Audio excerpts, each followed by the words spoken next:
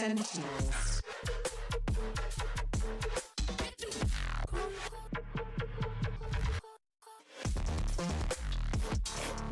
GEN.G.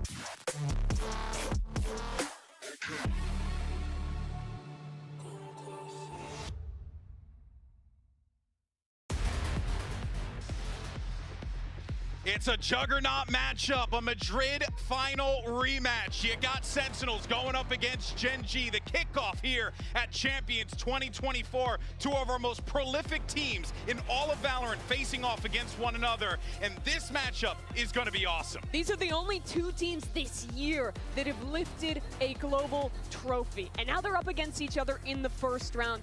And we have a surprise already. Abyss making it through the veto. Yeah. This is super shocking. Abyss has been GEN.G's permaban, so they're clearly a little more comfortable on this map. Sunset has been a real pain point for GEN.G this year. They haven't been able to find the success they want with the comp they've been trying to run with the Jet on point. Sup, guys? What's up? I felt like they were going to have to leave that open against Sentinels, but this is really interesting to me. It shows that they're working on Abyss. Curious what we're going to get on Haven. We are here, boys. Tuh, ini kenapa lagi, Bang? Jangan ngelek-ngelek, Bang. Internet. They're not playing the breach. They're still playing the sky. Apa sih dengan kamu? Have been playing that kind of new standard comp that we used to see a lot back. Oi. Ada apa? Help! In the day, the breach, the Sova, and I actually think it's kind of tough to play that into the Viper, right? Those breach flashes are a little tough to clear back through the wall, and ideas like that. So I'm wondering if they have something specific prepped up against that comp that was very prevalent last year in Americas. Yeah, I mean, I think you have to look to bait out a lot of that utility. That was something DRX was doing really good with some push and pull at A main to really keep it off balance. So GEN.G QT on the Cypher dua controller for Sentinels, but yeah, GEN.G sticking with kalau their di sini comp. dua inisiator di Sentinel. Really changed their comps once they settle on something they like. They don't go away from it. Even though DRX did take them down on Haven in the grand finals in the very first map. Other than that, they've looked. Wah, nggak bisa ini. Bentar ya, kita nonton di YouTube aja deh. Ini emang nge-lag apa gimana sih?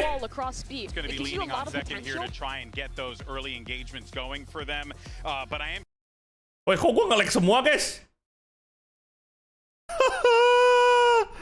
Bang, mau nonton, Bang. Sentinels on these extremities. The breach comp is super good. Good for taking a lobby, early space like that. So it's probably going to rely on a lot of retakes here for GEN.G, but they're great at them. Oh, doggy. It's now time to get ready for map 1 of Masters Madrid. Or excuse me, we got a Masters Madrid rematch. I got Spain on the mind. It's going to be amazing. We're here at Champions, baby. Let's go! Let's go ahead and send it over to your casters. You got Brandon Sideshow for the call. Sentinels lawan GEN.G. Yeah, let's get to this. Browser lo yang nge-lag kayaknya iya dah. This is the Masters Madrid finals, that rematch between these two teams, where honestly both of them ngerti deh gue kenapa deh. times, but drastically different trajectories in terms of where they've landed over the course of 2024. Ini bukan internet gua, nggak tahu ngebak aja ngebak. Teams that have lifted trophies, but GEN.G have gone from success to success, while Sentinels had that Super Bowl hangover that we often see from very good teams. I will say though, when it specifically comes to Haven, agak turunan aja deh. Haven, talking biar about it on the bisa desk. lihat kill feed. That A lobby control was so important for the one game that GEN.G did end up dropping on this map. Nah, sini aja guys ya, facecam gue ya. Is significally better. You see that A control give it up. Oh! To the high ground angle, takes Second. Won't be able to get too much done here. GEN.G not able to flood defense in Oh, time. kelihatan nggak sih Munchkin? Siap-siap dari sesi. Langsung. Di blind. Aduh, nge-lag. Leaves it just down immediate. 1v3 here for our pistol. Can he do it? First obstacle removed. Plenty more where that came from though. Revealed up just in the last few minutes. Reloads off. Turret up. Catches one of the contacts, but Sentinels not. Bang Dev dukung siapa? Gua selalu dukung PRX, bro. Oh. 1v1, Tenzi. Tenzi, what are you doing? Kenapa lu? Well, there's a reason that this guy was the MVP Tenzi. for Shanghai. Lu ngapain, Ta? Bang Tenjet, lu ngapain? Lu ngapain? Ngaco dia malah GEN.G rattled, double back. flood retake working, and what did we just witness? The Meteor. red comes through in a Gila, spot that it should stabil never. banget lu risetnya lu. We've got to start Tuh, there. ngapain This sah is si Babang how Tenzi dah? should get traded every single time. Bang Tenzet. Aduh, Bang Tenzet gak pengen megang trofi lagi, Bang Tenzet. It's a 1v3 and GEN.G to continue that kind of dominance with the pistol round, starting it up. Conversion to the bonuses. Josh, you were chewing my ear about it. Yeah. Off in the green room, you know, talking about how good this GEN.G team is when it comes to just being able to get those early advantages. Yeah, if you want to let me nerd out for a moment there. Wih, 3 orang GEN.G nembak tuh. are third best team when it comes to pistols at Champions, but they're amazing at converting bonuses. So assuming that they win this round, Oh, buta dah lu. Meteor is under quite a bit of pressure here. Quite a lot, actually, overwhelming. Damage is being done to them, but it's been flooded in. Wah. And should be all good. And it should be, yeah, sealed up here. Spikes drop down. Zeltis, not much chances for him. He might go around the world to farm up some orbs, but... Buang ini And so aja look, dah. Meteor is going to have enough to buy up a rifle in the next round. They've got 2 Guardians, Bulldog rifle. They're the Buang ronde first- doang itu, buang the ronde. number 1 team at Champions in terms of converting these bonus rounds. In round 3, round 15, where Pulang you've got aja the gak sih pistol Sentinel? and the Buset, follow-up. buset. And I think Pelan-pelan part Pak of that's because Supir. they take them so seriously. They have such incredible aimers. If they have a Guardian or a Sheriff in their hands, first bullet accuracy on almost all of these guys on GEN.G is remarkably good. Remarkably Love seeing good. that flash there. A little bit of a... I think he's just looking to give away his body at the final moment. I mean, he has nothing really to play for, apart from that extra ult point that he could try to get online. And to be honest, he's not too far away from getting it early on in this map. Yeah, spotted out and finally cleaned up here. So, Mantap. inevitable here, but now we can start to look forward to this bonus Ayo, round. bonus round nih. Full buy, Sentinel.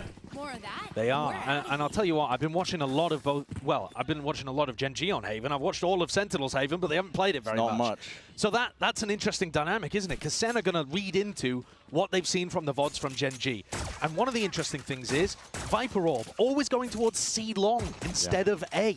That's an interesting quirk of how GEN.G play this. And they have 2 different Viper walls. This one, the most standard, which is going to throw towards A. Ini memang And then they have an ngeselin aggressive sih. one for A Map lobby, ini which I sangat thought they might besar. pull out. But here on the bonus, looking to try to punish anybody that takes a peek mid. Bit of spam damage just laid down into the wall here. A lot of presence showcased here by GEN.G. Texture's going walkabouts. Wants to make a go of things. No There's cam tap. Yep, no cam, no turret to catch that contact. Now the dash is active. They missed missed the it. timing. Right behind, no, still. It's a bullet straight to the back. Tekstur. Potentially Terkena no good timing for bau. Sentinels. We'll attempt to slow this one down. They want to try and get rid of most of this util. Oh. There's a bolt line to try and kena itu. follow through Zekken. Wah. Got a lot in his face here still. Di kiri. Never really Wah. shut them down. Meteor dodging the flash. Wah, up and away. gimana ini Looking Zekken sama snappy and Celsius? magnetic into the moment. Still a TP forward. Sentinels not to be disallowed this. But pushing through the one way in his chaos incarnate. Down to that 1v2. Dapat Munchkin 1v2. Jangan kalah ya. Jangan kalah ya Make the most of ganteng. this one here. Sentinels cannot afford to throw away these player advantage situations. Jangan kalah ya ganteng. Dart is good. Spots out Munchkin now, but he's got a lot more to do. Molly at the feet. Sassy. Push back and away and wide. Bit of spam and straight bullets away. Gets the reload off, but there's only 6 left to him. He's got to do so much with it. Not able to. Not against Sentinels there. In this instance, the discipline finally reigning supreme. So there we go. GEN.G unable to convert the bonus this time around. Still off to a decent start with some good damage done. That's going to knock the Sentinels' economy slightly. But I think more important than that, as we look towards the rest of this half, is Red how Bundle the Champion map baru control bang. game plays Gua out. belum You can't really ini run gua big belum C lihat execs kayak gimana against sih. GEN.G. That's the power of the Belum Viper beli Orb juga, at the top bro. there that they run. But it does make their A-holds weaker, I think. And the way that DRX was able to beat them on this map just recently in Pacific was by taking A-long control very consistently. Very You've always got consistent. John there with the cam to make sure if Set. GEN.G push down mid, it's covered. Oke, at least bonus round Sentinel bisa menang, jadi ekonominya terjaga ya, meskipun ngorbanin 3 orang. Sekarang ini adalah ronde sesungguhnya guys. Di sini kalau Sentinel kalah, hancur ekonominya lagi. Somebody killed your util. Tadi kan bonus round. Itu kena damage ya si tekstur? Oh nggak kena. Where it Gue is. pikir tekstur kena damage. It's been shifted and moved along, so none of those bullets will be landing. Drone up through C. Makes it feel like there is some presence and pressure being pushed up into it, but a lot of players just now sitting outside. Through B, wall up in their face again, creating difficulties. Okay, tukar wall. B here, Munchkin's going to be there fairly early with a snake bite. Itu yang Phantom. Oh ini ya, Phantom ini ya. Oh, kayak Ion ya. Kayak Ion tapi pakai skin champion. Oh, gila tekstur. Wah, tekstur ngeri banget. Bocah Korea satu ini. Sempet-sempetnya lu ngebunuh dua lu. Oh, nice banget Zekken, nice swing. Nice swing. Refleks anak muda memang. Oh, nice. Zekken udah tahu ada orang di situ. Tahu dari mana lo ada orang dari situ, nge-cheat lo. Oh, nice. Very well played, dua-dua. Huge kills there from Nice. Rapi, Sentinel mainnya masih rapi. Tapi masih ronde pertama. Gua belum bisa ngomong sepenuhnya. Sentinel hobinya adalah strong di awal, eksekusi akhirnya meh. Most of the time I think that should be maps. And yet really strong, quick aim coming out from Jomcutie and Zekken to be able to pick off players on Zekken lagi panas nih. Kita tinggal lihat jet cahaya Asia atau jet cahaya Amerika. GEN.G are going to have to respect that if sampai FPX. Kebetulan gua emang udah luangin waktu hari ini, jadi sampai FPX kita nonton nih. GEN.G down to that weaker buy. It's a good time to talk about, the overall feelings heading into this match, because a lot of people would, I think, pen GEN.G as the heavy favorite. That's understandable. Texture udah siap di silong. A little bit towards the end. Jangan sampai kena farming. Ended up falling off a little bit, of course. Texture with the knives in his hands with the blade storm might be able to return at least some of them, but tagged up by the drone. You got to respect that. Backing away, it's a bait and switch though. Got to make the most of it. Meteor's back in there too, orb in their face. Oh, nice banget Celsius. Nice headshot, meskipun itu gue yakin itu luck shot ya guys ya. Itu dia lagi jalan mundur itu. Tapi either way good reflex. Gak tidur kan Om, diusahakan enggak, tapi gak janji. Kalian tahu gua ngantuk. That's mostly where the GEN.G defense is. There are still opportunities for this to go wrong for Sentinels. They've got time on the clock. I'm not sure that John's going to be able to re-explore this entire area confidently. He's going to give it a go though. Ketahuan. Oke, Baki Lakia. Aduh. Just be going down every day of the week, and so he does. An upgrade offered up. Handle to the sih kalau di angle itu. You want to go into this one with a rolling thunder. It is committed. Still as an orb and a snakebite in your face. Aftershock narrowly avoided. Flick of the wrist, dodges the flash. Still, the reinforcements are here. This is the danger zone for Sentinels. You're walking straight into the maw, and it's only firepower. They're going to be able to bail yourself out. Texture. Nice, Celsius. You can only do so much with that Sheriff in hand, and the plan has to be stuck down. Bullet spraying and praying away. Oh, nice stance. Ready to lock it all down. Gila. Gila tekstur. Bisa-bisa aja lo ngebunuh dua lo. Dia ngindarin aftershock, dia ngindarin flash, dia ngindarin ulti, dia ngebunuh dua pakai Sheriff. Binatang nih tekstur. Gila. Binatang nih, ini manusia bukan manusia, ini binatang sih tekstur. Dia udah kena aftershock, kena earthquake. Hammering home is going to be all the more blind. Texture's got the operator in his hands. I think he's being tracked by Sentinels now. Shock dart. Sight set towards it. It's a drone. Texture's ahead of this though. The ball and he misses the flick. And there's a dash into his face. How the hell do you avoid this? Oh, nice banget Sesi. It's all supplemented. TP up into heaven. Nice banget. Sassy was the one to clean it all up. And now, nice. Looking at a save. Gila. Ultinya Sesi. Nice banget bro. Wonderful play over towards Hey there. Adding the Soverall into the back of it too. Texture had an opportunity, but it was a tough flick to be able to get on. Bagus juga nih bundle. Tapi gua kalau bundle champion pasti beli sih. Gua pasti beli nanti. Karena itu koleksi gua. His aims pretty spectacular with the op, but this time SEN come out on top and Zekken's got that killer. Panas nih guys Sentinel guys. Just to rush him down early. Yeah, they are not scared, are they? I was talking about how, not fully convinced yet at the way that Sentinels mereka mau approach the saving attack side, despite the fact that they've been good so far. Ya mereka saving ini. Punchkin, Meteor, Karon, mereka jaga side flank semua, angle flank. Their rifle aim, bagus kok champion finishernya. Ketar gue beli.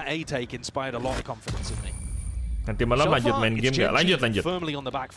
Kita malam main TFT. Pokoknya selesai watch party kita main TFT.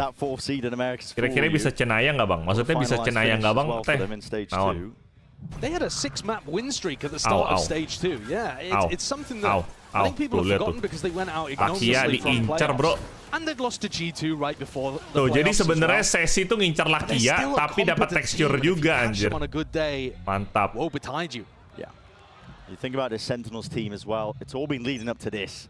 The big Selamat siang, Josh. champions, the end of the year. They started their year in Korea with the Africa tournament, and now potentially lift even a trophy. Tenzi terkena serangan. Oh, nice banget. Nice banget, Bang Tenzet. Ada Karon nungguin di ini A-Shore. This is that Viper wall I was talking about. It's designed for A-long control, but they couldn't Si control the spesialis Baki ya. Gak ada tadi Lakia deh. there, I think, based on where they saw the Viper wall. Karon, he wants to press forwards. He spots the dia ngeliat. Nice trade sesi, nice trade. Nice trade. Now offloaded here just for that extra information, but Sentinels are still working with about a minute on the clock here. They can afford to just slow it bisa all the way di-interact, down. oke. Dia stable aja karena takutnya mah jadi ganggu. Boleh, tapi ntar aja gue streaming sih. Jadi ntar pas break gue iniin lah. Pas break match ya. Pas break match gue bantuin. Bang Tenjet nggak ngecek. Dia berjalan dengan santai. Full speed ahead over towards the C site. And without Munchkin alive, no Viper orb, C becomes much easier to hit. But there's always going to be that lockdown coming from Dukung siapa Bang Devin? Gue dukung selalu sama, gak berubah dukungan gue. Gue selalu ngedukung Fnatic dan PRX. Gue selalu ngedukung mereka. Wow, what the? Gila. Sempet-sempetnya ngebunuh si Texture loh. Waduh. Gila Texture. Udah kena blind ngebunuh loh coy. What value from the lockdown as well. I can't say that I've really seen too many people popping it down there to go for the C retake. I was also watching Texture's POV. He had to dodge 2 breach flashes and Lakia's flash as well. He's spinning his crosshair left and right just to try to keep his vision intact so that he can help on the retake. But that's the first one with rifles in hand that Gen.G get on the board. And it wasn't looking great for them until Meteor made that play walking down mid. When you're in a player disadvantaged spot, sometimes you've got to take risks like that. Tuh, sempet ngebunuh lah anjir. So now Texture ini buff rumah guys, buff rumah di Seoul. Buff rumah. To take some A lobby control. Anjay. TP though, Lakia side by side. Him and Karon not ready for that one. Terculik Zeken terculik. Which way to look. You see that Tens went for the same Wah, udah mulai again, menyala balik nih guys. GEN.G bilang tidak secepat itu bosku. But this time, Munchkin wasn't just sat there in the open picking up an ult orb. They actually fought. Scout destroyed. Slow and steady. This time Gen.G not needing to take too many risky plays, wandering forwards here. The pit is going to be dropped at the minute mark. This is lovely. Supplements the defense. But it also stops you getting any further info. I say that, but actually Karon, having gone on top here, is still going to be able to get info down short. So it keeps 2 players A on the defense side. Ke B. But I think SEN are going to struggle to get through that. They really are. What are your options now? You haven't gone garage, you haven't broken the Killjoy utility. Well, Meteor, he's going to walkabout here. Oh my, almost time for the peak there. Yeah, almost there with a punish still. Drone's going to be used to clear through into mid. Sentinels have only got 30 seconds to really work with into this one. Again with that player disadvantage, Tens TP up top and away. And he spotted his players completely unaware. Gen.G still lucky. He's going to get a hands on Bang Tenjet. Oh, nice banget, John. Nice banget. Bang Tenjet tadi bisa dapet si ini loh, padahal Lakia loh. Tapi aimingnya getar Bang Tenjet. Play from Sentinels. Gen.G always flood defend and try to pre-take over towards B. Jelsis perang di B, dia perang di B, plannya di C. Nice. He knew with 100% confidence that they were about to push through that smoke. Hard red. There's the advantage of having those VODs to watch from Pacific. Okay, saving AWP. Munchkin not interested in playing this one as well. Just wants to keep the op into the next. Good. It's a big tool they're going to be using for their defense rounds. PRX mainnya kapan? Hari Minggu. PRX mainnya hari Minggu. Masih lama PRX mainnya. Bracket terakhir dia. Ya, bracket terakhir. Grup D soalnya. Ini yang main grup B, grup A, grup C, grup D. When I was watching, it looked like one of the weaker maps for Gen.G, surprisingly. Anjay, menyala bangku Sasi. Coming into the event that Oke, gini kalau menyala bangku. as people were making out. The weird thing about that, though, is I feel like we've seen Haven so little and from so few teams at an elite level that actually I still feel like Gen.G's Haven is up there, top 5, top 3 in the tournament. From what we've seen, Maybe I'll change my mind after watching more of other teams play, like Sentinels here. But, you know, SEN had only played it once before this. Si John QT ini mukanya and they lost fairly convincing. kayak maju banget ya. It's really tough to tell. Size, It's tough to tell who's good on Abyss, obviously, but also Haven at the moment. Mantep Bang John, mantep Bang John. I think, you know, as we head deeper in this map pool, even more unknowns. The decider, if we got there, would be Abyss. Oh, Abyss. I mean, I would love to see that map 3. Already into the round here. It's going to be quadruple face up in through mid. John QT stepping up late. Looking to send it straight Ini map pilihannya Sentinel loh. Into the smokes, aftershock as well. Nobody's going to be able to press their way forward Padahal past it. But GEN.G katanya waktu lawan PRX di Master, Headphone-nya mengerikan. Wah, Zekken offside jaganya. Wah, udah.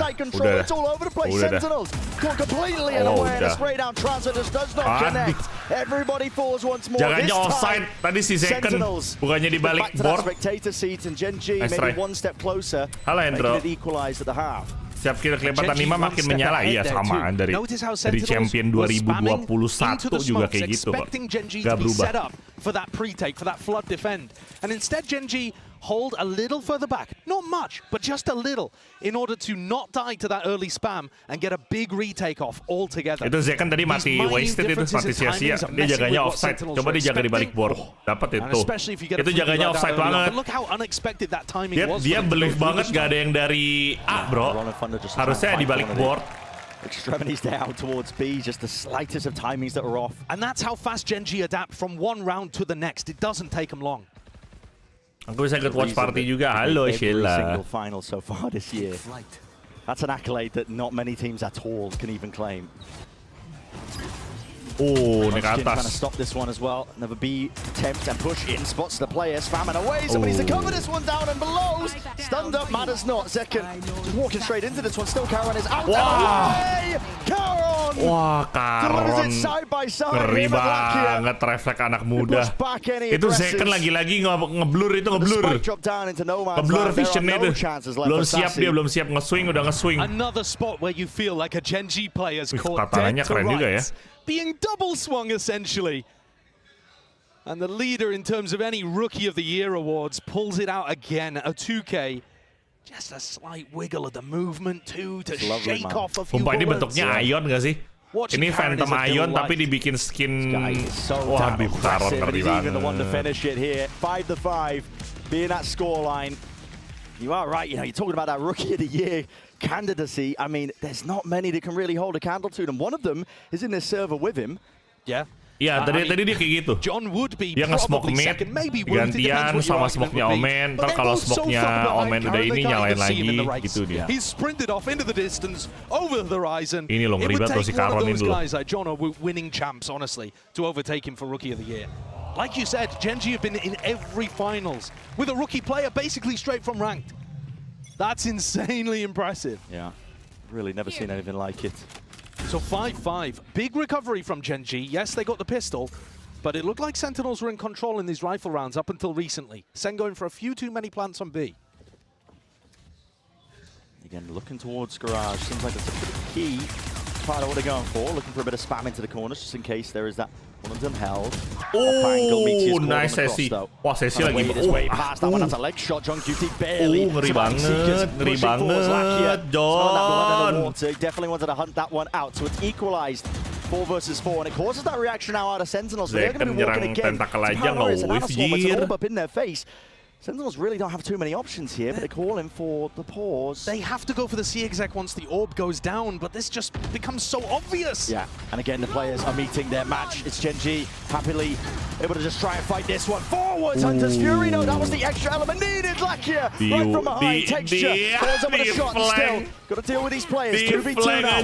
36 seconds left. Not enough with the offset of the movement. Lakia will be drop texture 3. Texture dengan 3 HP, apakah? Texture dengan 3 HP, bro. 3 HP, bro. Oh my god, Zelsis! Isn't down. It's the one thing working for him. Weaponry is not. Plant from Zelsis stuck, committed. Needs to be held out here. Weak players all around. It's all about this first shot that lands. Finally, needs a second one. Dash now active. Doesn't know where he is, and it's wrapped all the way round. Texture!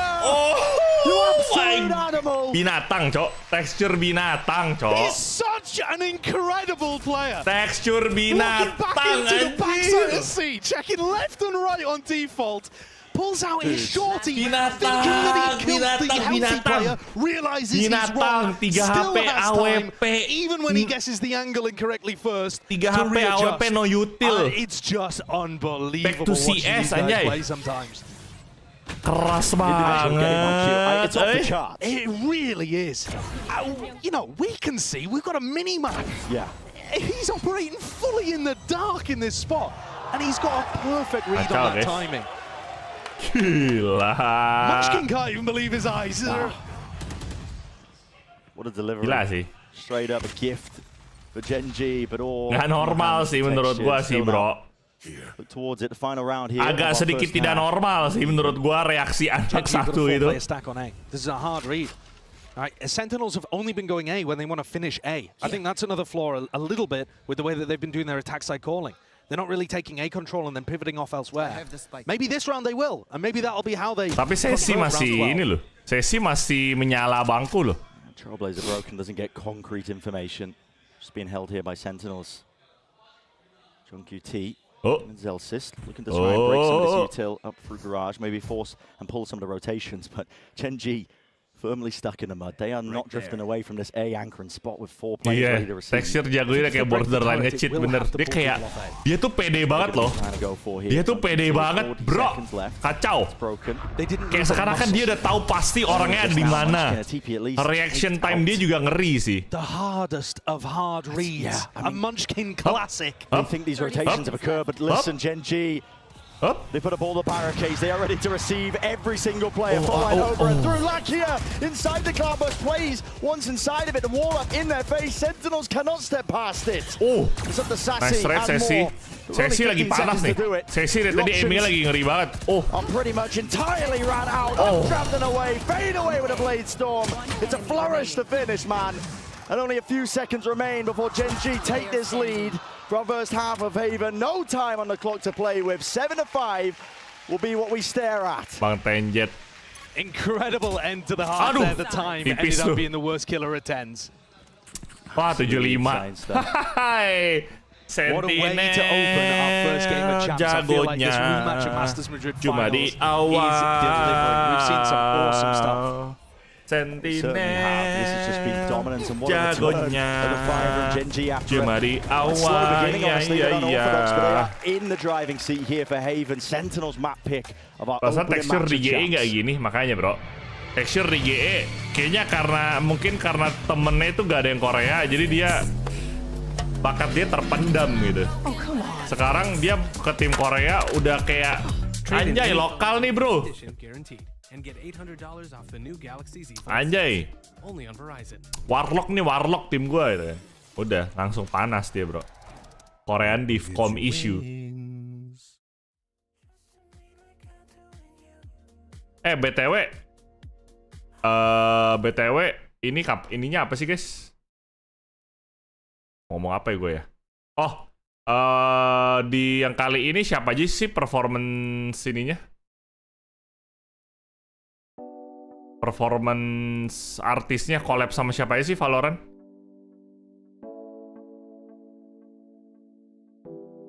Power of Kimchi. Bakatnya terpendam karena dualisnya Scrossy, dan Scrossy pun kayak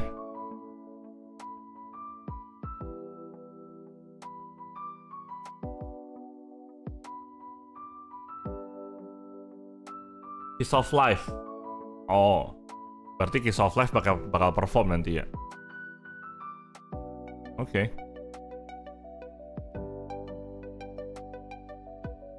Interesting. Mark Tuan sama member God7.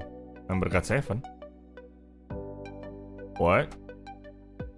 Wah, ini internet gue kenapa sih? Masa nonton begini aja nge-lag? Bodoh banget dah.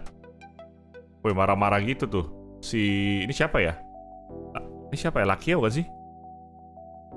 Sia, Kastia. Hari ini full rata kanan apa kiri, Bang? Apaan rata kanan, rata kiri?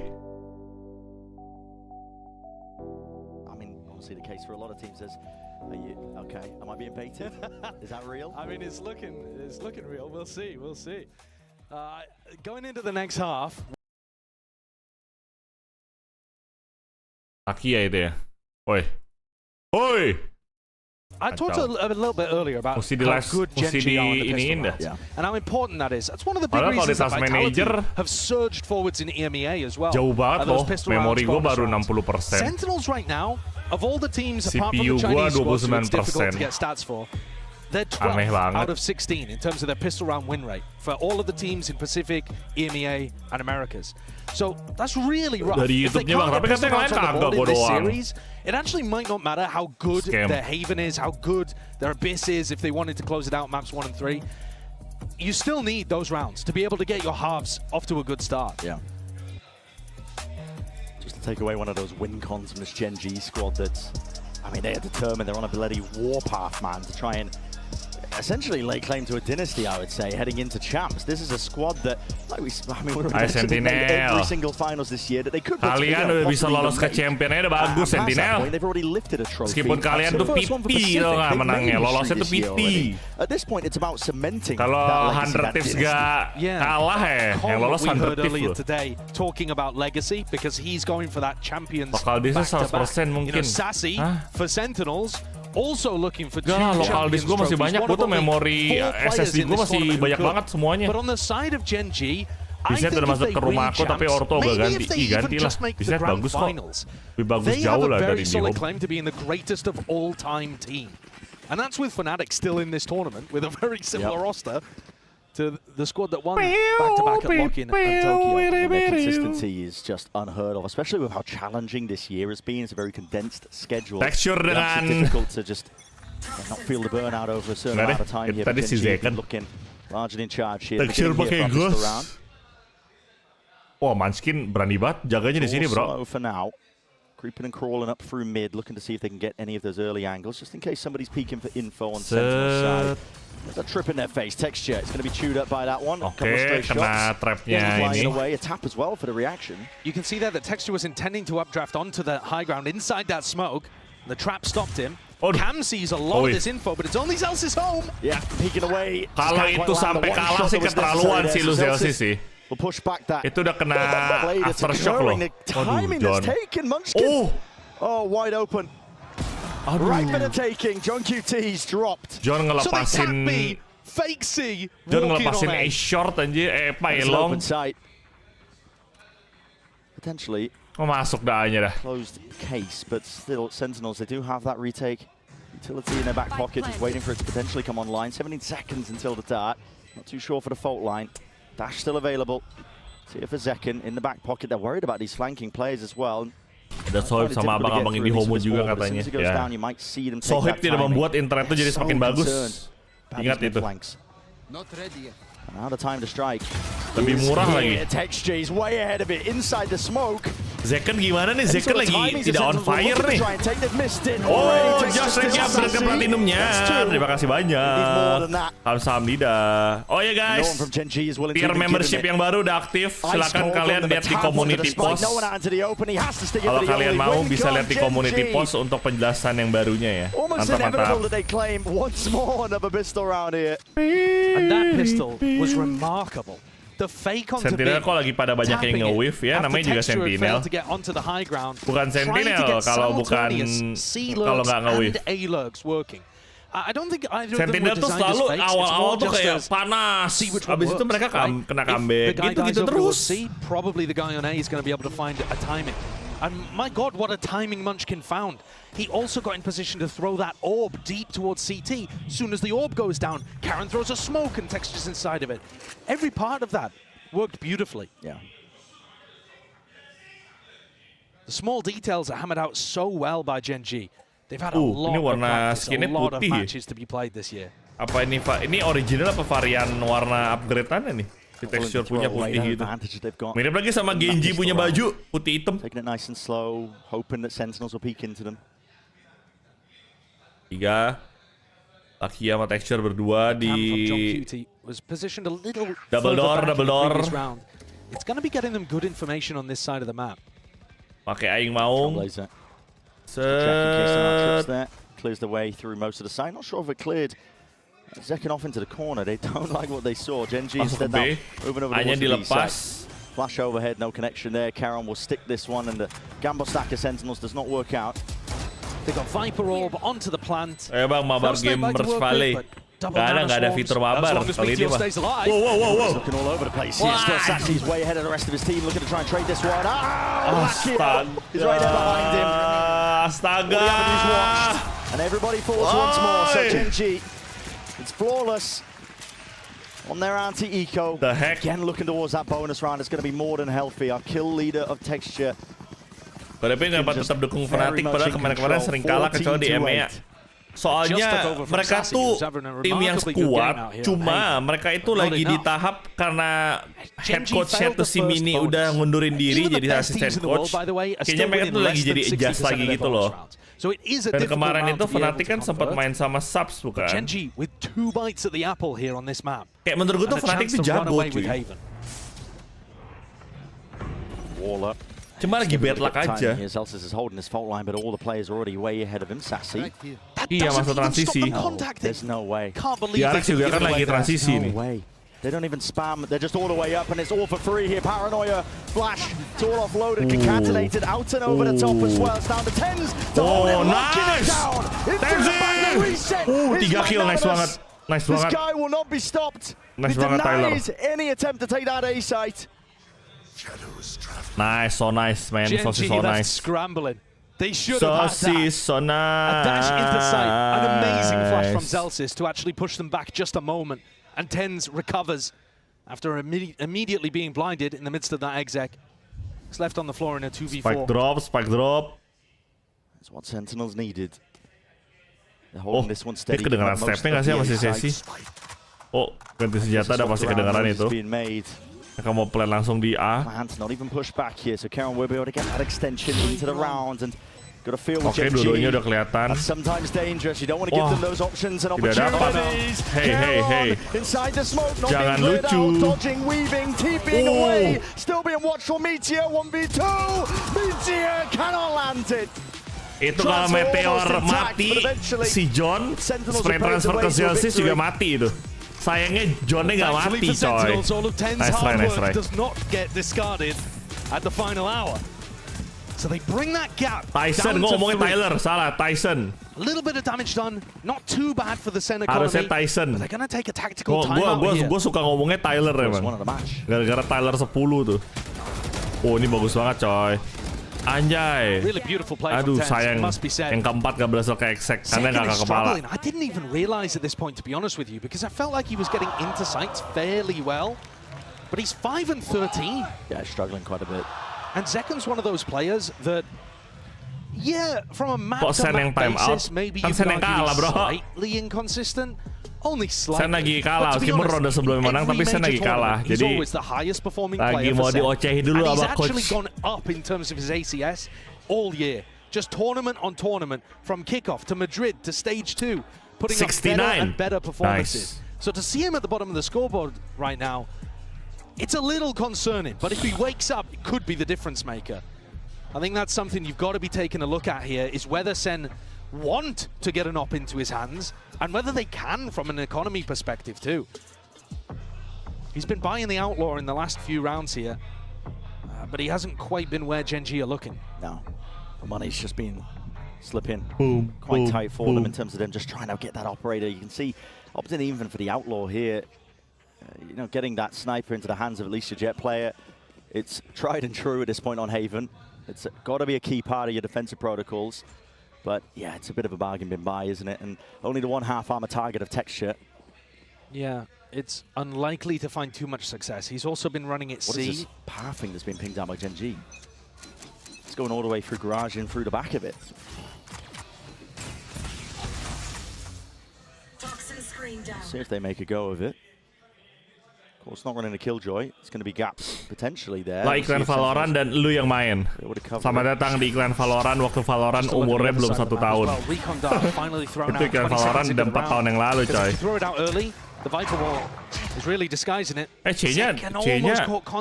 C-nya sembunyi sih.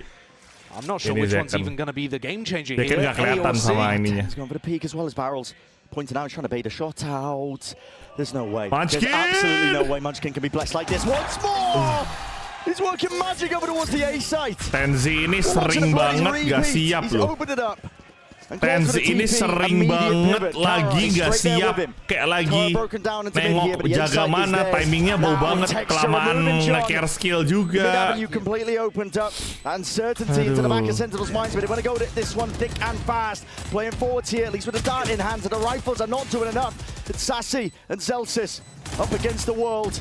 They're not being given even an easy fight in the slightest. The movement ajar. Forced to save. Zelsis backing away. And that is a brutal decision. Sentinel sekarang menurut lu gimana bang? Nih ya, gue kasih tahu opini jujur gue soal Sentinel yang sekarang. Sentinel yang sekarang itu kuat dibandingin Sentinel waktu masa-masa gelapnya itu tuh, itu mereka goblok banget. Tapi Sentinel yang sekarang menurut gue semenjak kedatangan Zekten sama John itu sangat impactful banget buat tim mereka. Dan menurut gue Tens di sini juga bisa bersinergi baik sama teman-temannya. But the main thing about Sentinel adalah konsistensi playernya itu kurang.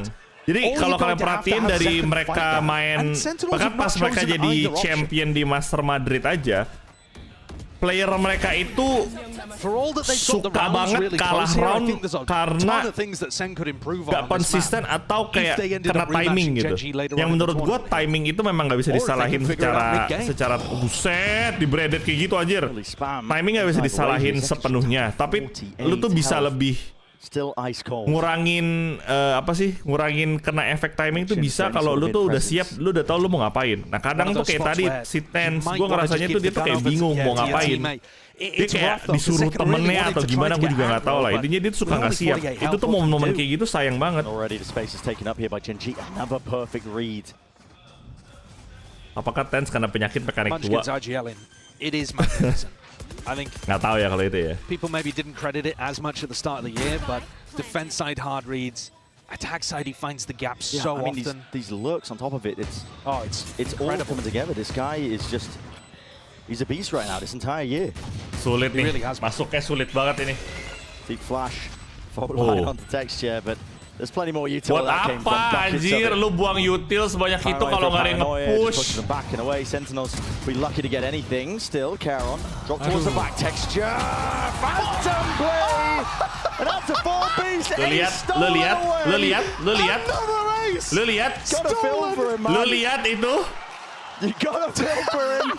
Absent. This has been happening in Pacific over and over again. The last ace that Texture got was in April, man. He's had 12 4Ks. Oh itu yang gue bilang mereka tuh nggak konsisten. Since his last ace. Tuh. Look at him. This one should have been it. It should have been it. It should have finally ended. Mereka buang util mereka untuk ngulur waktu doang. Ketika util mereka actually udah dikeluarin, mereka nggak ada yang nge-push, mereka tunggu, akhirnya mereka masuk polosan kayak gitu. Nah itu maksud gue loh.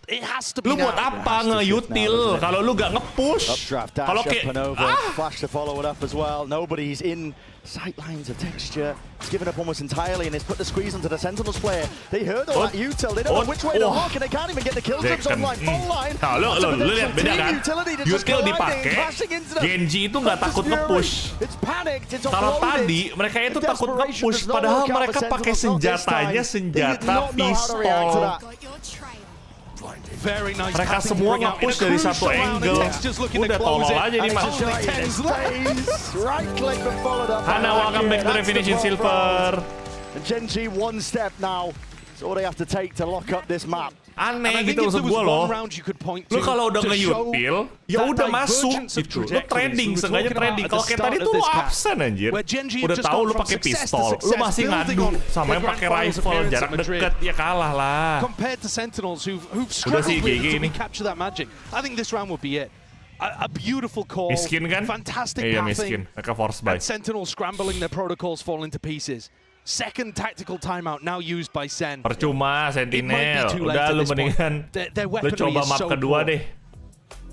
They've got to try to mainnya aneh. to make sure that Munchkin doesn't go for the lurks.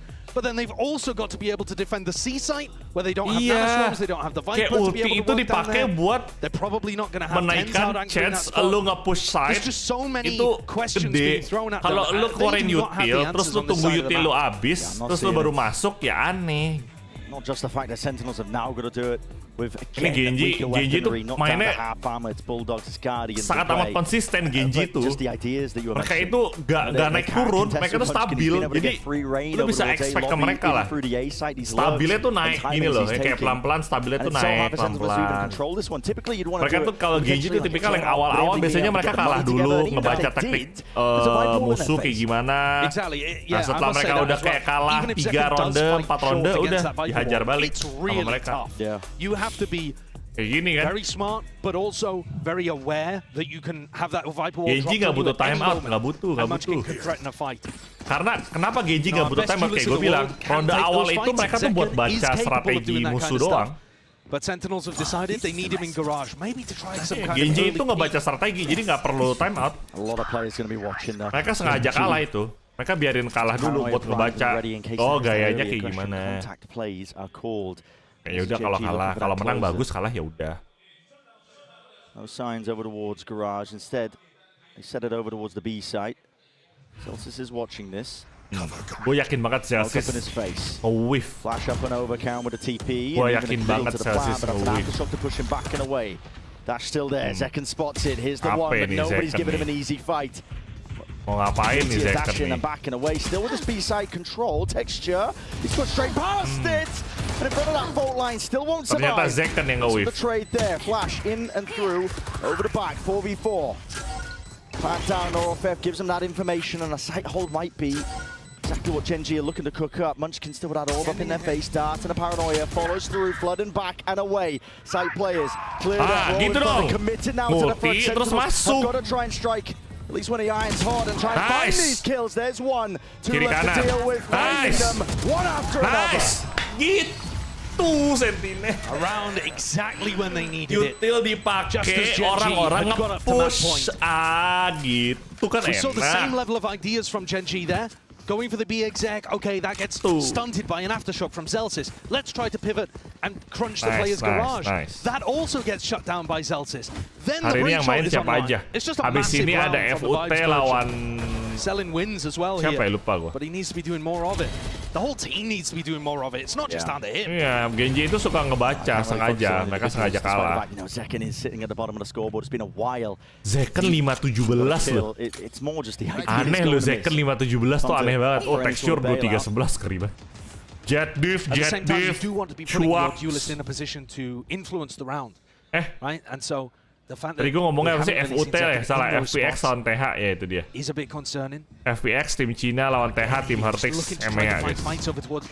GEN.G are heading in a different direction. Geprek mejanya mana? Nggak ada dong, kan itu Alek di PRX. Space for GEN.G. I think you're worried in that kind of spot if you break the Trailblazer. Zekken lagi tidak menyala bangku nih. Oke, baru gue bilang. Zekken makes the adjustment. Baru aja gue bilang. There is the value. It had to come about through that sheer mechanical skill. Here comes Munchkin. He's trying one of these classic A-lurks. Tens has been watching for it. He refuses to get duped again. There's a chance for the timings to be missed here. And which way is he going to land? Nice bantingan. Kenapa dulu Pankada nggak works ya? Mungkin gini sih, kayak sama halnya kayak Evil Geniuses, mereka itu menang champion. Mereka bagus kalau mereka berlima. Ketika mereka ditarik kepisah-pisah, performance mereka pasti akan berkurang, bro. Itu udah natural lah ibaratnya. Jadi wajar kalau misalnya mereka itu performance-nya nggak sesuai sama waktu mereka tuh di laut. Sassy's going to have Recon coming back online, but you probably don't want to wait for it. Chemistry betul. Shocky. Chemistry-nya ngaruh. One of the Nanoswarms is off. Meteor finds it. Still traded. Charon.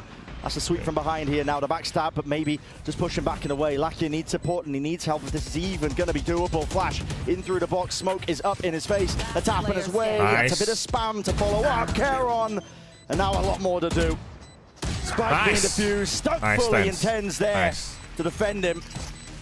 Sentinels are still alive in this map. They're not going to be going down one map just yet. Kom juga jago loh. Kom sama Aspas loh. Jangan meremehkan Leviathan, bro. Buktinya di Menuan sama Bustio kagak lolos ke champion, yang lolos Kom. Justru menurut gua di Menuan itu performance-nya turun. Di Menuan tuh sangat membara di EG di champion tahun lalu. Habis itu di Menuan setelah EG bubar turun banget. Kom justru sekarang Kom yang paling stabil main sofa. Bustio masih bagus, masih jago, tapi ya gitu karena mereka kepisah-pisah jadinya tuh performance mereka turun. Rough to them to salvage that money together, but he's found many targets. Still a smoke in his face. Yakin comeback kan Niko Devin? Enggak sih, enggak. Kalau comeback gue cukup yakin enggak. Ronde ini mereka kalah nih, 13-8. Cuma seenggaknya menurut gue bisa jadi bahan pembelajaran gitu. Lu tuh harus komit. Available for that operator. Lo dari tadi gue ngeliat Sentinel tuh mainnya takut gitu loh, takut gitu loh nih. Sedangkan GEN.G ini agresif. Udah gue bilang GEN.G itu adalah PRX yang belajar banyak dari match PRX. Jadi kurangnya PRX diperfectin sama GEN.G. Agresivitas PRX diambil sama GEN.G. Tapi mereka tahu kapan mereka harus agresif, kapan mereka harus defensif. Overstaying it, just about escaping 50 HP though, and now it's being fully committed. The molly at the feed as well. They are separating these players, picking them apart. Nobody is allowed to anger this site. The setup and execute, the pin drop down man. And Tenzer's got to make a play. He's already found it, whipping it around. Meteor, nice try. Rifle in hand, leaving it to the two. Zekan di sini. A rifle for John QT. Second sama John. A couple of easy kills, but Meteor will not udah gue bilang kan, kalah kan mereka. A 4K. Sentinel itu udah biasa kayak gitu. Nah ini Zekannya underperform banget, bro. Zekan nggak tahu lagi kenapa nih, underperform banget. GEN.G itu anak hasil PRX sama DRX. Betul. Nah, apa gue bilang kan? And texture looking fantastic. Emang gitu kebiasaan mereka. Yeah, unreal performance by Texture. Looking selalu seperti itu Sentinel tuh. Jadi gue udah gak kaget. Mereka gak bakal menang. Mereka tuh gak bakal bisa execute sampai menang ronde. Mereka tuh biasanya jago beberapa saat flop, jago beberapa saat flop. Tapi jujur di match tadi menurut gue Zekan itu sangat amat flop. Zekan amat sangat flop menurut gue. Sayang banget itu Zekan underperform. Seandainya Zekan gak underperform ya, kayak at least gak harus kayak sadis gitu ya, gak harus di atas. At least lu bisa perform bagus, ngasih info bagus buat temen-temen lu gitu kan, ke trade kill temen-temen lu, itu masih bisa ada harapan menang gitu. Tadi itu Zekannya underperform sih, gak bisa nge-execute, gak bisa trade, gak bisa nge-execute, gimana? Ente dah. Tuh FPX lawan TH abis ini guys. Sayang aja sih menurut gua.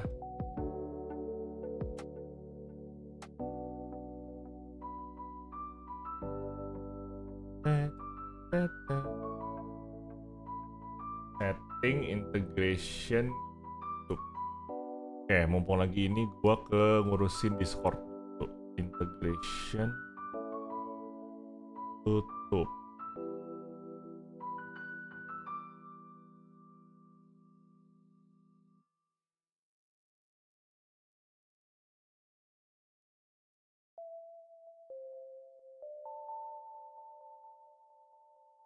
Connect. Anjay, shock dikit mau connect-nya malah ke streaming saya, goblok. Bentar.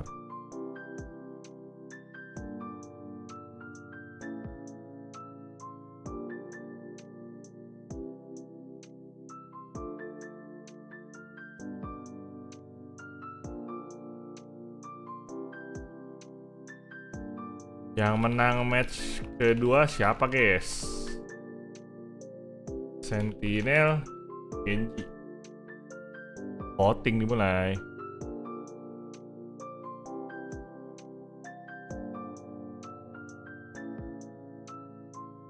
GEN.G masih sangat strong sih.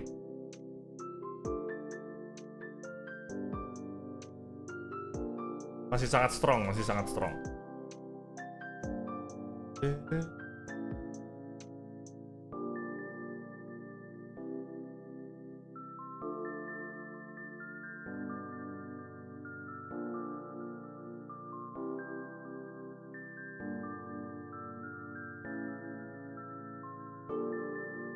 Ding, ding. Sebentar.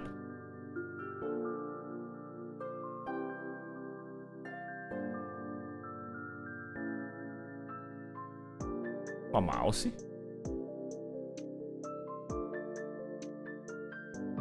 Bang, lu setuju nggak masalah PRX itu di agent com-nya? Di agent com maksudnya?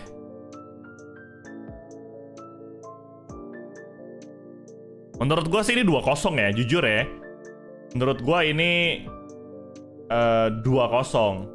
Tapi ya we'll see lah, we'll see.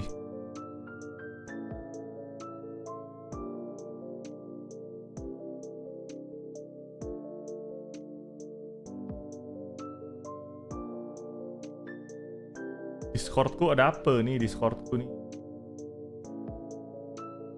Bentar. Discordku error. Kita restart Discord dulu. Pikem lu grup ini GEN.G sama siapa, Bang?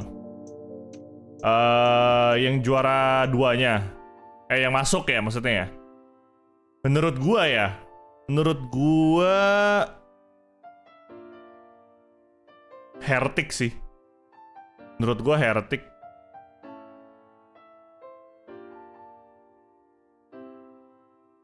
Well, Mika, they're one step closer to being able to do so with that victory on Haven as Sentinels picked that map thinking maybe they had a little bit of a read based on what they saw at the sama playoffs. kayak waktu di Master, gue bisa bilang Heretic strong candidate. Tapi gue belum bisa ngomong ya, karena orang yang jago di Master belum tentu jago di Champion lagi. And I think So we we'll did see those see. issues to start. I think Sentinels had a lot better solutions to A lobby control on their attack. They were getting a lot of early advantages because of that. But then it was these GEN.G Deskripsi live-nya yang retakes on stream their party dong. defense Oh that I iya. think defined their game with Masih a lot stream of party really ya? fast adaptations, Clint. Yeah, Terima no. kasih sudah They do a diingatkan. really good job of coming up with unique ideas on the fly. There's so Oh many iya, rounds anjir. where they're just like coming at you Gue from lupa angles you're delete. not expecting. Terima At kasih the same sudah time, diingatkan. Yes, Kamsahamnida. exactly. Like they're really good about coordination. One of the best things that GEN.G has in their arsenal is that PRX they are baju baru, extremely patient bawa and they champion. are always trying to work together, always trying to make sure Let's see, that their ya. retakes are in unison, that the players are swinging together, all those things. That's what it's made them one of the things that Kodep, tapi kenapa Kodep suka banget sama PRX? Sebenarnya bukan gue suka banget sama PRX sih. Kayak cuma di PRX yang ada perwakilan 2 Indo kan. Jadi gue support yang ada Indonya aja. Retakes on B, on C, that were team that was great at Gue nggak tahu disrupting teams' retake attempts. gue And I think nge-lag it was ya. really impressive how GEN.G was able to Wah, gue nge-lag guys. Aneh dah. shut that down and still find success on these set plays. That guy gave him no quarter whatsoever, Clinton. Like, no. Is that what we should be expecting as we get ready for Ascent? Berarti kalau RRQ lolos champion, dukungnya RRQ bang? Enggak juga. Pindah Twitch. Oke, let's check Twitch. Gue takutnya nih internet gue yang lagi bermasalah dah. Soalnya loadingnya lama semua, bro. Loading Twitch-nya juga lama, anjir. Bahkan gue Discord aja kagak bisa. Oke, kayaknya gue mesti restart internet gue bentar deh. Ya, gue restart. Tapi streaming gue aman. Bentar. Ini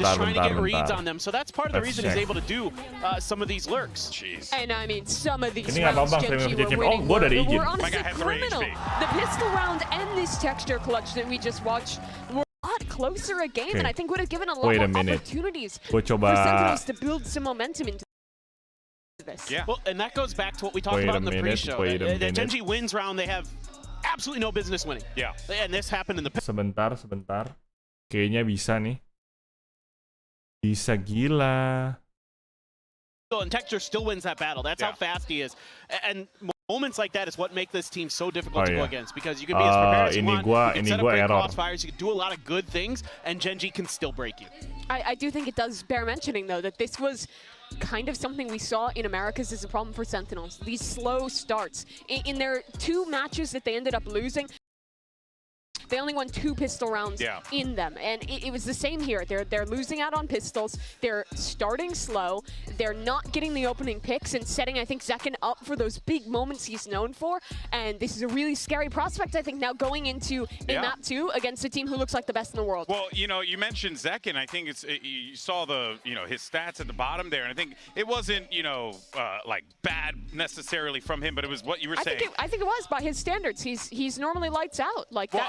I was going to say that we praised him for his consistency, but something you had noted was he never really had an opportunity to like get going, And I think that, again, is just another credit to Gen.G for being able to identify that, shut it down, and handle business.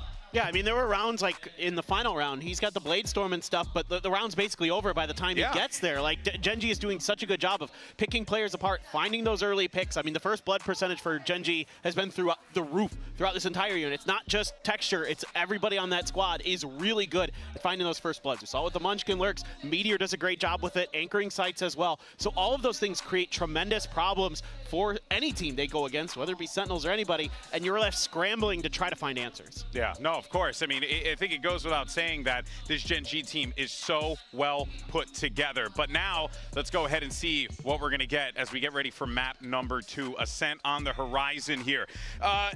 With Ascent, not much changes with this, right? Because we know what that bog standard is usually going to be. But you look at Gen.G and the way that they're playing. I mean, this is dangerous territory right now for Sen. It certainly is, but Sen is starting on the defense. I think the biggest win conditions for them to get online here is number 1, getting Zekken back into positions where he's getting opening kills, get that operator online. If he gets into the groove, that's make or break. But the other question is, what comp are they going to be playing here? Because they were experimenting with a lot of the deadlock ideas in Stage 2. Some of it, I think, was better than others, and I felt like this Ascent map needed a little bit more work. You compare him to a team like Leviathan, who is also playing that agent, and I felt like they didn't have the same depth of ideas and strategies built up around it. But they've had a lot of time now to prep if this is the idea they are committing to.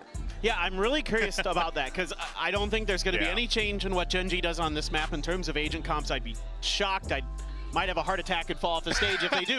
Okay, I'm not gonna lie, let's get the cameras on you for that one. Yeah, please don't. But no, I mean, like, they're the best team in the world in Ascent in my book. Sudah They're aman. undefeated on it in Stage 2 of Pacific. Very few teams have been able to beat them.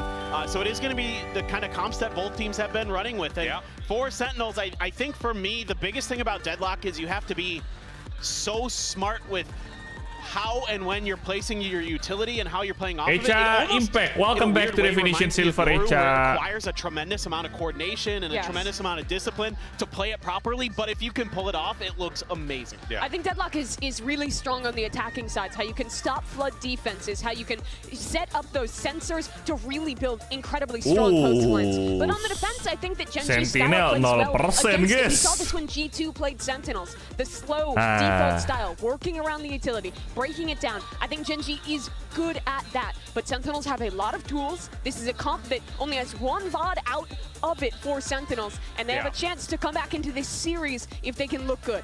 Yeah, this is a big opportunity for the Sentinels to be able to climb their way back into this series, but for Gen.G, they're right there to be able to get that revenge against a team that, has been their kryptonite from time to time, at least once. We heard it from the coach, the only team who has beaten Gen.G at a global event. If they could get their revenge to start this champs run in Seoul, would be massive. Yeah, that's right. Gen.G just 1 map away from avenging their loss at Masters Madrid. Let's see if they can pull it off in front of the home crowd and send it back over to your casters. Brennan Sideshow. And Gen.G are the heavy favorites here. I mean, this is an Ascent map that they are potentially the best in the world at, I think, currently, for teams at the event. Yeah. They look so damn good, and for Sentinels, as much as there's not been a lot of tape on them with this comp, it is not a good map right now for them. They have to come out with some miracles, and it has to start here with the pistol round. They've gone for that double sheriff approach. And a double fight out through, straight from tiles. Does not work out in their favor. Apakah Munchkin figuring out, how can I go for a lurk against this? It's a decent counter to what Munchkin was doing on the previous map. Sentinel But also the fact that the wall is used so early, generally, you want to be playing slow attack sides against the deadlock. Berapa chance kemungkinan gitu? Berapa chance-nya Sentinel bisa menang? Nol. Trust me, bro. Sentinel ain't winning this shit. Slow down the approach here. There's a flash overhead as well, but now looking to try and anchor back in a way. Sassy percaya sama gua. Sentinel nggak bakal menang. Rassled in through the smoke. No punish just yet. Still dropping down low, but it all lays down now into the lap of John QT. What can he do? A lot of players now here in the drop down, skipping a hot right through, and it does set up the bait and switch. Caron happy to oblige. Straight in there. Now the plant coming online. Set plannya di ujung banget ya. Sampai udah mau masuk ke bot house loh. It should be nice, not quite. Munchkin was the only one to actually collect any sort of B main presence. Now walking his way through, baiting, texture, dropping back in away, texture, and Caron.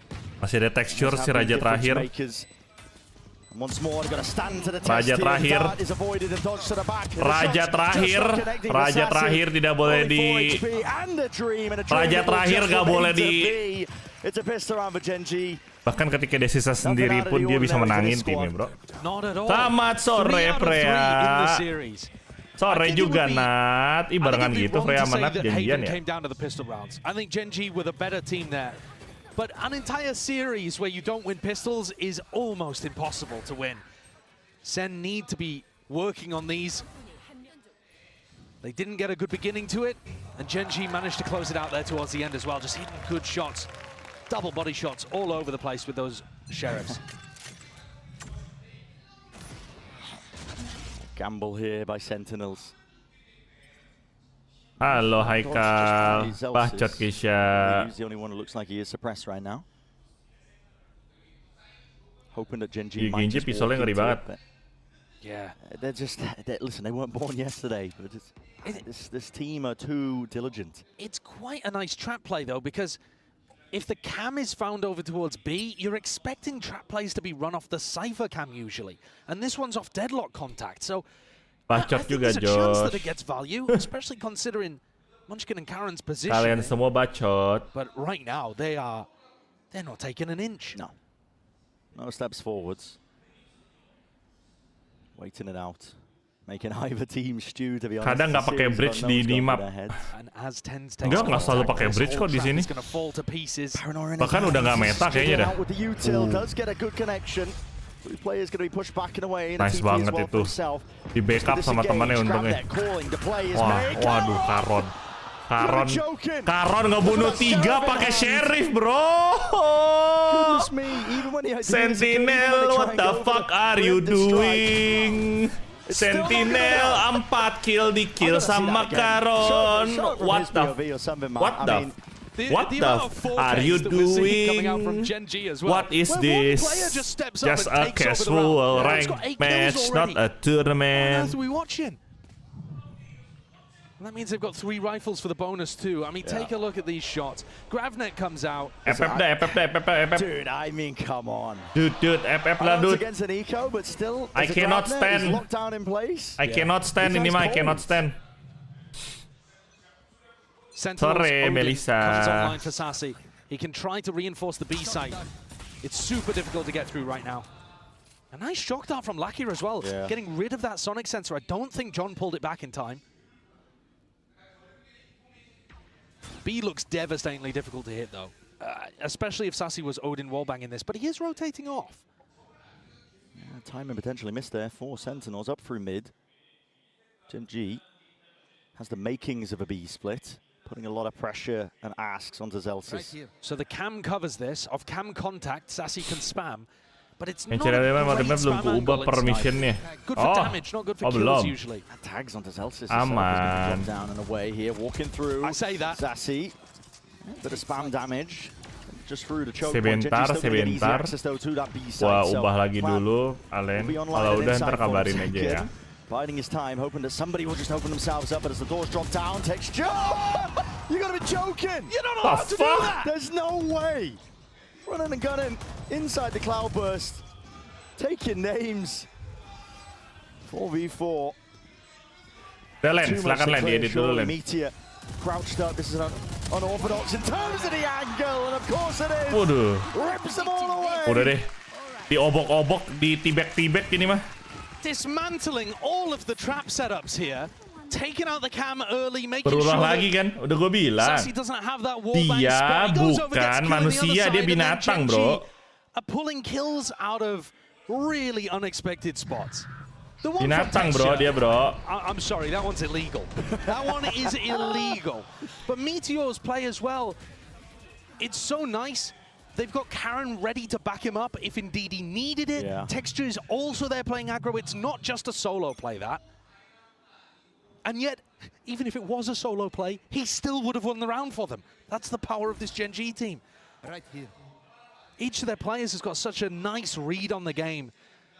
And I think we don't remember enough what player development they've done too. Meteor was a bit of an all-aim, no-brain duelist player before he joined this team. Certainly was. Now, all of the aim. Sentinel mau FF aja nggak? Lu win rate 0% bro di sini bro. Lu lawan rajanya SEN anjir. Any obstacles that might face them as well. You can see it just the way that they even approach. Gila, bahkan kamera aja di branded tuh di situ loh. Off angle loh itu. Tapi tahu loh dia ngelihat kedip merah-merah dikit tuh. Matanya jeli banget bro. Ngeri kali bro ini Genjoy.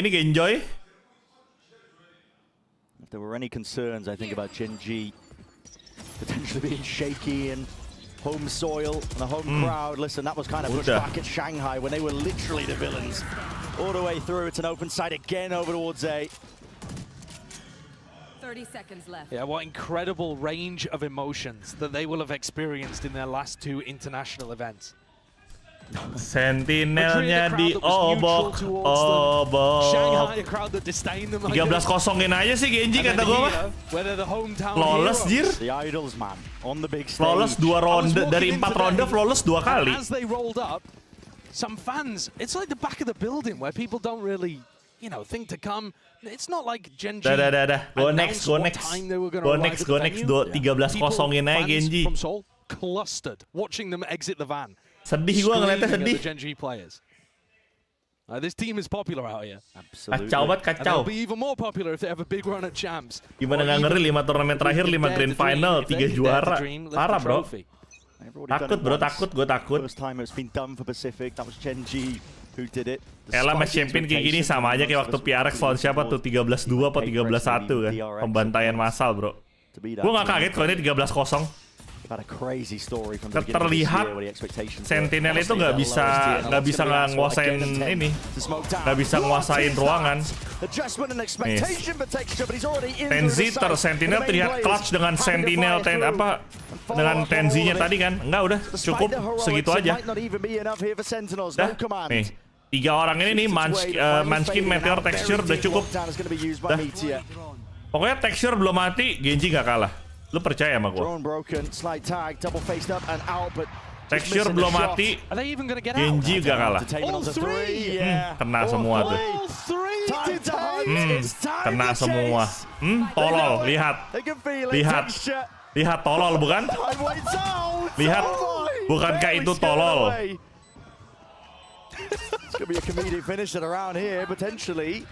Bukankah itu tolol adik-adik?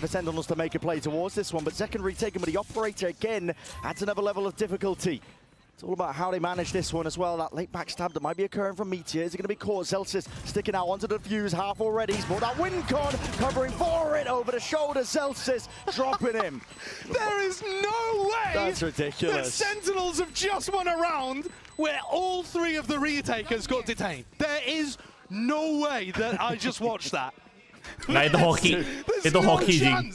Itu hoki I banget. must have got something wrong. Itu Surely hoki banget. that was John Cutie's ultimate. What? Itu hoki banget. The brain is baffled and befuddled. Itu hoki, itu hoki. Tens, this guy here. I said he's going to have to do a lot there in that spot, and he did. He delivered. He got the 2 that was needed. And as soon as the detainment wasn't followed up on, offered up an easy kill onto Texture. I mean, it's not like Texture really could have followed up on it, I don't think. No, it was so far away. All right, so that's a So bizarre round for far Sentinels to get on away. the board. I don't think you'll ever see anything like that one again. Certainly not replicable, if you want to talk about that. But they keep the Odin. It's magnificent for their economy, which could have been shattered. Hoki, hoki. Always a way, start gassing up a team in terms of the storylines about them lifting trophies, and then watch the fumble in place. Operator held, but not the back. Still a few shots fired off as well. That drone has to be broken. Celsius locks it down, holds the line, and now evacuates back and away. The adjustment of bullet straight through the wall, and spam from the Odin will supplement all. That is it. Sentinels, complete control of this B site. Spike drop down, and with the trip, alerting them exactly to where Munchkin's presence is. It's another round that's inevitable here for Sentinels, and at least that second one, Justin Flick missed, at least with the op. It is inevitable. It should be. Unless you give him the ones, we're blinded up. Ten's happy to just jump on the chance and pounces straight into mid. So maybe this is what we were looking for from Sentinels. That was a better defensive setup. When you're running a Cypher deadlock composition, I think most of the time you're going to be wanting to try to hit them as they come through choke points or as they hit your utility. You're looking to follow up on trips, on stuns. Oh, terlihat promising kan. Gue tuh udah capek banget tuh gak sih ngedukung Sentinel. Gue tuh tadinya ngedukung Sentinel. Tapi Sentinel ini memberikan harapan palsu mulu, cu. So what have GEN.G got? It's going to be Zekken looking towards top mid, hoping they can get a cheeky one at the beginning against somebody like Meteor. Drone up though. This will push him back. It needs to be broken by the rifle fire, but it's not done in time. Almost a punishment there. It was an over the top. Zekken. What the heck are you doing? He wouldn't have been able to escape. Look at this deep trip though. The trip is not where that 11-12 sama PRX ya bang? Gak bro, PRX itu setidaknya masih lolos sampai playoff. Sentinel ini playoff aja kagak lolos. Tuh lihat absen mulu. Bladestorm now increasing that tempo and even offered up a rifle. Caron now with the plant. 2v3. Dart fired off. No reveals in sight, but jumps around and away with a right click. Zekken on his way to an ace. But Lackey in his back pocket, at least with that Hunter's Fury, he's got that backup plan and policy. Caron still going to be nested up, holding deep tucked onto the A side. It's a difficult player to try and clear. And Sentinels now making a call to double up. They don't have a dart. It's 20 seconds until that arrives. Ini skin champion rilis jam berapa dah? They try and wait this one out and through. Gak tahu. Mungkin rilisnya nanti kali. Apa udah rilis sekarang? Gue juga gak tahu. Tadi ada yang bilang udah rilis ya. Kapan rilis skin champion guys? And there is no time. Ticking at this point. Sassy knows it. Sorry Nico. GEN.G with their 5th. Ini lolos champion aja jalur poin. Iya ini tuh jalur hoki. Mereka lolos ke champion itu jalur hoki anjir. Watching Lakia be asli bro. Taking out Caron with the Hunter's Fury towards the end, but just making sure that Sova was in play, just in case his his Smokes player fell in hell. GEN.G take another one, and this is a round where it looked like Sentinels, again, their system was working. They got the Annihilation off. It grabbed a player with the spike. But I don't think they were anticipating as heavily that it was an A split and someone could retrieve Laki yang ngebunuh Caron, guys. Pulled out of Gak salah sih. the final moment. Gak salah. And we're into the next round. Kan si Lakia tahu ada orang di situ. Kalaupun tadi Caron nggak ngebunuh si Tens mati sama Lakia gitu. Jadi ya mau gimana ya? Katanya Pacific tanggal 2. Oke, besok berarti. Besok baru rilis, guys. In some sense, Celsius is the bait here. He kind of wants to be seen, be shown, and then you run into A and forget about the deadlock util. Right here. Knife over the top. Tag out through main darts. Meteor barely alive. Dyson with death there, buddy. Drop down to 8 health. Will be able to survive though, and now regroup with the rest of his team. A split, null command. Watch out for these sensors. Yeah. The pressure's going to be on immediately. What have they got to even answer this? Flash clear. Cam over the top here. No command as well as the dart. Does reveal all. Both players, in fact. Tens and Zeltis, the position is noted, recognized, stunned up, but there's no follow-up. Tens, he can't take these easy fights. He's worried about it. He swung from main as well, picked it apart. I mean, methodical is what you call that. GEN.G. There was no easy access, no fair fight to be taken for the anchoring players. Dodging and weaving the entire way through. The GEN.G protocols on the attack, when they hit the A site, they're magnificent. They're always guns out, not scaling too deep into the site, holding, waiting for that peek from the defender, holding heaven, waiting for the backup to arrive. You know, making sure that they're not caught in transition, running forward, trying to rush things. It's the little jiggles of movement, just trying to bait them out, and it just makes the anchoring players feel so alone. Yeah. You don't know if someone's going to run at you from left side, from right side Jenny. You don't know if someone's going to run at you from Dice. And the whole time, GEN.G are actually just making you afraid, making you swing, and then ready to punish you. It's really excellent stuff. All the best teams in the world are going to have some level of that approach to the A site, but GEN.G looking perfect with it. Yeah. And that's one of the things anyway that makes them best in the world on this map. I think they're demonstrating it here. You're noticing as well that the deadlock, I gotta say, it's finding very little value. Yeah. The walls, it's difficult to find a good timing to use. Katanya dia bakal jadi match banger apaan? Because match pembantaian yang ada, bro. A slow round where it just expires. So if you use it in the mid round, okay, that's fine, but GEN.G are probably going to pivot in another direction. Yeah. And the stuns, I mean, in that round, null command comes through. Kan ketika lu merasa Sentinel akan comeback, disitulah Sentinel akan mengecewakan. Yeah. And Tens, when that hit was coming through, not sure what ended up happening. Even if he had smokes available, I think null command would have stretched past him, would have prevented him from being able to lock off that anchoring main site. But you can feel it when he doesn't have the util available, when they're all cut off and away. 6-2. They had no option. They couldn't take the fight by swinging out from Gen to try. Jangan sampai berharap guys sama Sentinel guys. Di bawah asik aja guys. Look at unstoppable on a SEN as we were all kind of expecting. Definisi murni dari penonton kecewa. I know, right? Adjust here though. First of all, they could try doing some reclays over towards A main with Gravnet and a Paranoia, something like that. Sedih sekali, Bung. If they wanted to fight over tree control, that would be ini map defense kalah jauh lagi. Makanya. A lot of A splitting. Yeah. Gimana ya, bro? The other thing they could try to do is tuck Zekken in the box at back heaven with his operator. Well, you say that. When the hit comes through, he's there ready to collect. They are pinging that spot already, GEN.G, heading into this round. I think that's because Karen is about to ult over there, though. Okay, all right. Show me something, GEN.G. Show me what you've been cooking. Well, might be that potential for it to spot out these players. Early Paranoia lets him take that control out towards A. Tens in through Y, and he's in danger though. Has to dodge and around way, can't survive it. Karen out the back, John QT. That's a bullet to the brain.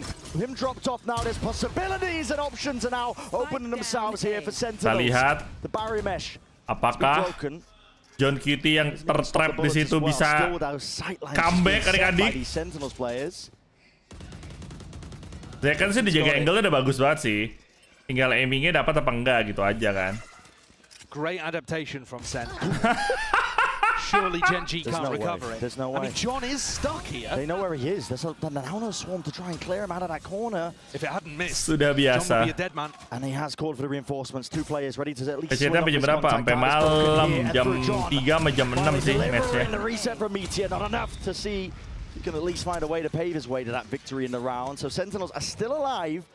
For now, it feels like almost every single round is just on the precipice. It's almost incredibly labored, but they are managing to string them together. Yeah, and I think good, you gotta credit the tactical timeout there. They get Tens into wine. Kapan ikutan VCT bang? Buset, mati bos, ikutan VCT mah jadi bahan-bahan cacian penonton gua.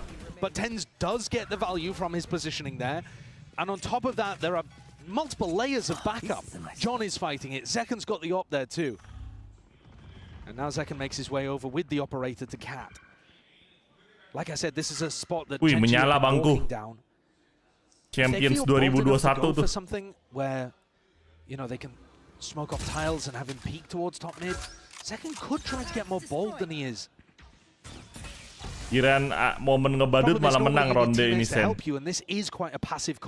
Sentinel itu spesialis mengecewakan penonton di akhir-akhir guys. Jadi sekali lagi gue kasih ingat kalian, jangan banyak berharap. Hati kecil gue mendukung Sentinel, tapi otak gue mengatakan jangan dukung Sentinel. Now looking to see if they can break some of this util towards B, farm up the orbs. And if he does farm the orb, he'll have the null command. Are you gonna try and fake this one or what? No, texture's back up towards top mid. Saran buat main alain di Hauka dong. Zelsis is not in an anti-KO spot. You know, both Sentinels are playing next to their utility, which means null command is used. Sebelum pakai skill 1, make sure udah keisi dulu baru dengan basic attack pasti ya. Karena skill satunya kalau nggak basic attack nggak guna. I think a little bit tight here in terms of the timing for Gen.G. You have to make a good go of things, and it's all expected. Stack of players are Sentinels. First time the wall's in the right spot. Yeah, and there it is, dropping them off here with an old command. It's going to be sweeping Ikut Valorant Cupu turnamen kah? Apa aja Valorant Cupu turnamen? This guy was already just fast up onto the line, and with all the util down, again, you might as well roll out the red carpet. Plant down now. Gen.G are ready. They've got the protocols in place just in case there are signs of that util. Meteor already tucked up close as well. There's no follow-up again. Still up and over. Able to trade it.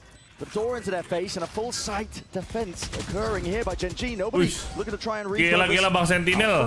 Mau comeback Bang Sentinel. Capek jangan, udahan aja. The one way they choose to fight this one. They want to hold it down, and again this retake is getting more and more difficult. Dart immediately dealt with. Time is ticking away. Sentinels running out of those options. Double up, high-low.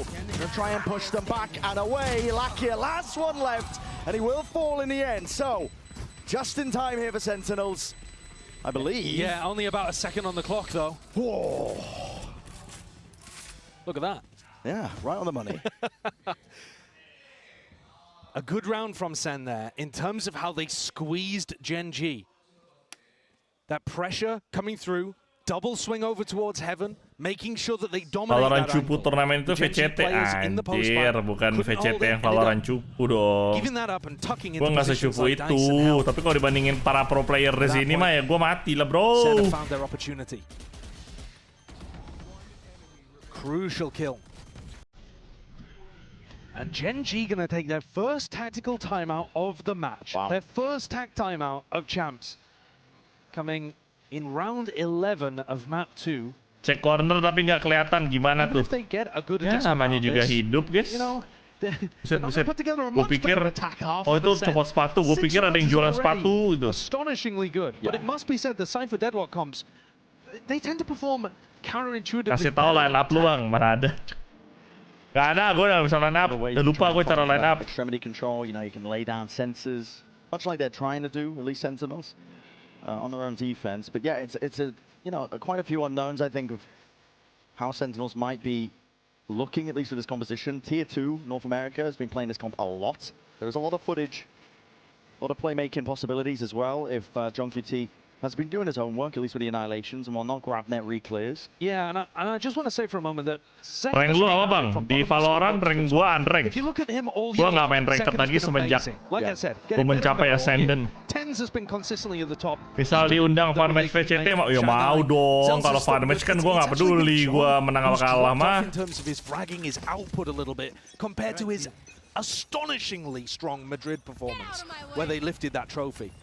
Sen comeback gak nih? Comeback gak adik-adik? In a lot of these rounds here at champs.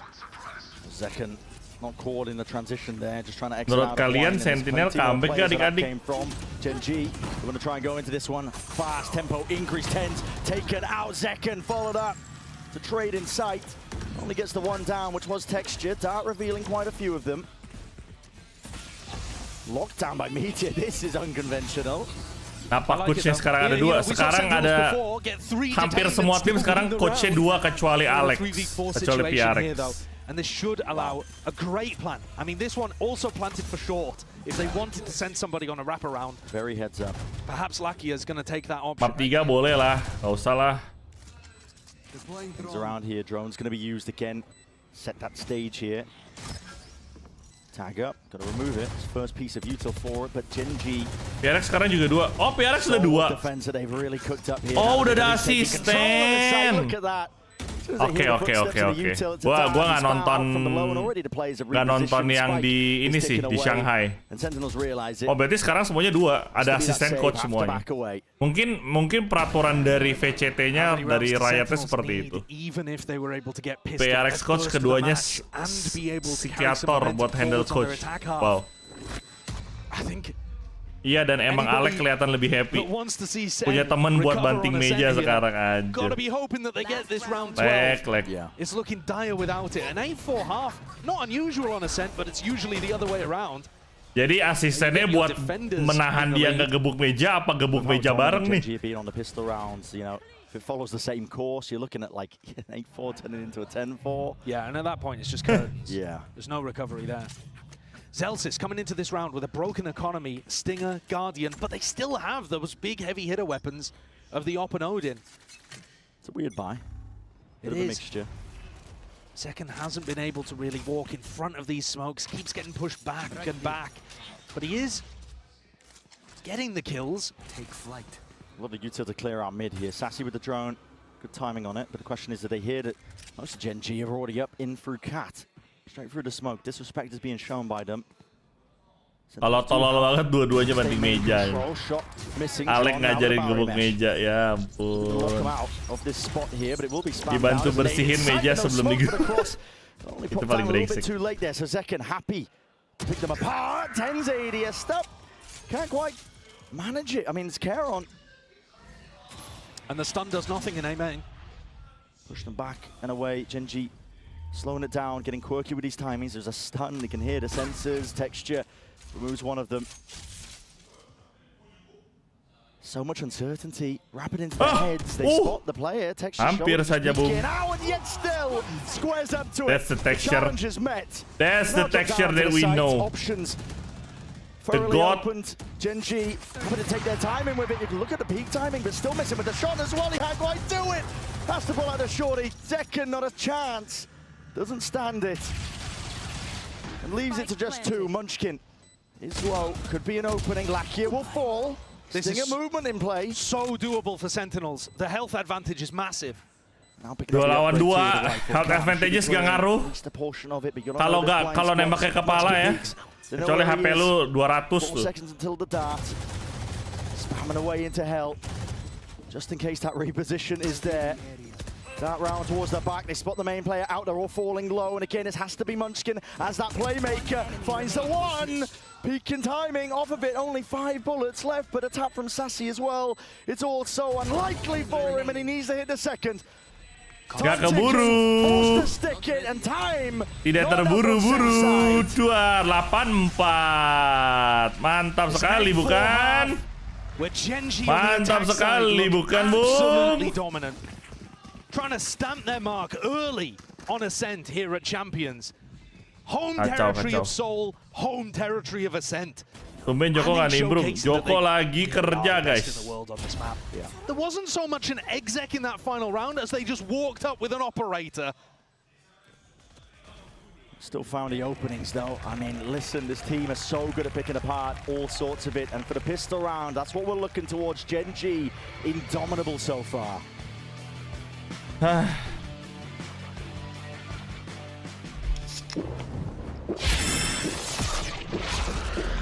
Begini nasib jadi bujangan. Copyright.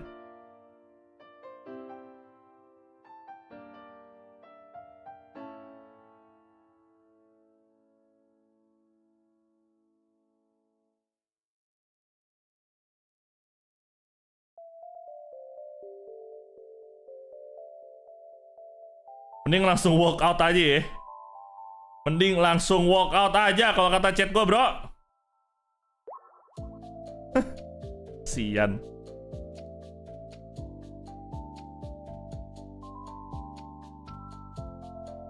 Beres masuk Champion Seoul ini gak sih? Masuk pasti ya? Masuk, dia matchnya hari Minggu tapi.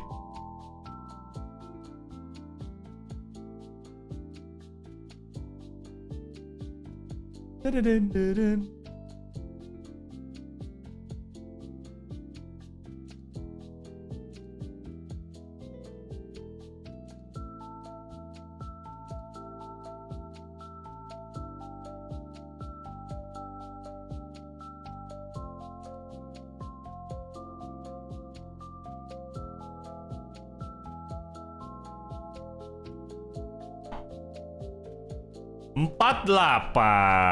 Sentinel sudah mulai merasa mereka tidak pantas lagi main Valorant.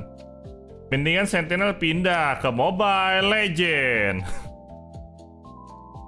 Canda.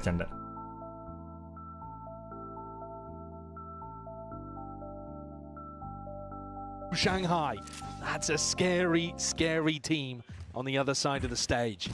And they're 8-4 up, 5 rounds away from being able to move on in their group. Yeah. Let's take a look then. Sentinels. They're the ones that have to be the playmakers. Gen.G also going for a bit of a proactive play. The Tars crunch on the pistol. They love running set plays on the defense side, Gen.G. They will constantly try to push the tempo up. Happy to play retake. Yeah. Against this comp, though, I don't think they should be too happy to play retake. You're going to be running into, gravnet, trips, stuns. For now, though, the util is going to be lacking ever so slightly onto the pistol. Zelsis forced to lock down. Watch this flank angle. Just gets barely the 2 shots off. Not enough to drop care on. So the trade is Orang there. ini mah taking a cheeky peek. Pembantaian, bro. Pembantaian dengan gimmick aja biar nggak kebantai-bantai banget. Watchful eyes perched Menurut lo up. tahun ini PRX kemungkinan juaranya kecil gak? Make it nice and easy. It all depends. Kita mesti lihat dulu nanti match pertama mereka kayak gimana. Belum bisa ngomong gua. Karena bisa aja mereka perform well, bisa aja mereka perform like usual. Dart forwards. Forces the issue out of texture, and they do clean it up. So Sentinels, a pistol round under their belt, maybe something to work with. First of the series could not have come at a better time, a more needed time. It probably would have been game over had they lost that one. Yeah. Beautiful dart as well from Sassy. They immediately dominated those smokes that Karen threw out there, which I think is the correct play. The dart forced somebody in. Tapi bener kata Jos, PRX jangan diharapin. Today, Sassy. Nanti dia jago-jago, kalau enggak, suka-suka aja mereka mah. They're going to need more than this, though. We've seen teams utilizing this Cypher Deadlock composition. You kind of piece by piece take the map. Take a main, throw down a sonic sensor, take a little bit of extra space, put your trip into position or something. That's a fight to be taken here. Nader defeat, though. Has to push them back in a way, at least with the rifle spam. Able to take down another of these Gen.G players, but he might have just done enough damage. Still, weapons are going to be exchanged, making sure that there's no waste. And any Gen.G pushes on other parts of the map should be able to be identified. You're always going to be running into a trip or a cam or somebody watching the flank. Karon dengan sheriff-sheriffnya. Karon dengan sheriff maut. It's still Sentinels choose not to commit. I think they've seen enough bodies there, signs of life. Sebenarnya tim PRX ini tipikal tim yang kudu ditololin dulu baru jago, nggak salah. I agree with that. Kayak mereka itu mesti dikata-katain terus tiba-tiba mereka kayak mendengar, mereka kayak mendapatkan aura negatif terus mereka baru kayak enggak anjir gua nggak tolol.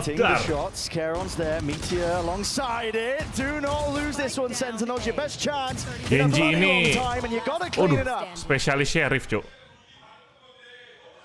Lakia left alone.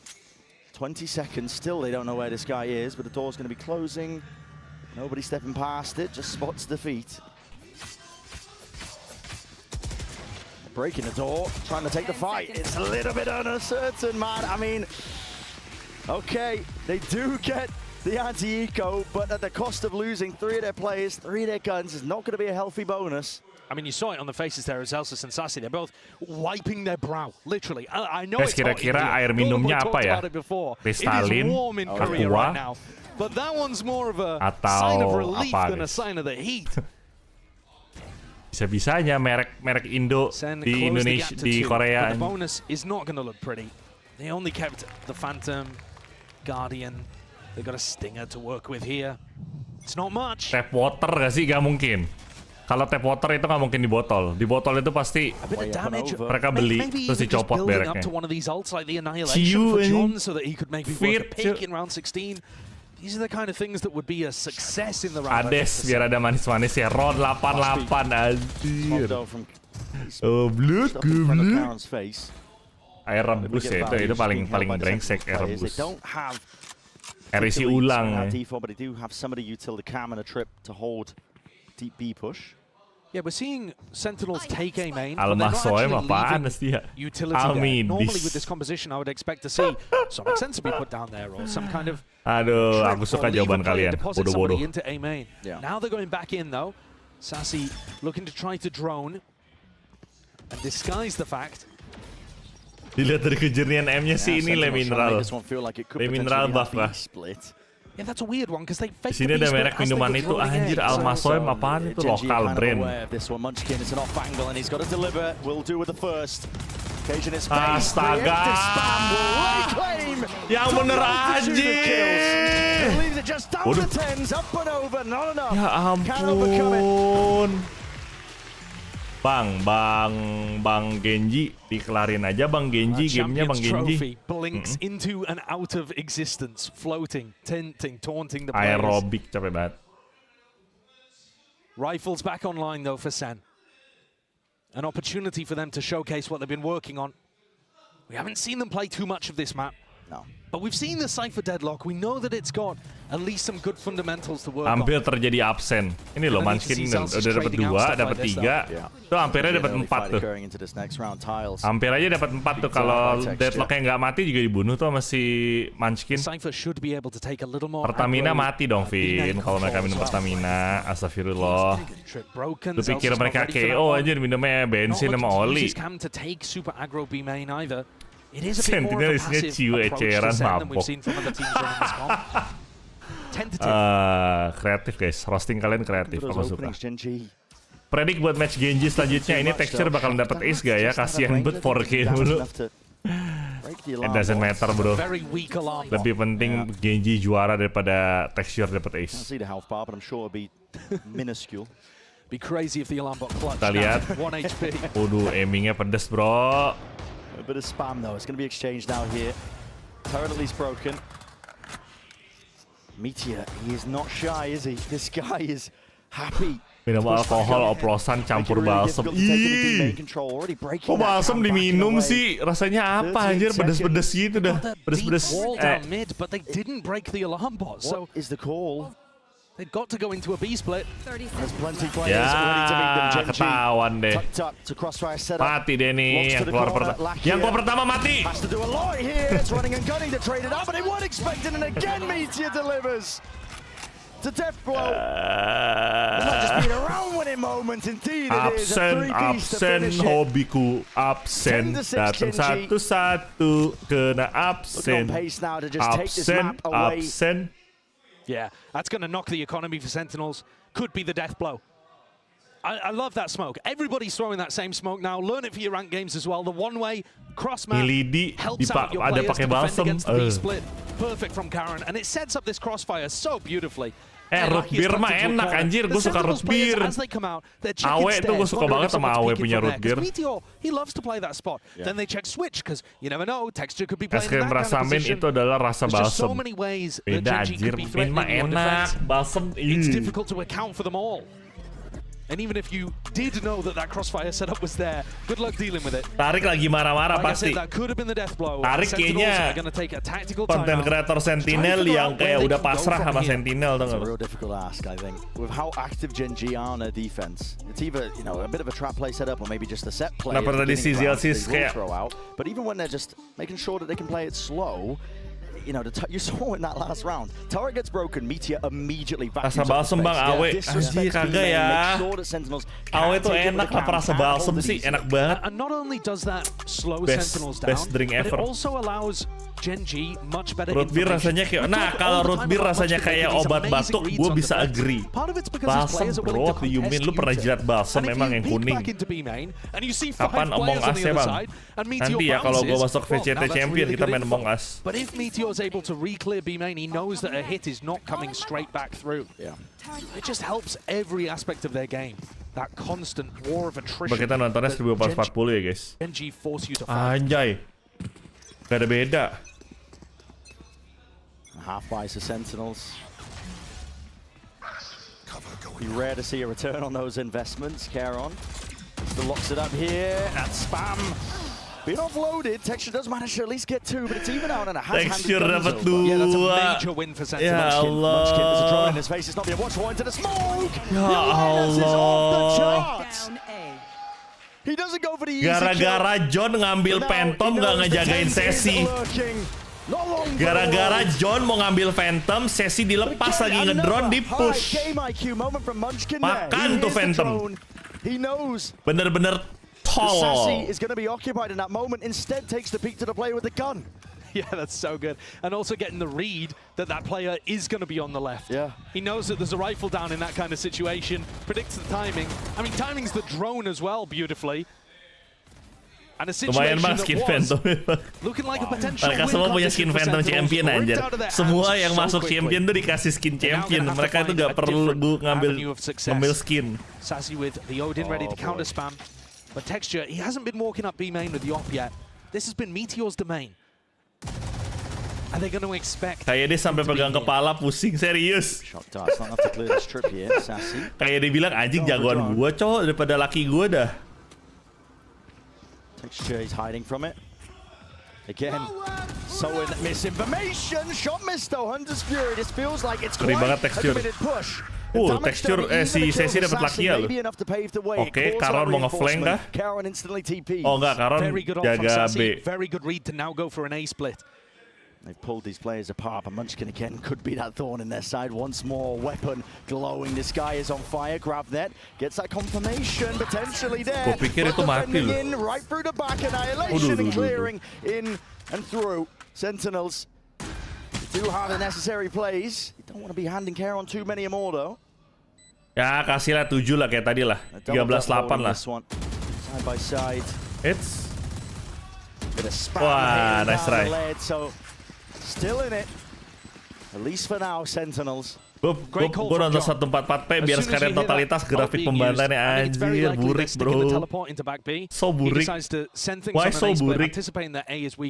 Munchkin's already realized what's happening and sent a couple players over there, but SEN grouped up, decisive, love to see it. And Sassy continues to have one of the best games that I've seen from him in a long time. Oh yeah. He was top of the scoreboard for a hot minute there on Haven, and now he's back up, at least on the Sentinel side, with 13 kills. Having a great day.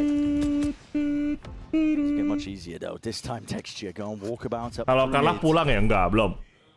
Ini masih ada nyawa sekali lagi. Kalau mereka kalah sekali lagi, mereka kalah. Pulang. TH versus FPX dukung mana bang? TH sih gua. FPX burik. Dari zaman tahun lalu FPX itu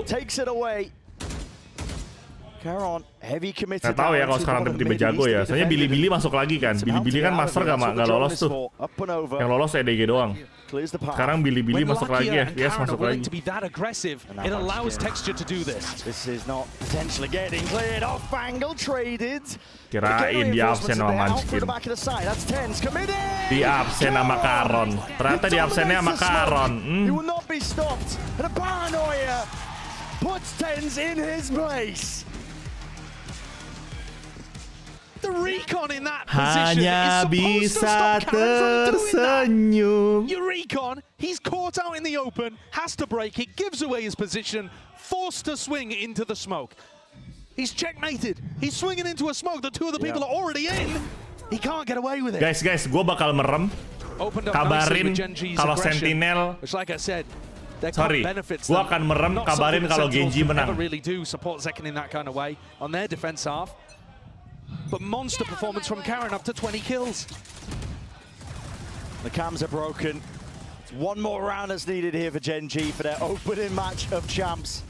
They've not slowed down a beat. Up and over. Bladestorm in the hands. Texture is releasing. Just absolutely unbelievable form. I can't use that. Sentinels left to stew and simmer. Knives back out though for Zekken. Munchkin will fade away. Knives out, but back to the wall. Texture reveals his position. 3 left available to work with. Blinded up. Meteor He spots it, betrayed by the barrel. A 2-0 Oh, udah menang. Wah, cepat Gen.G sekali. looking large and in charge, not slowing down from prior performances. They are aiming and gunning for that trophy. Revenge for the grand finals of Masters Madrid. Both of these teams were tied at 4 maps apiece heading into the match today. And now Gen.G have taken the lead, both in terms of that head-to-head series all year and in the maps. Aduh, jelek I think they banget. outclassed Sentinels today. They showcased Performance-nya burik banget, ya Allah. for both of these teams. There's a reason Kacau, Jing. that Sentinels came in here based on their championship points, and Gen.G are coming in looking like favorites to lift the trophy. It's a warm welcome, the tail end here for the series. Ini fan match ya? Iya, ini fan match. Fan match ini fan match. It's even bigger fan favorites right in front of them here. Gen.G with that 2-0 win. Looking nasty, man. I am disappointed that we didn't get to see Abyss from either of these two teams. First time Gen.G have ever floated a brand new map. They've been permabanning it all the other times. Felt like a trap. Sentinels were happy to opt into it. We were denied it today because the form from Gen.G just ridiculous with the 2-0. We'll have to wait until later on in the tournament for that kind of delight as we get to see squads like, I'm expecting Gen.G and Fnatic to both cuma buat ngewall doang, fantastic on betul. those new maps, but who knows? Yeah, it's a complete unknown. A lot of unknowns Donation heading match. into these international tournaments about how teams are prepared. Parah kalian, jangan terlalu jujur lah. Task ahead of Sentinels to try and take this one. Jangan terlalu jujur guys sama Sentinel, kasihan.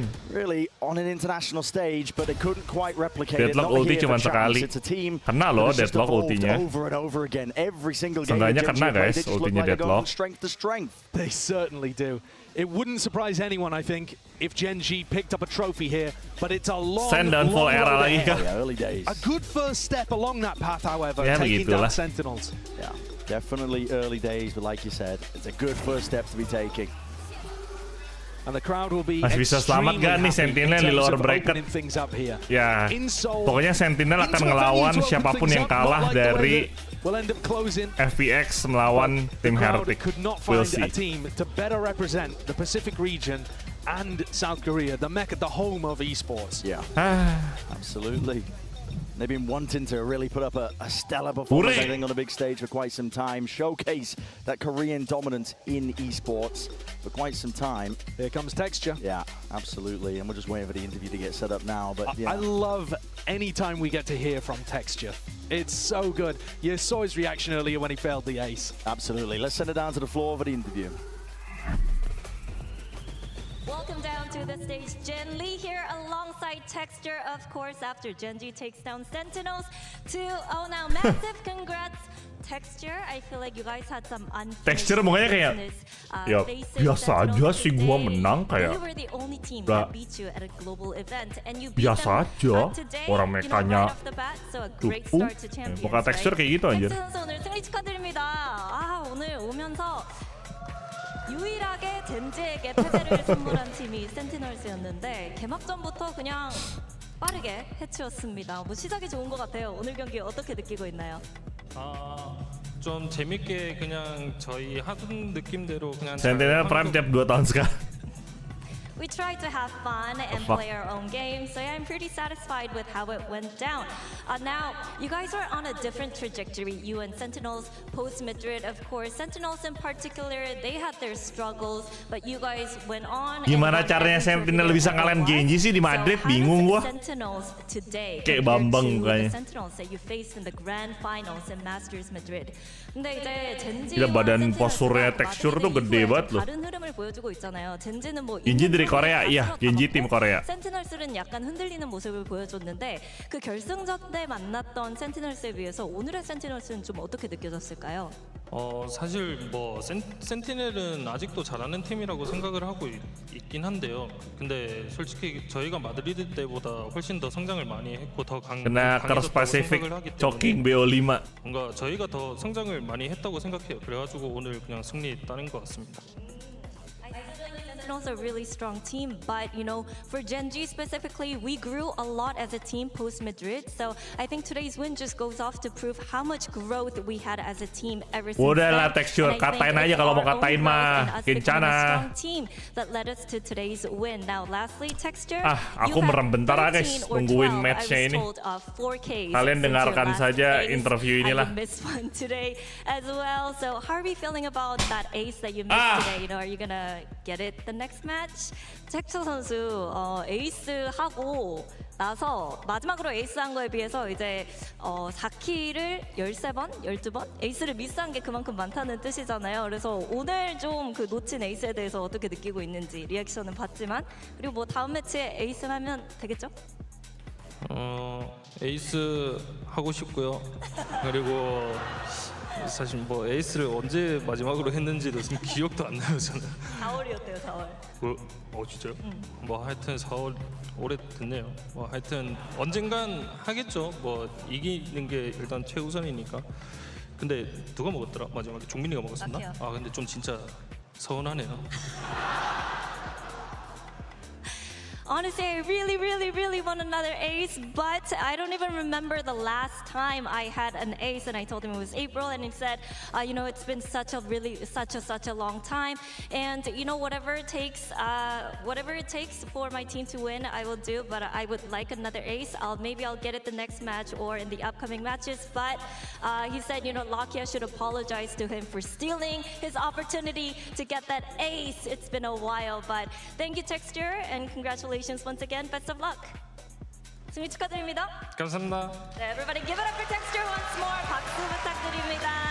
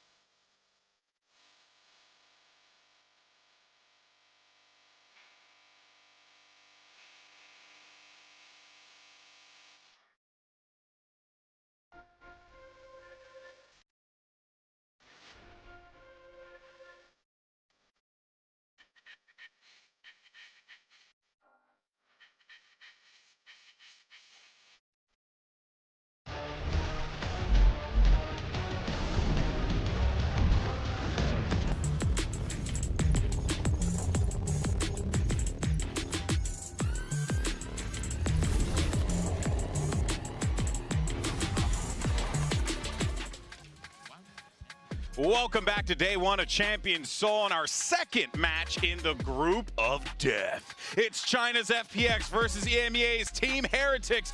Of course, I'm Golden Boy, currently yelling at you right now on the desk with Mimi and Paperthin.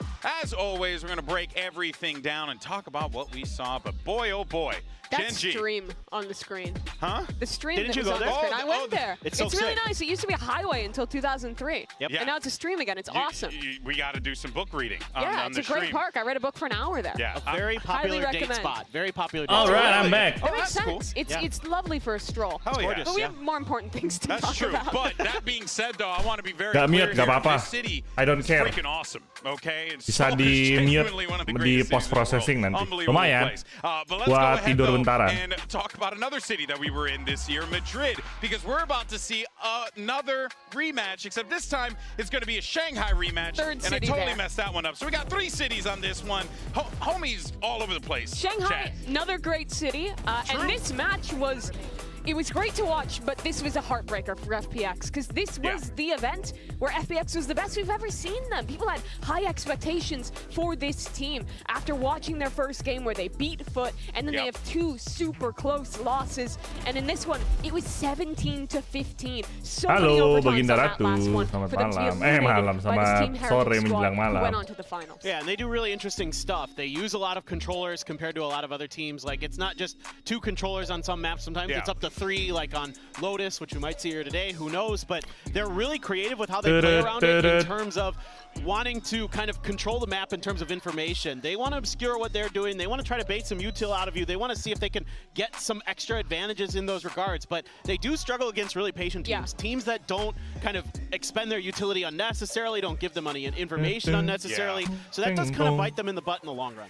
If your structure can hold up to the insane individuals and the unique ideas, then you can beat this team. But for me, they are the litmus test of how good your FPX structure melawan actually is. Tim Heretics. But what's crazy is that after that kind of, I want to say run, but it wasn't really Sudah. a run in actuality. Oke, They Len. went back to Shanghai for VCT CN Terima instead kasih of Masters, banyak. and it was a huge Aku dip. ini lagi ya. They went 2 for 6. Udah beres semua in the Len group harusnya ya. stage, and it looked rough. They were losing to teams you would never expect them to lose to. The team honestly looked kind of boomed. They looked so different than the confident, creative team we saw in Shanghai. But they did recover at the right time. Yeah, they got to the finals, right? They played EDG in a best of 5. They lost it in 5 maps. They really started to kind of find their groove again, find their form. Abyss, like we just saw on the screen there, was a really good map for them.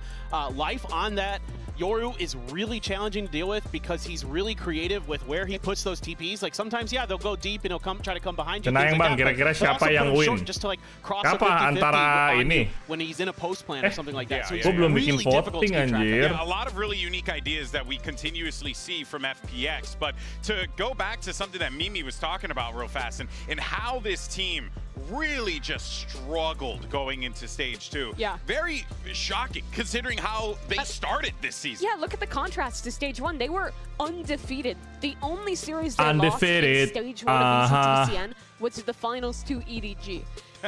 Which is so different from what we saw now. But I think the biggest question is, in this group, FPX which is boleh so juga ya. difficult with all 3 of the Masters finalists, even if they hit that Madrid form, or excuse me, that Shanghai form, is it enough? Because this is a really tough place to get out of. Yeah, it's so difficult. Oke, mantap, Alen. Terima kasih banyak. You're going into the shark pit once, and then you go into the shark pit again, and then you potentially go into it again. You know what I mean? Like, it just doesn't seem to get any better than what you can expect there for FPX. But there are some things that they can lean on here, right? I mean, I think, you know, it goes without saying, FPX still a great team, as we talked about, great aimers, right? But they can also catch your opponent off guard with some uniqueness on Abyss, especially, right? New map coming into the pool, big opportunity here for the Chinese team to really catch their opponents in an uncomfortable position and maybe profit off of it. Yeah, it has not been a ban that the Heretics have prioritized since Abyss came Team into the map pool. Heretics. They've been going for like a center Lotus kind of as those main bans that they want to go for. So I expect this map to be open, and I expect FPX to pick it. This is a great Nanti example pas right here. Some of match, these aduh moments tapi gua where hari Minggu life gak is bisa just nonton an absolute PRX. nightmare. Either on Sad the life. retake or on the post plant. He's so good in so many different situations, and they're the way that they set up, and then they TP across, right? Like they use a smoke to obscure these extra angles. They're so creative in like like heat of the moment situations. We saw this in Shanghai too. Hey, and this is something that we were talking about at the start of the day, right? Who has that good read on Abyss? And now, don't get me wrong, these aren't necessarily reads. These are like just really smart and intelligent plays, but that's something you could build upon, right? Absolutely, and I do really like their comp on Abyss. I think that the ideas they have around the Yoru are really creative. A lot of teams will pick into the Yoru as kind of a solo duelist nowadays because he fills the dive slot and also the flash slot, so it gives you a lot of flexibility. But I think what really shines for them isn't necessarily like the attack side dive plays, it's how they play the defense, how they're using the Yoru TPs to have fast rotates and reinforce these anchors, and how good their fast Heretics menangin biasanya dapat skin dari gacha pick. Emang bisa kayak gitu? Dari gacha bisa dapat skin. Gokil juga, bro. Creative comps executed really well. Yeah, I really hope we get to see Abyss today. It will be super exciting, to say the least. But for now, though, let's send it back over to Mika Fabs, who caught up with Life for a quick word. Hey Live! Oh, you look so cool today.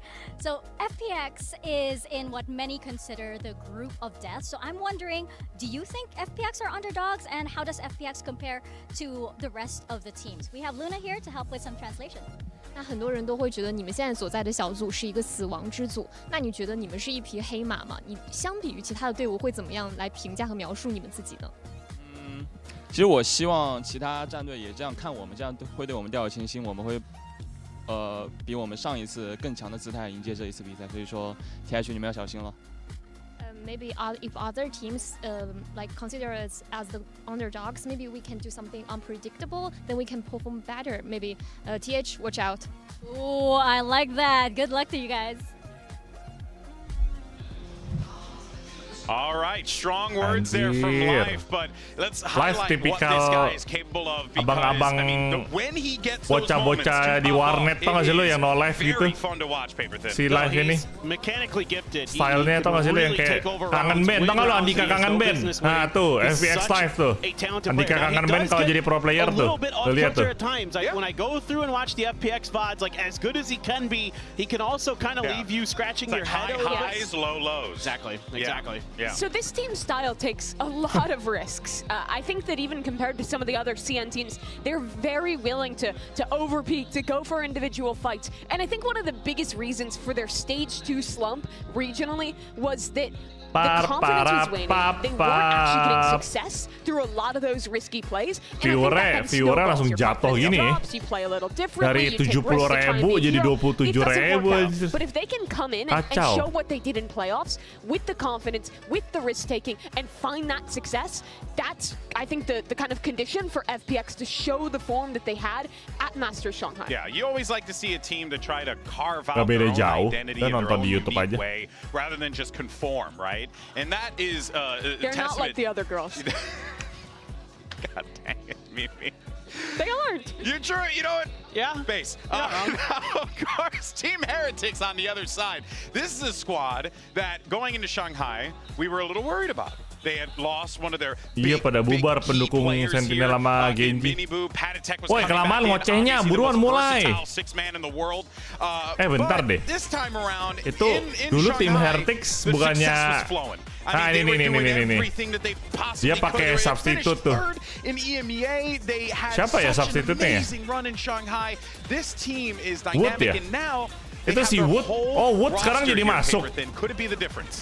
Maybe. I mean, I'm not Wood, super bukannya waktu itu kan Wood ganti jadi pemain mengganti kan? During stage 2, it felt like kind of like they came off of that high in Shanghai. They couldn't quite replicate the exact level of success. Habis meeting tadi GEN.G yang menang ya, betul sekali. GEN.G yang menang. Stronger and stronger and stronger throughout that tournament. They started streaking like these. the Incredible Hulk. Yeah, like literally, yeah, exactly. And they just kept streaking these Mini crazy join rounds together. lagi. Wood was dominating on yang the kemarin diganti nama si Wood siapa sih? Amazing, and I'm like, this team is like maybe diganti sama Patitek sama Wood. Oke. Potentially champion, thinking about Patitek main lagi nggak?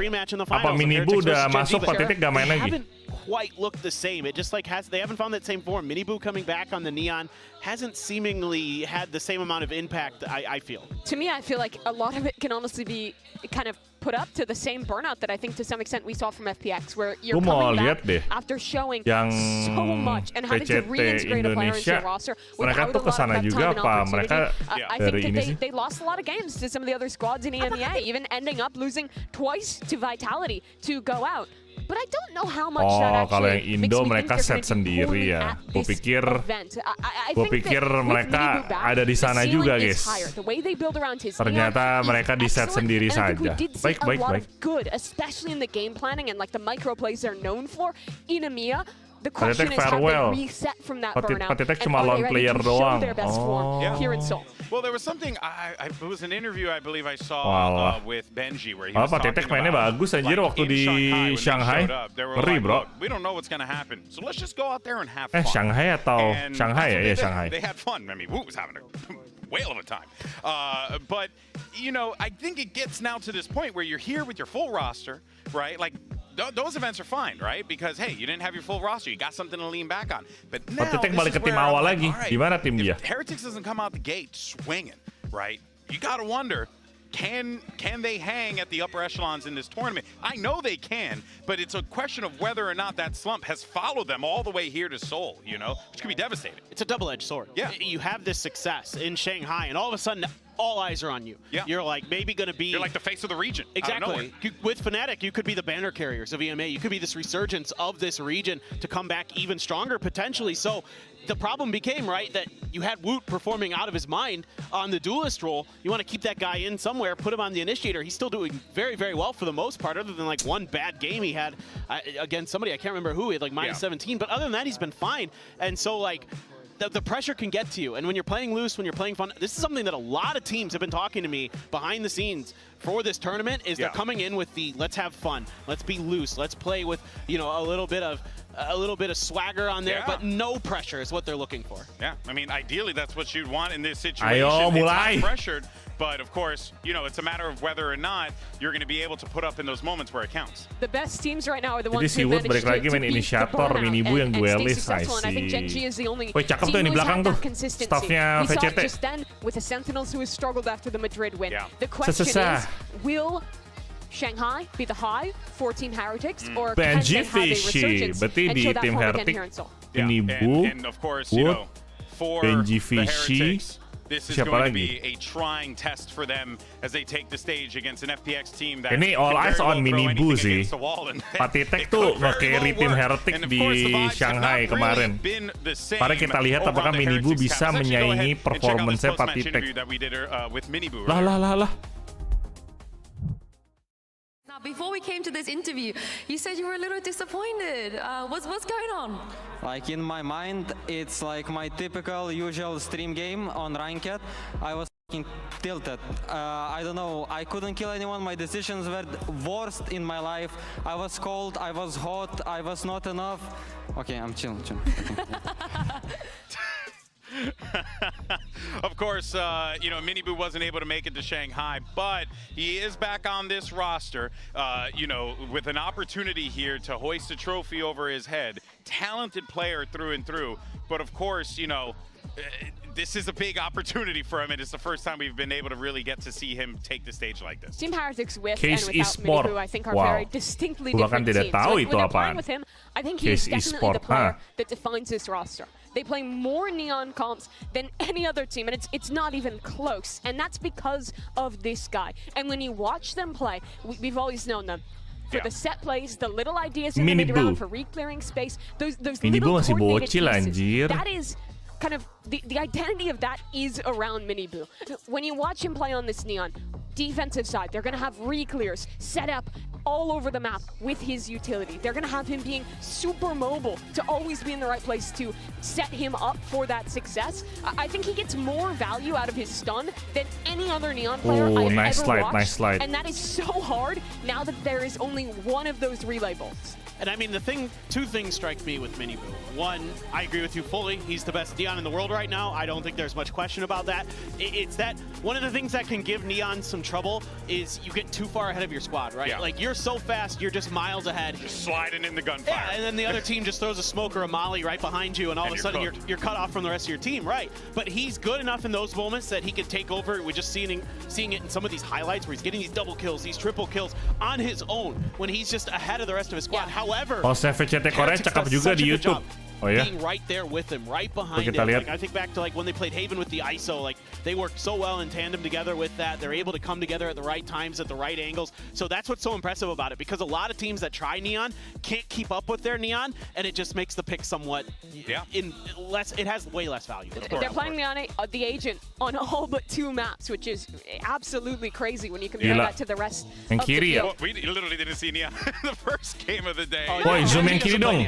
Gua mau lihat yang kiri nih. Neon was going to define the meta, and she's viable on most of the maps in the pool, but most teams haven't decided to go for it. Supernova, anjir ada tulisan Supernova. Yeah, so I mean, Gua pikir mereka bakal collab sama Aespa. Supernova, Nova. Anjir ini mukanya Korea banget, Cuk. Ini literally muka Korea banget dah, yang glowing, splendid, shining, shimmering, splendid. But I think what defines him is how he plays in the system, how he's using his utility, how Zoom on their ke ceweknya. attacking side they're using him to scale and take different space Anjay, in the map. matanya Compared to Life, who is a guy belok who's banget, given so much agency to go off on his own and take risks and make his own plays. You're not going to see Miniboo doing that in the same way. The question is, though, for a bit of a wounded Heretics, can their structure hold up to an FPX that is so disruptive, that can... Is like you know the pitfalls on each side, right? You had a great beli nggak Bang Balance? Pasti beli gua, pasti beli. FPX likes to play very unorthodox pasti beli kok, tenang aja. How does Heretics try and take advantage of the fact that FPX likes to be a little bit too unorthodox and make too many risky plays? No, I mean I think you have to stick to what's worked. You have to stick to these fundamentals where you're working with the Neon, where you're playing Lu off of bisa that. mulai nggak? Ngoceh mulu. Well, that's going to give FPX problems with their more Aku mau individualistic pipis dulu. All right, folks. Well, our teams are ready to go. So let's go ahead and bring them down to the stage and get the show on the road. Gue mau pipis lu. Pipis lu ah. Gue mau pipis dia walk out lu. Dari tadi gue tahan pipis gak walk out lu. Gak ganti judul. Oh iya anjir ganti judul, Cuk. FPX. Bener juga. EH versus FPX.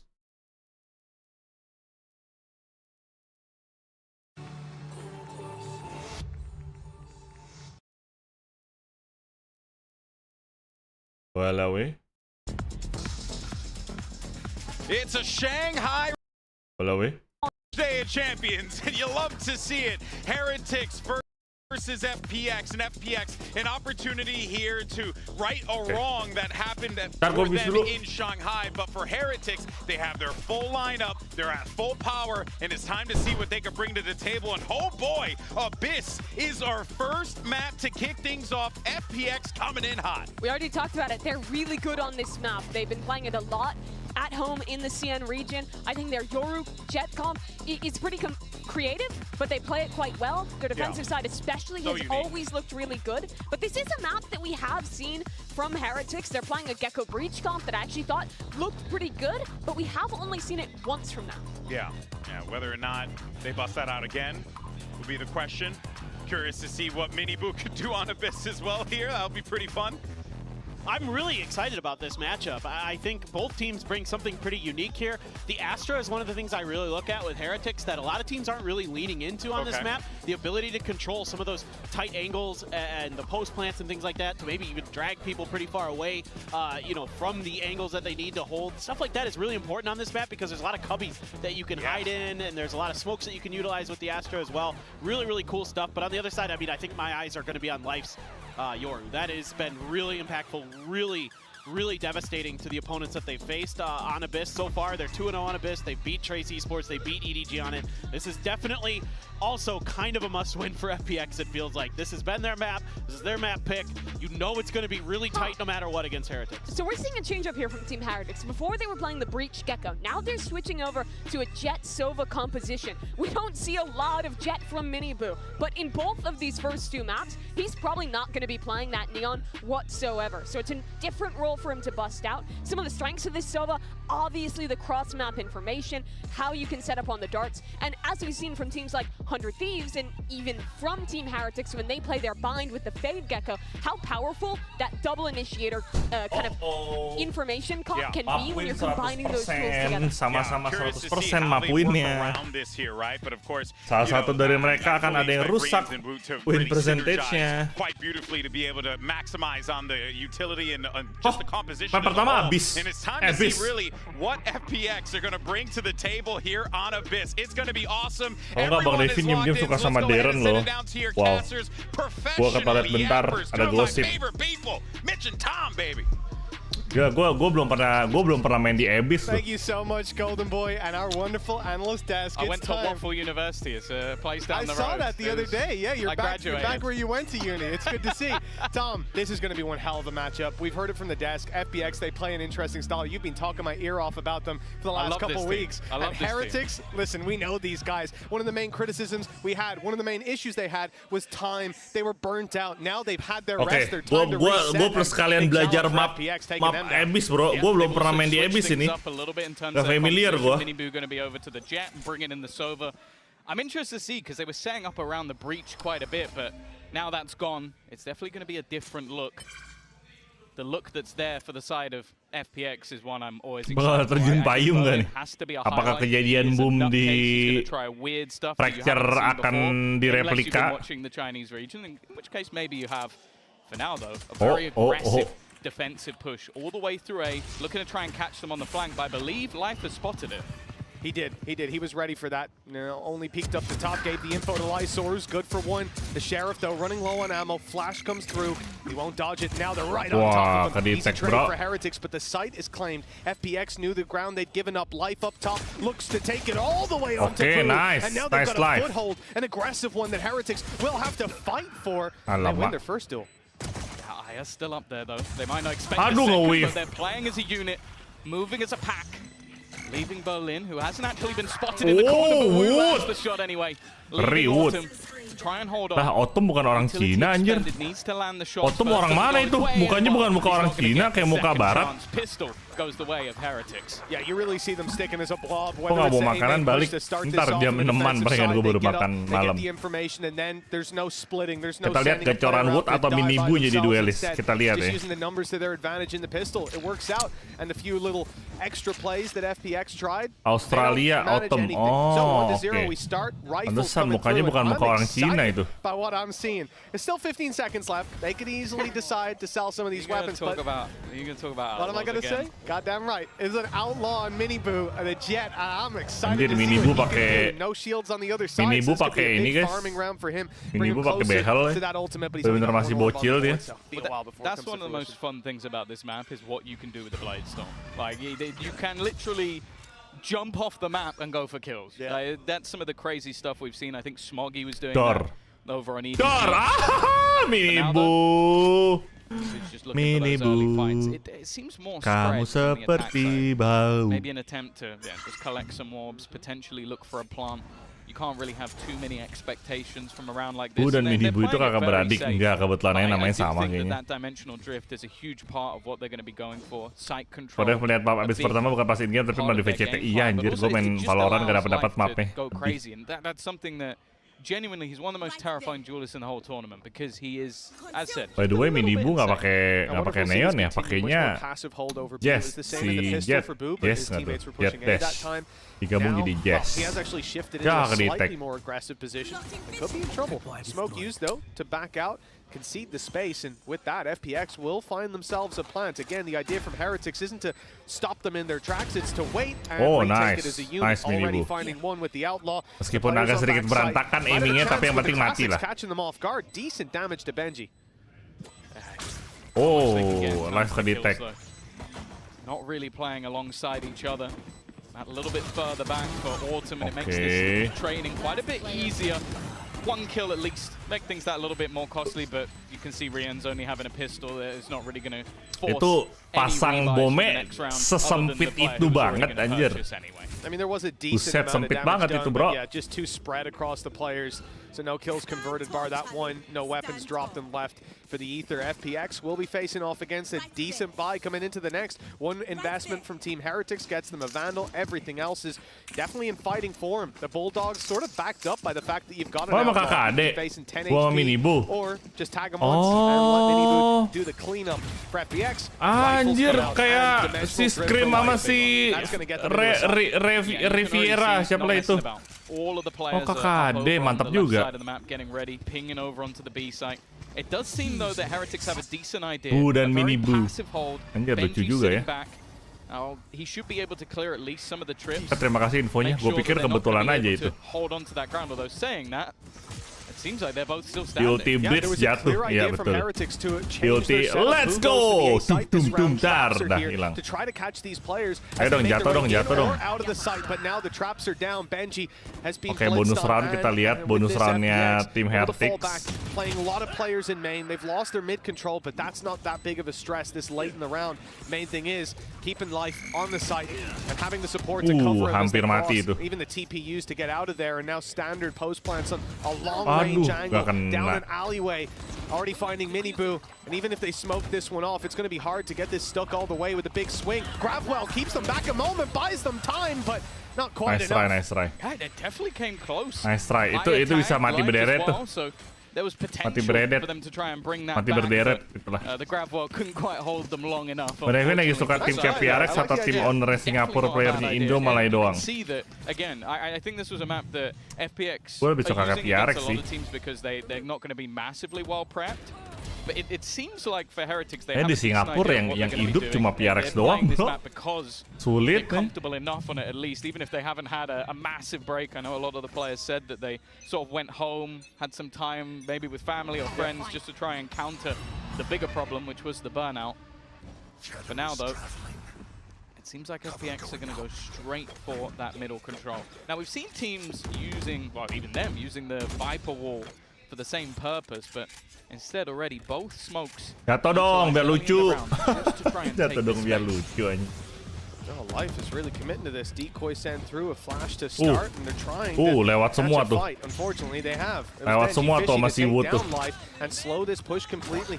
The squad now trapped in by Old coming in from Wood. Big play from Boo. He's caught Autumn off guard. Barely any ground to hold on to for FPX, and now down to nothing. Berlin. He's made it to the site. His sneak up through B main is successful. Unfortunately, he's got 4 opponents to take down and a reveal that's going to make him give it away. The steps definitely shown Heretics where he is, and well, I don't think he's getting away with this one. Nice try. Gila, tim Heretics sih mainnya safe banget sih. Sisa 1 orang mereka nggak mau trading nyawa, nggak mau ngetrol. Kalau PRX kayak gitu tadi tuh, 4-4-nya nge-push tuh. Tim Heretics sampai ngulti Gecko loh. Gokil, respect gua. Gua suka tim-tim yang kayak gitu tuh. Yang mainnya tuh aman, yang pasti-pasti aja gitu. Ini gue jamin tuh kalau PRX 4v1, 4-4-nya tuh nge-push semua tuh. Pasti ada aja yang mati 2 gitu. They wanted to try and go for mid control, but it was very telegraphed. Like you're using both smokes, like, unless you're going for some crazy fake play. I don't think it's going to fool anyone, and the main person that could have been caught was Benji. Ow. Yeah, and he hit his shot. Simple as that. Mini Boo, free kill, and he's dashed right out. That dart caught everyone. It caught everyone. That dart caught life as well. Dartnya ngeri banget, dartnya. Picking off one, damage done. Berlin down to 62. Dartnya ngedamage 2 orang, bro. Obviously, still the rifle on Aya, but the rest of the squad just with pistols, and well, they are going to need a big performance to make this one. It's not about winning it. It's about keeping that economy managed on the Team Heretics side. They can't have all 5 players carrying rifles through to the next round, and at least there's the first to fall. Miniboo with Wood and Rien super low. This could still be an okay round in terms of economy damage for the attackers. Low. Maybe on a sneaky play from Autumn. Miniboo kayaknya nervous, guys. Making his way down mid. The problem is if his teammate falls, would mean that they eventually start looking back in the other direction, while the cam's going to do that anyway. Even still, the aggressive position of Boo means that a plant is going to be tough. And even still, they're going to walk back into a trip. So there really is just going to be so much information. Boo is just waiting for a mistake to be made, utility trying to be cleared from Aya, but he is dead. Like, unless Boo makes a massive mistake, I don't think there's any way that Aya's going to survive. No, of course not. It's not an angle you will usually clear, and not one that you can from the position he was in. Free for Boo. Oke, ada 2 orang di sini. Dijagain bomnya ya. Loud as can be. Automatic chance. There's one, and more HP on the ends if he can isolate the fight, but he wants the rifle, and Benji's guarding it. 4-1. A solid start to this defensive side. Heretics lose their 3rd round, one that they're kind of expected to, where they had the weaker weapons, but since rifles come out, takut dibacotin abangnya. much of a sweat. That last round wasn't a big one from FPX. Pressure sih kadang kalau main sama kalau saudara gitu. Gota keluarga bro. Is up next. A map there was a 6-win streak for the side of Heretics until that was ended in OT by Vitality. That was gak mirip dah Bu sama Mini Bu dah. For champions in the first place. Apa karena Bunya gendut ya? Tapi gak mirip anjir, gak kayak kakak adek. It's one that I don't think is the best for FPX. So and maybe they've changed things, maybe they got something new to throw in, but I think their sort of like hidden gem was this map. Not many teams are, I would say, at the top level, like at a good position. Like a lot of teams are trying different things. I don't think a meta has necessarily been set. And if they're going to get, well, boomed, which I wouldn't say they are yet, but no, they need to slow it down. I like the fact that they've called a pause already. It's not really been like a catastrophic destruction of what they've been attempting, but I feel like so far everything they've tried, considering they've got this like Euro comp which is meant to be a bit off kilter and catch people, it hasn't. It's been quite obvious what they've been trying to do. Yeah, Heretics have seemed ready for it every step of the way, and I think even the mid push you talked about, as you said, telegraphed with smokes, then the decoy goes through, they let it pass, take the fight immediately. It was Gen.G dropping life after the flash, after the itu marga nama belakang Bu sama Mini Bu sama bang. And dealing with the man himself, and I think that's tapi maksudnya kalau mukanya nggak mirip anjir. As you said, slowing down this round, looking for mungkin karena si Bunya tuh agak gendut. Kalau si Mini Bu kan kurus banget ya. Jadi mungkin tekstur mukanya jadi berubah. Like you said, they're not getting boomed just yet. Ya, gue tahu adek kakak. Cuma mukanya gue bilang nggak mirip aja. Find the solutions pretty soon, and now this is the best time for it. A bunch of ultimates online. Lah, oh, gue pikir kok hilang orpnya. But the rifles coming out. They've tried to do the same again, like throw a couple of early smokes. But this is just a ruse. It's trying to sell the idea that they're going for the same play. The problem is there's been a change-up from Heretics as well. They've now got the operator roaming in mid, so nobody else has moved. The orb being taken is definitely going to be heard as well. So again, like the idea was to try and sell some sort of fake, sell some sort of lurk. But thus far, that hasn't happened. No success in that front whatsoever. Team Heretics with...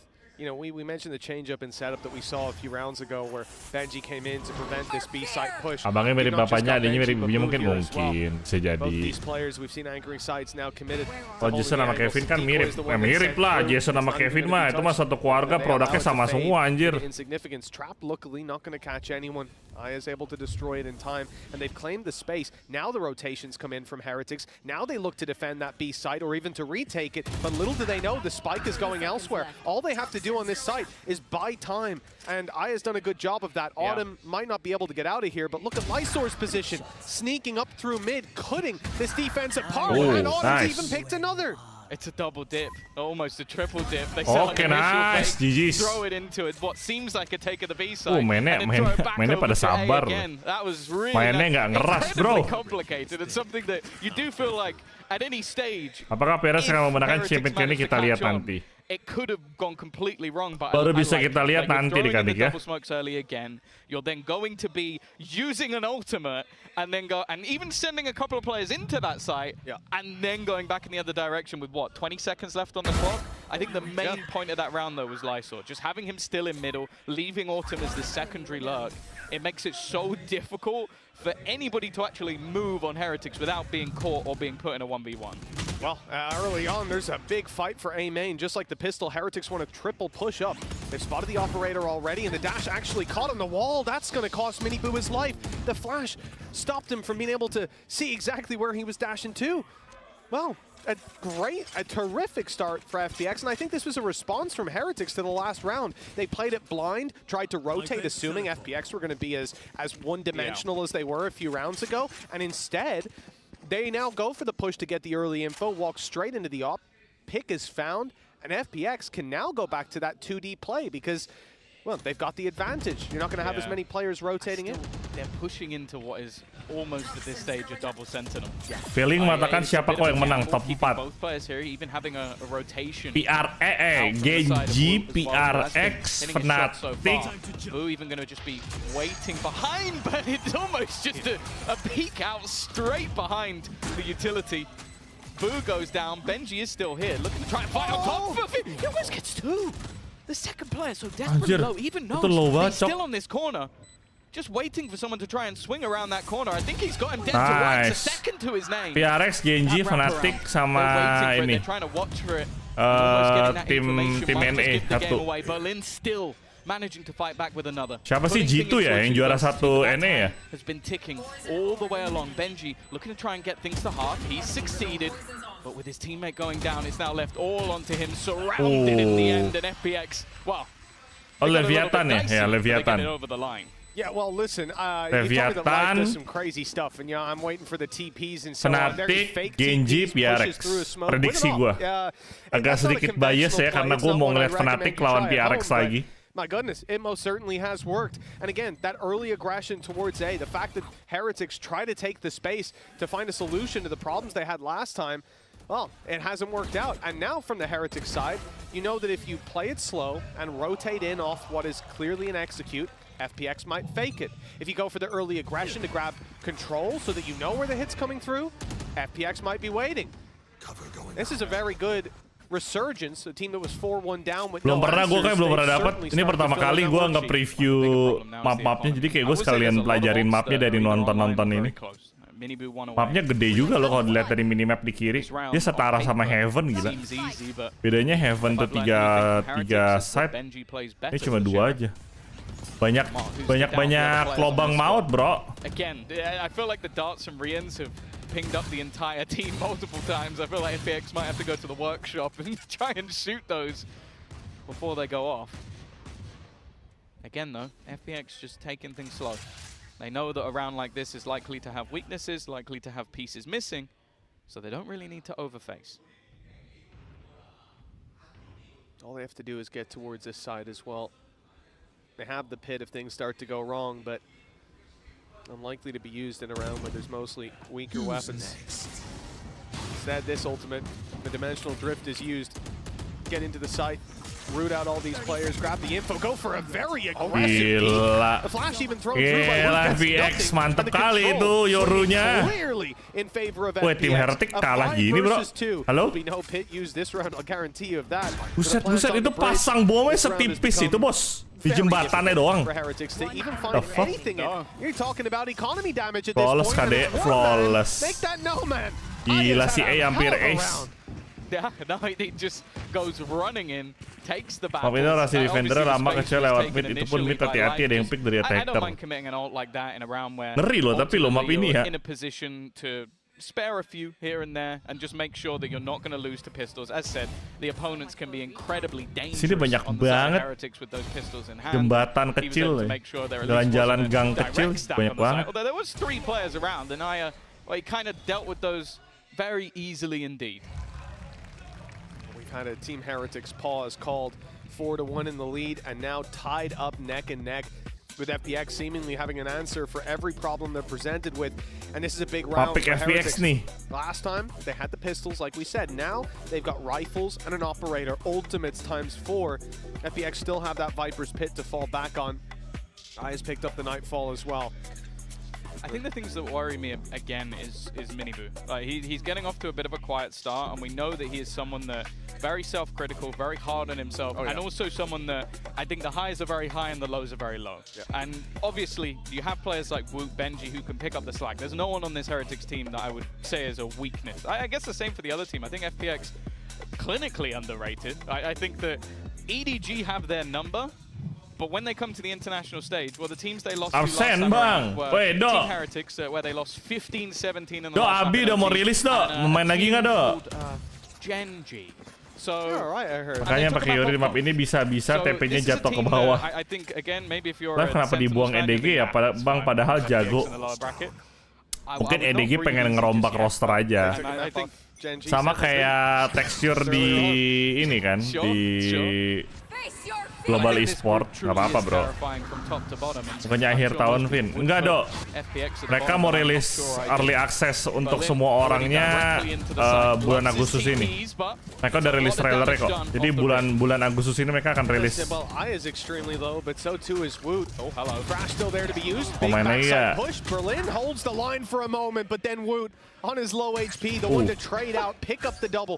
Babang Anton kok pasti bisa anjir, Babang Anton Lisoar cok. Lisoar mirip Anton ya.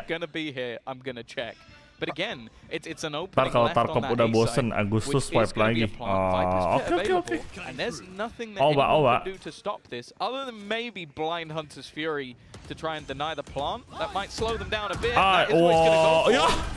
Miss. Ya, tapi dia nggak tahu di mana sih. With Life himself being the one to grab that kill. Blade Storm, we just heard it activated by Miniboo. They're going to commit to this, and going through that Viper's pit with a Blade Storm might be an advantage. Find him, drop the right click, and get it done. It's all you, little homie. Get ahead of the Thrash, but not destroy it. Luckily, it's gone too deep. It's inside the ultimate itself. You're not going to be able to recover that, certainly not with any form of ease. Miniboo, I almost expected him to go up top. Instead, he's just running it through, finding one, but it's not the Viper. Now you're down to the Operator. That's not the right weapon for the job. The spray is good to drop the diffuser, and although Autumn falls, the time already too far gone, and they can't deal with Life. FPX, this started out abysmal form, but they've taken the lead. FPX mulai comeback. Buset, itu dari sini kayak botol minyak loh gara-gara kena pantulan cahaya kuning. He seems to be everywhere, and that's the thing. Like, Aya's been having a great game, but Life is up there as well. Normally as the tip of the spear. Planting yang tadi Cypher buat post plan. The late game as well. And this round again is just the mid-round calling has been exceptional. Like we have seen different moments where they start one side of the map, they go for these opening picks, and by the time you even notice it, they're back on the other side, they've cleared everything out, and even losing the lurk. Like that was the moment you think, okay, the round's done. Well, they had 2 lurks. Dibilangin And then they go hunting. Life again was the guy who got the kill on Rien's. Oh no! Jatuh! No, look away. Look away. When you talk about Miniboo being self-critical, Jatuh! Let's go! That's a rough. Miniboo mentalnya kena dah. I think that's going to be in a montage or two. They only have pistols. At least they only have pistols this round. Right. It's not as bad as it could have been. That's rough, man. That is very rough. FPX. GB loves the phrase "from the top rope." I don't think that's what he meant. Jatuh pertama, guys. Right down to the bottom.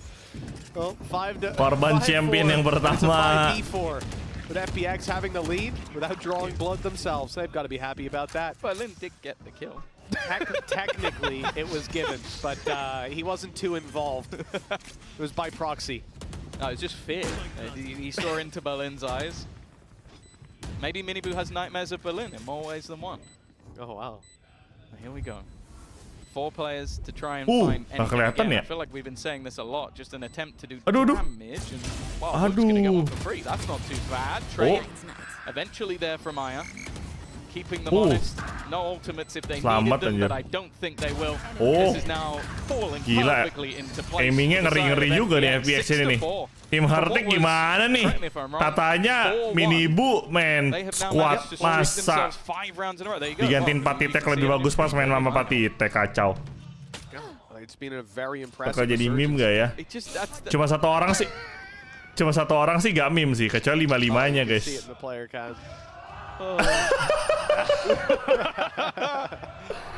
The thing is, it's the Coachnya udah, aduh. as well, because I feel like if Benji has, he's gonna be giggling, he's gonna be having a laugh. Laughing away. I think Woot as well. The silly little goose. Mini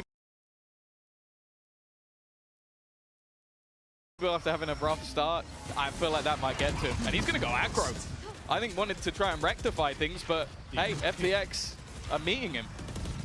They absolutely are. With a guy like Life, we've seen this a couple of times. He's willing to play a little bit loose, a little bit crazy. Setting out the late lurk for Berlin. He's going to be covering the back lines where the traps from Cypher don't. And for Team Heretics, sama Patitek bisa sampai final, makanya kacau guys, kacau. Smokes online for Boo fairly soon. He's popping down his stars as we speak. Artio kah? Agak buffering aja kayaknya itu. They've had it for a while. that space before they've claimed the site. This could be an absolute disaster. Problem is, denying this defuse is very difficult. Oh, the run through is good, and the shorty comes out. Gorgeous play from Autumn. I thought that was going to be a close round, if anything, a guaranteed for Heretics back on the board, but well, FPX just doing FPX things. ARGB ada kan di turnamen ini? Nggak ada tim Indo. He pushes him off. It literally would have fallen off, but I guess it's a risk. It would be a big last risk round. just to play that far forward. But last round in the house. The fact he jumps in, sprays ones down, and then gets the second with the shorty, like, and the Cosmic Divide was great, but again, when you're up against a team like this who have no fear, they don't mind playing through your utility, you have to basically body check them into not playing confidently, and I don't think anybody's managed to do that ever. And well, speaking of confidence, Autumn's coming into this round with the Viper attack side op. Actually, in fact, so is Aya. Yeah, I mean, they've got extra credits. I have to assume there's a weapon on the floor in case things start to spiral out. This is the last round of the half, remember, and well, Berlin's got enough credits to buy them a few spare rifles, so does Lysor. For FPX, well, 6 rounds in a row. No surprise to see them playing confident, and even in the last round, I feel like they had that hero play, but they also had Berlin coming up behind. If the play was slightly slower from Heretics, throwing out a lot of opportunities for themselves in the late round. Now it's going to be the same thing. Lysor mid lurk, play to B site, but again, Heretics, all the utils here, and they've got Rians this time. That's it. His darts have been impressive, and he's got it online now. Trying to get that information, and it is eventually going to be denied. In fact, not catching anybody this time. The kalau lewat kiri itu yang sela-sela kecil lagi tuh. Instant death for the side of this attack. They're taking the space, jumping up, and he's found the first. Lagi lompat, aimingnya nggak ada. But it's not clean, it's not pretty. Wah, nge-wave itu. Pada bisa dapat loh. Kacau. Always behind. The timing's going to be everything. Though, as Rian drops another. He's heard the steps of Minibu coming behind him. He's trying to catch this guy off guard instead, and now looks to switch back. That plant is just about going to be coming in time. And they've still got to worry about that flank. Yeah, it's made its way up top now, and well, it doesn't look like the flank's the main problem. Berlin's holding strong. Autumn's here to support. Anjir. He's lost his head. Now the flank is the main concern. 8-4 as we close out this half, and FPX, they were 4-1 down. Yeah. This was looking bad. They needed an answer, and by golly, they found it. Yeah, no, this was just an impressive dismantling. I've really enjoyed the way that we've seen mid-round switch-ups, more direct takes. As I said, I think the calling, honestly, from the side of FPX has been utterly sublime. And then just those individual plays, like Lysor, bottom of the board, has been an irritant for them the entirety of this half. Well, nothing but problems. Time out lagi. For the side of Team Heretics after round 5. There's been no success. They'll get a moment to recoup. Time out lagi. We'll be back in just a little bit.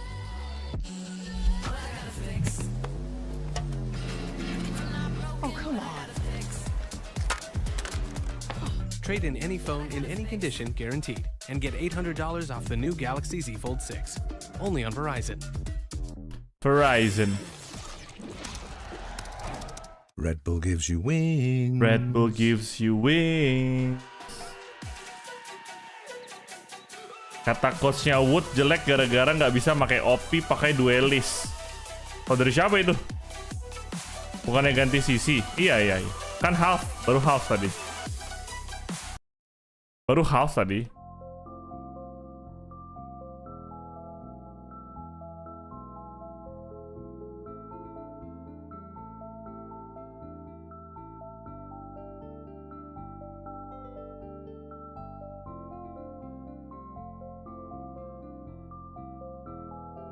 Twitter bang, apaan Twitter bang?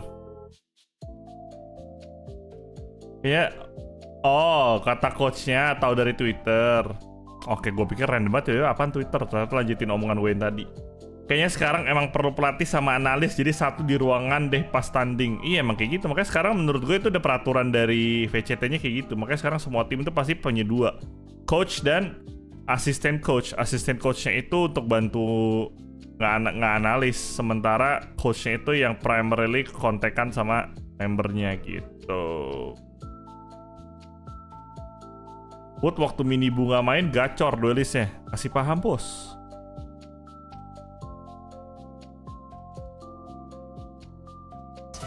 they've been left out in the cold. For FPX, everything's going right. Every call they make is coming to fruition, and I think for Heretics, this pistol will be essential. We've got Miniboo 3 and 10. He fell off the map as well. I mean, as far as confidence builders Miniboo bottom fragger, guys. Of the start. Oh yeah, for sure. Miniboo abis ini mentalnya kena pensiun kayaknya dah. Tadi aja dia udah minder loh. Kasian sih Miniboo, guys. Aduh. Mantap bener itu angle-angle tipis. I want to point out there was more than one. Berlin is still going, but it seems like Boo is very aware of the potential of further aggression. They are holding for this FPX squad. Yep, making some pressure on A, but I'm not even sure if they're looking to commit. For FPX, though, it seems quite clear that there's about to be a hit on that side of the map. The steps, the noise, the utility is now over there. 3 players now stacked up, with Berlin left with the responsibility of hearing the steps if the rotation. Ambil makan, guys. Considering Aku they killed dianterin Ayang makanan, on puji mid, Tuhan. they might start to go quite quickly around. There's a lot of pings here, though. Pings that certainly indicate they're suspicious of a player being around here, and they've caught Berlin. Okay, the snake in the grass dealt with, and Heretics, I think, are going to move into the B site. Yes, they are, and it's wide open. Yeah, they've been methodical this round. I think they were very ready for that mid push, something that is attempted by FPX. Makan guys, makan malam dulu. 30 seconds left. Watching it from multiple Selamat angles, makan. while now for the defense, they are going to need themselves a bit of a hero play. Wingman will be sent through. A little obstacle course for him to make it onto the site, but defense are already here. All 3 players. FPX ini tim Cina. Looking for someone to make a mistake. Well, perhaps Rian's has. He faced into Lysor, who seems to be hungry for some kills. Already picking up 2. A damage done to Benji. This is workable. With Lysor down, the pressure falls on Autumn. He's had some big plays, big rounds, but it's a little tough to do in the pistol, surrounded on all sides, and Heretics. Nice try. Everybody put the work in this time. A team ace to put a round on the board after quite a while. They finally get to taste victory. Yeah, it's an important one. Now that's both pistols in this map 1, and currently still going to be at a deficit unless they manage to win the bonus or something of that sort. It's definitely not an ideal scenario. But I will say, from what we've seen, at least in the pistol, they're aware of what's going to be attempted by FPX. The thing is, they've cooked up a lot of stuff on this map. I'm still waiting for the round where Berlin gets his ultimate online to see if he's going to try some of the stuff that he was attempting in previous matches versus EDG, trying to jump off the map, use his ultimate to teleport across, cancel it, and then Shrouded step back onto the map. And then he got shot in the face. But the idea is there. It's just, if he can make that work, he's going to look like the greatest player ever. But this round, well, any kills would be nice. And any damage they can do. On the other side of things, as always, hari-hari TH bagusan sama substitute daripada sama main tim. Lurkers, or to take more of a risk if Kacau. Yeah, much more controlled early round from Heretics than what we saw from FPX in those first couple. Spread out, just looking to push and pull the map and get a sense of what they're up against on this defensive side. For FPX, gamble on B. Well, I'm not sure that it'll find value. That aggression you're seeing out of Heretics is only to find the orb, and then they're on the rotation back towards this site that's much more open. Just one man defending it, and Life is about to go through the smoke, and that will be the end of him. A site now open for the taking. A little bit of Cypher utility awaiting them, but no one to execute on the back of it. No one there. He can walk into every single one of those trips unless it catches him and pulls him off the map. I don't think that's going to be working. I was about to say, surely at this point, if he hasn't realized it by now, we have a problem. For the rest of the players, it may genuinely just be a, well, I was going to say die to the spike, or, you know, there's other ways. Oh no, I tripped. I have tripped and fallen. No. FPX, I think the spike is the likely play. And look to just punish anybody that gets aggressive. If they catch someone, get an orb. The thing is, none of their ultimates are even remotely FPX gak mau nge-push. Or is the closest, and I don't think it's worth risking giving stuff over to the other side. Anjir, FPX 4 lawan 5 gak mau nge-push loh. Lu menang senjata loh. Pistol to play with, so it's an orb for an orb. Not going to be the worst scenario, not going to be the best. Enggak deh, gua mabok. Close the distance a little bit more. Gua lupa FPX tadi kalah. In the buy rounds is where FPX, well, as you can see by the timeline, by far the better side. Yes, absolutely. When those rifles come out, when old cycles are through, and honestly, a lot of the time it's been nothing to do with ultimates. It is just how they're playing the map. Gua mabok gua salah lihat tim. I don't expect them to slow down too much, though. The results here, this is, well, it's their pick for a reason. They're on this defense, B-side, Viper. Autumn's been having a good game so far, and his challenge is a little bit more aggressive than what we saw from Heretics. Boo was constantly playing far back in heaven, or Benji playing towards the spawn with his utility. Instead, Autumn is out looking for a fight. Because they've got Thrash online. If he's not put into a better position, or if he's caught out, he is the only defender of this site, so that definitely could be an issue. I think also just playing on this side when there's a Gecko, because that is the normal route to send through Wingman to get you into the after plant. It's the common post plant. Kenapa nggak langsung jatuh aja ya? I guess with Nggak tahu deh. now alongside him, it isn't Kayaknya so jatuh much nggak of a dapat risk. duit deh. I think we've also seen a bit of utility on the other side of the map, so I think FPX at this point have a pretty decent idea. Mungkin kalau jatuh ngasih duit, anggapannya tuh kalau jatuh tuh kayak musuh ngebunuh lu gitu loh. Some of these rounds are going to hinge on that mid lurk, and we've seen Benji sitting around this position, but only holding for the aggression.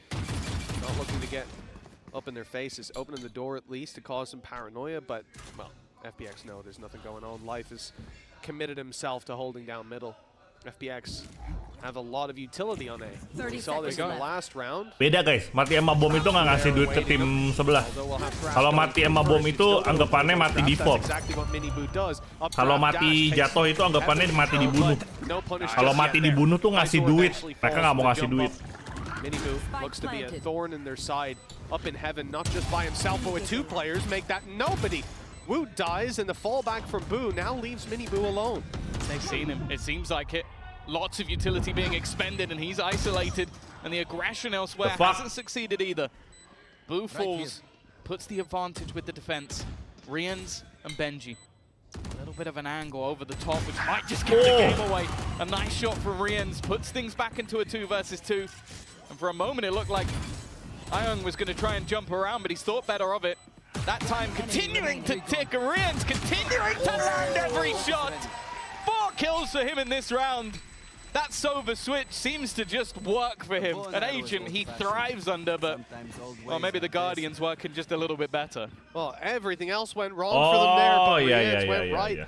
Unbelievable. The fact that Miniboo's isolated, kalau lu masih full HP nggak kehitung. Dealt with the utility thrown down and him forced out of position, and that Woot got caught going up. You know, the idea was to have 3 players there to take a fight, to maybe even flash through the smoke and get super aggressive. But once Woot falls, Boo's in no man's land and quickly swept up. It's the Turkish Olympian. He doesn't need any of that high-tech mumbo-jumbo. No. Put a gun in his hand, and well, they'll be hoping this time it's not the silver medal. Either way, that has wrecked the economy of FPX. Yeah. iRGB is going to be in the same position, trying to make that Guardian work. To be fair, when he's had a hero rifle, there has been extra damage caused. There's no doubt about it. The rest left just onto pistols. I guess in that case, I'd probably be watching Lysol, because his share is fairly nasty. For the other side, though, you got Hunter's Fury, 1 away as well from a Cosmic Divide, which for the most part, it's not normally the most impactful, but when you're up against pistols, being able to section off an angle, if there's a stack, could be high priority. Instead, though, Heretics, again, they fall into this passive default. They are expecting aggression. They're expecting pushes, and to be fair, other than the mid push, no one's really moving. Yeah, it's a slow play. And with 40 seconds left, that's when Heretics start to look somewhere else, start to move, and abandon those lurk catches. If Berlin hadn't walked in with his back turned, I think that could have been a different fight. Instead, Miniboo grabs the opening. It does spur them onto the B side where everyone's waiting, and it's iRGB taking 2 headshots at that with the Guardian. They're in a bit of trouble jumping across that bridge because iRGB's still waiting. His 4th kill locked in already. And Benji Fishy left in an impossible situation. 3 players and iRGB looking for the ace. He's got it locked in. Another round for FPX, and what a way to do it. Nice. Well, Two rounds, 9 Guardian kills. I don't think you're going to find that too often in the history of Valorant. Ace pertama bro, ganteng. Players that can both hit the headshots, but Ion just doing it a little bit better. The first two was so disgustingly clean, but let's be real. I think there was about 1, maybe 2 missed bullets in the entirety of this round for him. FPX showing the depth of skill. He is 19 right now on the scoreboard. Nobody even close. 2-0. Tetap bakal 2-0, percaya sama gua. By talking about it, and even we finished the EMEA stage 2 by talking about Mini Boost State. This is a guy that relies on confidence and hasn't had it recently. Bottom of the board, 5 and 12. They got to kill that round. Mini Boo udah stress tuh. Fantastic. But I mean, the problem is, when you look at FPX now, they have the exact opposite problem. Confidence has got to be sky high. They had a streak of rounds in the last half. Now they've put one on the board here in the defense in that kind of fashion. The only thing is, Heretics are still 2-0 ke FPX, bro. They lose this TH cacat, bro. That's the first domino. Ini Bu cacat, anjir. FPX, they're getting into the home stretch. Bring in Patitek. The thing for them in this series, though, is again, it's what I said when they were 4-1 up. I'll say it now that they're down. This is the map that if FPX are going to compete, TH burik sih. I think going into kayaknya TH lawan Sentinel bisa menang Sentinel dah. It's a map they've got a lot more reps on, in officials, at Masters, you name it, they've played it. Masih muda dia kayak grogi gitu. Iya. Ya tapi tetap aja bro. Kan kalau lu udah di stage internasional gini, fans lu gak peduli coy. We've already seen one grand final rematch. I think most people were expecting a second. Gak peduli lu mau nervous atau apa. Kalau lu performance jelek ya jelek. Lu kayak gak tau aja netizen. Wow, apaan tuh? Rame banget di mid. Gak ada di B, di push. Mulai greedy nih gue liat FPX nih. Young might be in a position to get under that. I think it's just about gonna catch him. We'll see. Yeah, he's had to break it as he makes his way through, and now they're aware. They're turning. Would have made it if he was bold. That's all I'm saying. Another win for the bold gang. Another win, the first win, let's say. Wow. Team Heretics 4 versus 1 at this point. It seems to be locked in, but it's 98 kejar-kejaran, seru gitu dong. Easy victory if he decides to go for it, but definitely one that seems locked in. I believe. Economy, a little shaky, and for the defensive side, I think it's better to just carry this weapon through to the next. They've made the right call, but that does put Team Heretics with a foot in the door. 9-8. It sort of is. What's the Death was talking about? Jatuh kayak biar lucu juga bro. The aggressive plays either look amazing or they look like that. You try and flash through a smoke, the whole team is waiting on the other side. Itu bisa jatuh, ngeri banget dah. It's gonna happen. It's how this composition almost works to them. Like you. Astaga, gue baru ace bejir. That solo initiator, and because of it, and they do this a lot. They play the double controller or Jerome the triple controller on a lot of maps. So you're very hari-hari meme Jerome dukung siapa kalah masih aja loh. And in most cases, it's the life to be an initiator with his face. So he's gonna go running into angles, flashing into angles. You'll Pro see player mau umur berapapun, mau baru mau lama kalau udah di stage. The craziest of duelists to take because of the comps that they're all running, in. because they're more reliant on him to do gak stuff bisa like itu that. yang namanya gak terima alasan anjay. Opening picks immediately off the rip. The round's gonna go wrong. Luckily, with that extra save, with the extra gun, they're still gonna come in with the purchase. And Ultimates, honestly, udah champion jatuh nggak sengaja. Si bakal relatively neck and neck. Nggak ada yang tahu bro. That last round, the early aggression. Sometimes you gotta just throw in a little extra flair to your round, and if there's a lurker there, he's dead most likely. Ready to take the fight. For FPX, rotation comes through. Life now in position, ready to take this B fight. In fact, agent baru ntar inisiator, terus ada akar-akar mawar gitu. Cewek dong berarti. Semoga aja bukan LGBT lagi dah anjing. Making a fight for it. Vu though answers back up alongside Woot. A 2 versus 3. A retake needed for FPX. The spike planted relatively open. The thrash online just in case. And there's not a lot to say for FPX hari Minggu, Henry. Nanti hari Minggu PRX baru tanding. At least they'll have the information to work PRX lawan G2 bro. I don't know what that is going to get them. Maybe lawan orang yang mengalahkan dia bro. Lurk around from Young, he's going to go for it. Yeah. Apaan Absolutely nothing. A firing squad waiting for him. Itu bunuh diri anjir kayak gitu mainnya. The fuck? Another round on the board for Heretics. Nggak kayak gitu dong, nge-push kayak gitu dong. Solid utility. We saw Hacu the banget. initial flashes that I think the Gecko flash caught like everybody who was on that site. Like every POV we switched to. Rasa final. Iya sama kayak Gen.G lawan Sentinel.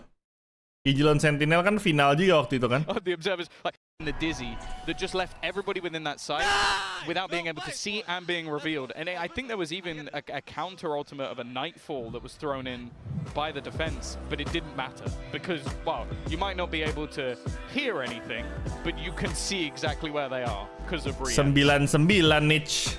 Well, Sengit niche. From iYoung. His 4 kills on the Guardian. We thought that might have spurred them on, put them into the home stretch. Ayo, siapapun yang menang match 1 akan menang map 2.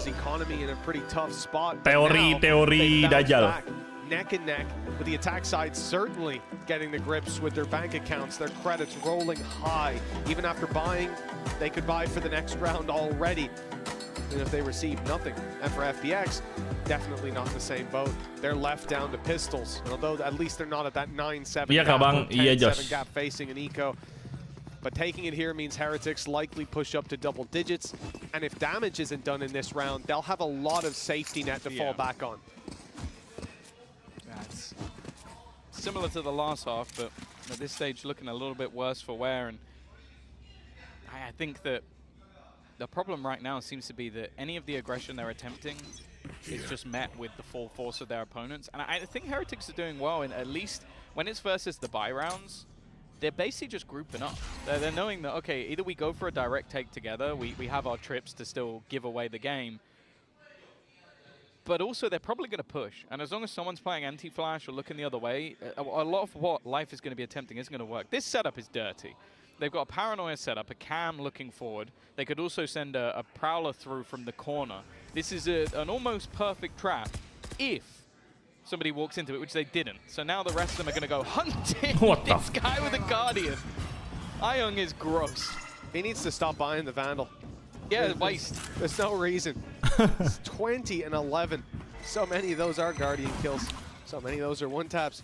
50 seconds on the clock. Spike's already made it to the B site. Planted as we speak. Woot. Well, his Dizzy's gone. He's going to play aggressive. He's not going to recover that Dizzy up top instead to try to disorientate the team. Defensive side. Mundur perlahan, Benji Fishy akan kena. Bam. Bam. One on the flank, but there's a lot more coming. 20 HP left on iYoung. That'll limit his impact. I thought he had something special up his sleeve, but just the one to be found. Still, though, at 2 versus 2. If iYoung had full HP, I might even favor them in this position. Aduh. Still a chance with both solo. 10 HP in the difference. Shock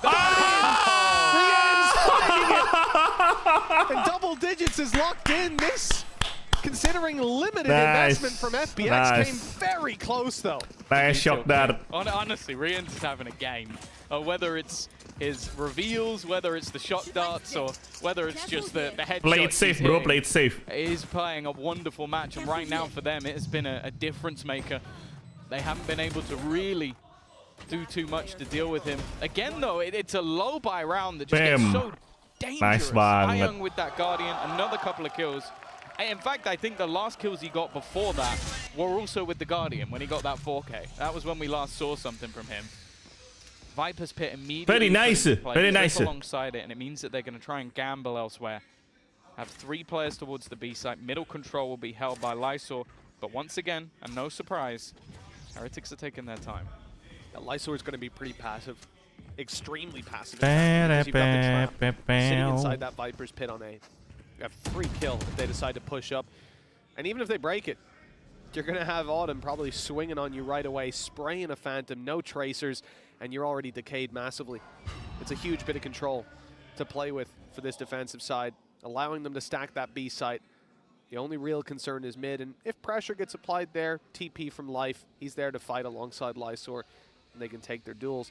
Heretics will find it hard to find a response, especially as they've pumped the brakes so heavily in this round. With 40 seconds left, still yet to really make any ground. Ini kalau dilihat-lihat, mereka itu selalu ngelepas A loh. A itu selalu 1 orang. B itu 2-3, terus mid 1.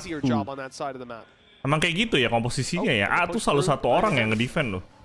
Apa ini strateginya si FPX saja? Nah, tapi tadi tim Heretics juga kayak gitu sih. A dilepas, satu orang jaga satu aja. Kayak lebih banyak, lebih rame itu selalu di B nih. Tempat ini nih, ini kayak famous spot buat plannya ya di sini ya. Iron though has pushed in on his own, and well, he's going to get double swing for it. A little bit over aggressive, a little bit individualistic, and because of that, the rest of his team are now still a man down, and they're going to be worried. There is the latest lurk on planet Earth from Ben.G. He's only just made the drop. I think it actually got heard by Autumn. Lepas juga kan ada Cypher atau Sentinel. Tapi yang dijaga di A bukan Cypher. So clean, so yang jaga di A tadi si ini. Autumn's just going to try and get in and diffuse this, but Yoru, see life. He wouldn't be pulled off, but I think he has been. The angle not being able to be kept, and mati dong. Eventually, it's going to fall. Nice try. Bye bye. Another round where Rian's the last one alive and taking down that final kill. 11-9. Ayo, siapapun yang menang. Sense why Ben.G took so long to get back next out, map menang. They made this the most telegraphed A push, A split of all time. The drone goes through the Viper's pit, it catches the tag, immediately on middle, Ben.G's breaking open the vents, running through to the A site, and letting them know, hey, we tagged you, we're coming to kill you, we're going to drop that pit, take the site. And the response is what it should be from FPX. They immediately rotate in. Your Viper can't just hold a 360-degree angle, but because of that, these sites much more open. Isolated fight onto Berlin, site secured, plant in, time on their side, and Ben.G, yeah, he plays it super late, but that was what needed to happen. Otherwise, he just runs back out on mid. They obviously know he's there. They kill him. One less guy to deal with. The danger now, 4 ultimates online for Heretics in a round that if they win, wow, it will put the economy of FPX in an awkward position. Their ultimates, some close, 1 or 2 online, but this is looking like a spot where Heretics might be able to just run away with it, and as said, this is a map that is pretty important for FPX to take. Heading into Bind up next, Miniboo, space taken. He's got the Thrash actually going in behind him. That will clear the back of the site and give them all the space they need. Should he be able to get back over to recover that, but Woot, picking up the kill onto iYoung. I don't think he's going to be going for Thrash, instead holding onto that control. Up close is Miniboo. Miniboo set banget karena dia underperform. Susah kalau masuk A satu smoke aja udah bikin overthinking. Side A itu buat attacker susah banget dan buat defender satu orangnya udah cukup. Oh gitu. Skin championnya baru. Iya. Skin champion yang baru tahun ini punya 2024. Dan kebetulan si A itu top frag kan, kalau top frag menyala bangku. There it is. Popped and ult completed. Not able to find anything. Sending the decoy through. Just buying the space. Keeping them back in the choke point as the defuse starts. Now he'll body block. Look to absorb those bullets for his teammate. They've killed Light, and now they need the diffuser. Looks like they'll get him just in time. With it ticking away, all they have to do is deny that diffuse with the man advantage to their back. Banget anjing match barusan. To close it out. That's 12-9. Semuanya nembak pakai feeling aja itu. Really difficult spot now. Economy down low, and 3 in a row needed to stay alive. Okay. That's the thing. If you're in a late round, okay, FPX. Just run. Like, it's a little bit unlucky, like the smoke fading just revealed Berlin to everybody at the end. The body block from Life was a nice idea, but that smoke just, yeah, it wasn't quite there, just not long enough. And while the final push from Rians, him and Woot, the Turkish duo, up there at the top of the board.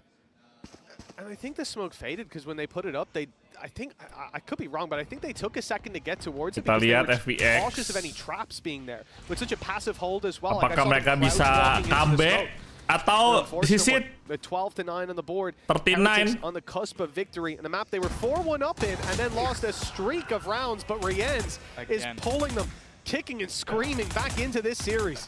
Yeah, it's going to sound harsh, but when you have initiators putting up this many numbers, sometimes your duelist can have a bad game. Like, it really does. It's so ridiculous how talented these 2 Turkish players can be.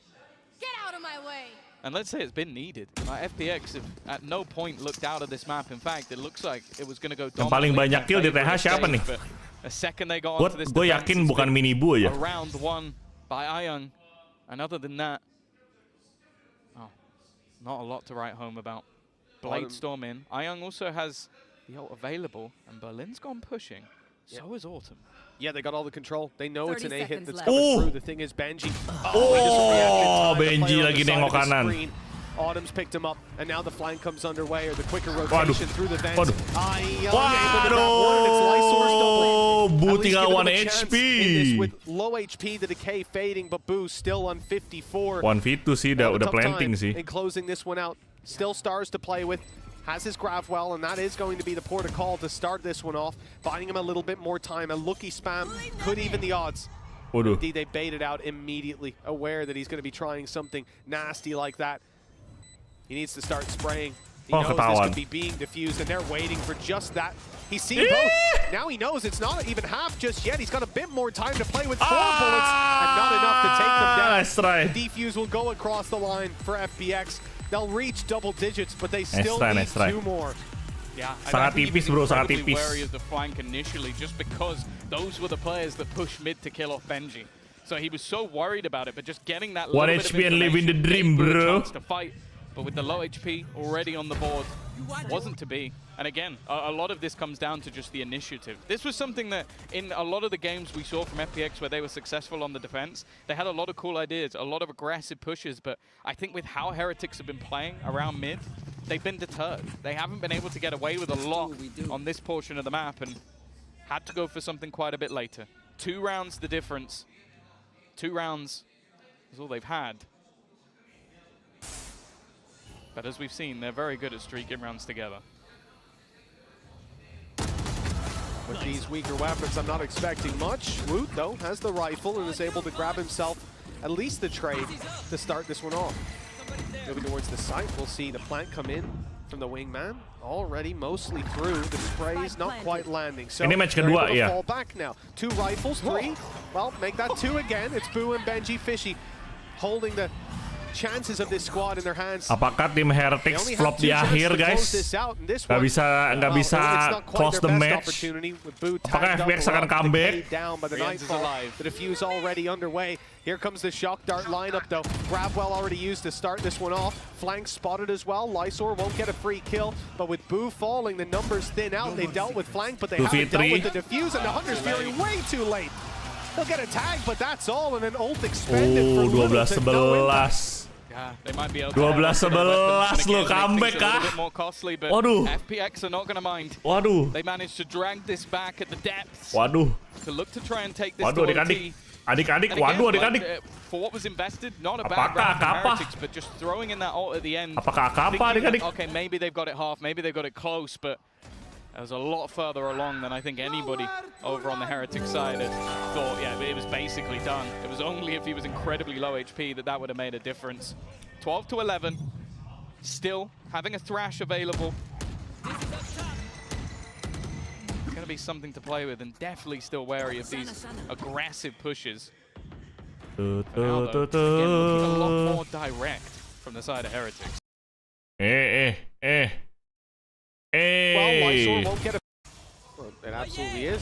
We saw Thrash. Monster on the loose. Now sent out to find a victim. That was an interesting apa dash itu, up top. Bu?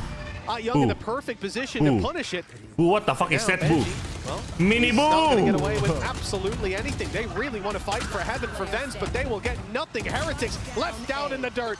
12-12. We're going to overtime on map number 1. This was looking like Heretics had it in the bag, but a last-second resurgence from FPX keeps them in it. I think it's been both teams now that I've expected it to go dominantly to FPX after an incredible first half. Then I was like, okay, well this is done. And now it's gone to OT, but probably the I've ever seen. And the thing is, I don't think Ayung had been playing that position much. Like we've seen comeback atau real comeback up there and have no contention whatsoever. This time, Ayung is waiting 27-16. By the way, it is him and Rienz. Pasti Patitek melihat match ini dia tertawa. Ternyata tim ini tanpa aku sampah. All the bells and whistles, all the fakes, all the ruses might go out the window here. As all the players, all 5 in fact, are outside B. Well, Heretics going for the same push-up on A, but seeing absolutely nothing this time. Going to be much quicker rotations going around, plugging the gap that's on middle, and mainly trying to support this B site. Unfortunately, they won't be there in time. Look who snuck into position, though. Boo It's not a normal spot to be playing from, and they're not even going to clear it. They're not even looking this way. That's the spike right in front of him. He's letting it get half planted just in case he can find another kill, and not quite, but he does the damage. Lysor on 8 HP, but the advantage sits with FPX, and it's Lysor that's going to go forward to plant this spike. Anjir, gue pikir musuhnya, Cok. Contested unless there's a crazy shock dart. There actually was! Line up! Line up, shock dart! To plant this spike, a death sentence most of the time. I believe another. Gua meminibu saudaraan, iya betul. Berdasarkan info mereka adik kakak. And only the one to be found. Berlin, 1 versus 2. 2v1. They're all going to be diffusing in that narrow little alleyway. If there is a chance, the spray might just work out, but they're trying to bait him into a fight. He sees they're not diffusing. He'll buy this time just a little bit further. In fact, the clock here could prove to be the biggest enemy for the side of Heretics as they start this diffuse yet again. The swing is in, but the shots don't land. FPX punished this time, and it's Heretics to push to 13. Re-ends with a phenomenal. Apakah 13 sama atau 14-12 adik-adik? They're going to be calling for agent bans. That's what they're going to be looking at. It's like, guys, I've had enough of map vetoes. I want agent vetoes. Ini seru banget daripada yang tadi. Bear in mind, last time they ini skill gapnya sama, jadi skill gapnya nggak jauh. Kalau yang tadi jauh, bos. For the game today. Gen.G sama Sentinel skill gapnya jauh banget tadi tuh. Kalau ini skill gapnya nggak jauh, jadi seru. Selevel lah, selevel. From Benji, they've got another opportunity. They've already had 3 of them to close out this map, and FPX, well, they got an extra pause. They're using it. Now's not the time to let this one slip. With that a little bit of extra brain juice expended for Team Heretics. They've got to be feeling fantastic. I will just quickly note that Boo currently has an Odin. I don't think he's going to commit to that, but attack side, they might have post. Masa jauh banget? Apaan GEN.G sama Sentinel 11-10? It could be nasty. So there is a 11-8 lah. GEN.G sama Sentinel. Yeah, he has a 11-8 lah. Kalau 11-10 tuh ini. So if he is pulling this in, I would be very surprised if they're not going B, because he has an exact post plant for this. You know, you showed me that. Sentinel menurun, bro. Let me tell you, the things that were written in chat, I'm pretty sure some people got banned, but it's good. Tapi jujur ya, dengan performance 2 tim ini lu bisa lihat kalau salah satu dari mereka ngelawan Gen.G itu dibantai, bro. Lu berasa nggak sih skill gapnya tuh beda? Pas tadi ngeliat Gen.G tuh rapi banget kan mainnya Gen.G kan. Lihat FPX sama TH tuh salah satu dari mereka ngelawan Gen.G rata, bro. An issue really. It's just going to be if they can get into a post plant, which, hey, if you're running a Gecko, I feel like you should be able to do that, and they have been able to do that. Autumn already spotted. Boo already in position, ready with his lineups, just to try and be an absolute rat at the back of the site. And while this is maybe the scariest post plant FPX are going to ever have to face into. They might not even know what they're facing just yet. That's the scariest part. You see the stars down on the spike. The grav well to deny. Benji's been in this position quite a few times, more than a handful of times. But this time they're not checking it in time. Luckily, Lysor reacts. Nah, si Benji.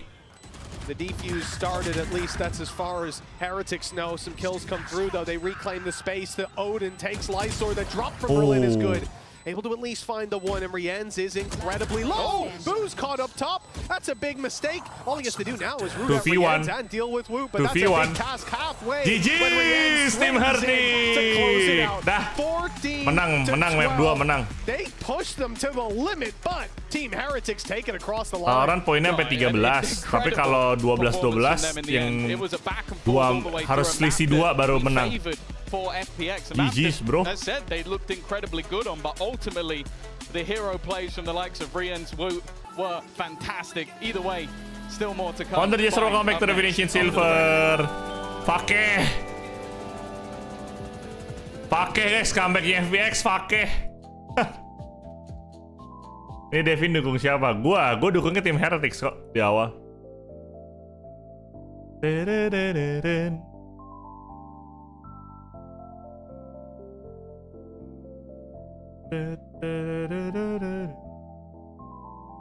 Next, siapa yang menang map 2 game 2? FPX atau TH?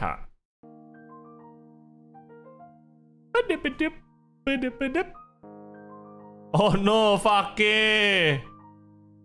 Di komen VCT dia ngatain minibot. Minibot. Ayo 920 minibot. Ya ampun, kasihan cu. Wah, ini Logitech bro. Aduh. Kasihan Minibu. Pasti dia akan dikata-katain bro. Udah pasti itu. Set live. Udah ada spill hero baru bang, agent baru. Belum, katanya biasanya kalau spill agent baru tuh di ini. Di final. Di final tuh di spill tuh. Kalau waktu kemarin kan di final master kan di spill map baru ebis. Nah, di sini di final champion bakal di spill agent baru nanti.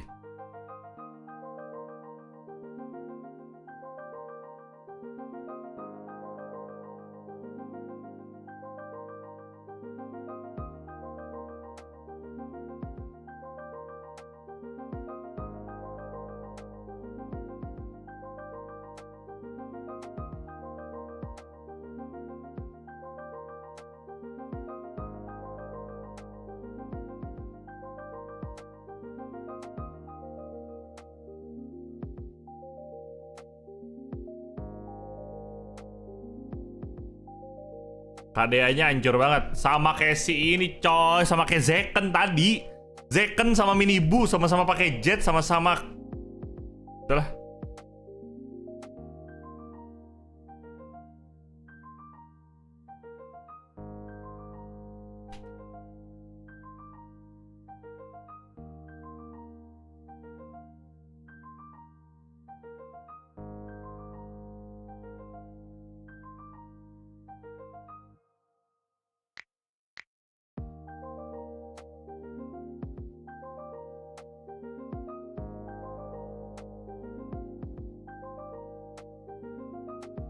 Info harga bundle champion mahal.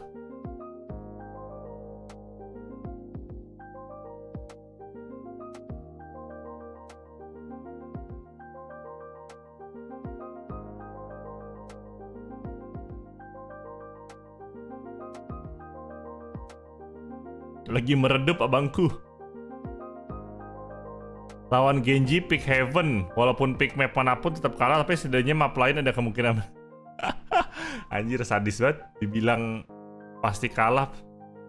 Kaciu. 6.500-an VP kalau nggak salah. Oh ya? Seoul, as we just saw Heretics take Abyss from FPX, which was FPX's pick in a map that we have praised FPX for playing in a very fun and unique way. But today, in OT, it belonged to Heretics and Paperton. I know that there is teori Dajjal beneran kan 2-0 tim Heretics menang. Lu lihat. Tadi tuh mapnya FPX guys, perlu kalian note ya. Tadi tuh mapnya FPX. Sekarang mapnya Heretics. Abyss was something they needed to pull through. Yeah, I totally agree. It really does feel like this was ini arena sama kayak Pacific ya. And it looked pretty good coming into half. 8-4. Kayaknya sama deh. Mungkin beda stadion doang. Nggak tahu sih sama apa beda ya jadinya. Heretics come into their attacker side and they look like fire. They have great ideas with this Sova. Gen.G ketemu di RX siapa yang bakal menang? Gen.G sih kalau dari skill di RX yang sekarang. Di RX udah mulai strong tapi belum cukup buat ngalahin Gen.G. Yeah, I mean Woot in particular was absolutely excellent in this first map of the series. He had a couple moments where I think he wasn't quite the superstar he was at Shanghai playing in EMEA, but he's immediately back in global event form here, showing up and winning some crucial rounds because Quite honestly, I thought that was going to slip away for Team Heretics. They had a big advantage that they started to build in that second half. I think in particular brought on by some great mid-rounding from Boo. They were always getting themselves into these post-plant positions, and the post-plant protocols were really, really excellent there. Yeah, no, of course. I mean, you can see there as well. You had mentioned briefly Paper Thin Rians, and I mean, guy popped off that game as well. So when you have that supporting cast, you know, stepping up in such a capacity like that, it's going to make it very difficult for FPX to be able to walk away with a dub out of this one. But another kind of talking point here was Mini Boo on the Jet. Not something you see him do all that often, which is odd to say considering, you know, he's a duelist. But he's been playing so much Neon lately. But you definitely saw him kind of just get neutralized a few of those rounds. Didn't really feel like he had much of the impact, which goes to show why this Heretics seems such a, you know, dynamic roster. Besok watch party jadi bocil di RX sama Fnatic, Bang. For sure. Fnatic I was dong. a little bit surprised by the roster change that the comp change we saw coming out from this team. I thought that the Raze especially was really strong. I kind of got bringing in the Sova instead of the Breach there, having that information, some of the ideas they had around the shock darts, especially in their post plant, I thought were really solid. But again, the Jet for Mini Boo just does not look as comfortable as his other roles, and I think it did show in that game. But luckily, this is a team with a lot of depth in players that can step up in the late rounds to keep them in these games, and they don't just have to rely on one guy to be that superstar. Yeah, no, couldn't agree more with that one there. But of course, it's time for our HyperX Reflex moment. We're gonna show you a little ace. You know which one. Round 16 from Ion. This is gonna be, of course, I mean, just that first pop there, and the wall goes down, and it's like just an aim lab routine. And it's all Guardian too. Yeah, it really unreal. Is. Yeah, absolutely awesome stuff there. Unfortunately, FPX weren't able to pull through, but it took, you know, Heretics squad climbing their way back and then pulling it out in OT. Tough one for sure for FPX to lose. They really had to claw back for sure to Heretics. I mean, it felt like to me all of a sudden I was like, okay, you've got to read now here on how some of these Astra maneuvers are going to occur. Tapi sebenarnya guys ya, GEN.G itu datang dengan mengejutkan loh. Kayak waktu GEN.G itu datang di Master, just weren't quite up to snuff. They weren't quite at the same level. Heretics do a great job setting up the post plant. Di Pasifik untuk kualifikasi ke Master Madrid, GEN.G itu kan baru menyala tuh di tahun ini kan, tahun-tahun sebelumnya tuh nggak menyala. Bahkan selalu kalah. Tiba-tiba mereka tuh drastis loh, dari yang kayak bottom tiba-tiba jadi top. Gak ada adjustment yang kayak juara 3 dulu, juara 2 dulu, nggak langsung juara 1. Sebelum Madrid bro, dari Pasifik Madrid, Pasifik sebelum Madrid maksudnya. Ngeri banget loh. Gila. We saw it in that second half, and quite frankly, your defensive side cannot be letting that spike come down every single time and play into the set retakes, especially when you're playing up against a team like Team Heretics. And now, I think this kind of booms the chances for FPX in this series. They looked great on Abyss in China. I think it was their best map regionally, and now they're going into a strength for Team Heretics, and this series gets really scary if you're rooting for an FPX upset. Yeah. Couldn't agree more. I mean, you know, buying cek ombak mereka sebelum VCT Madrid, and we knew that this FPX needed this Abyss. It would put them in such a better position. So now they're going to have to do what Heretics did to them on map 1 and try and claw their way back into this series overall. But let's go ahead and hear from the coach of FPX, see what he has to say going into map 2. Hey guys, we have Nathan D here from FPX, and we have Luna to help out with some translation. That was a very exciting map on Abyss. We're just curious, you know, you guys were able to bring it to an overtime, but why weren't you able to close it out? Can you enlighten us as to what the struggles the players were going through? 其实刚刚是非常激烈的图1的比赛嘛，你们能够成功的拖入到加10，但是并没有成功能够拿下，能不能告诉我们是什么阻碍了你们的脚步呢？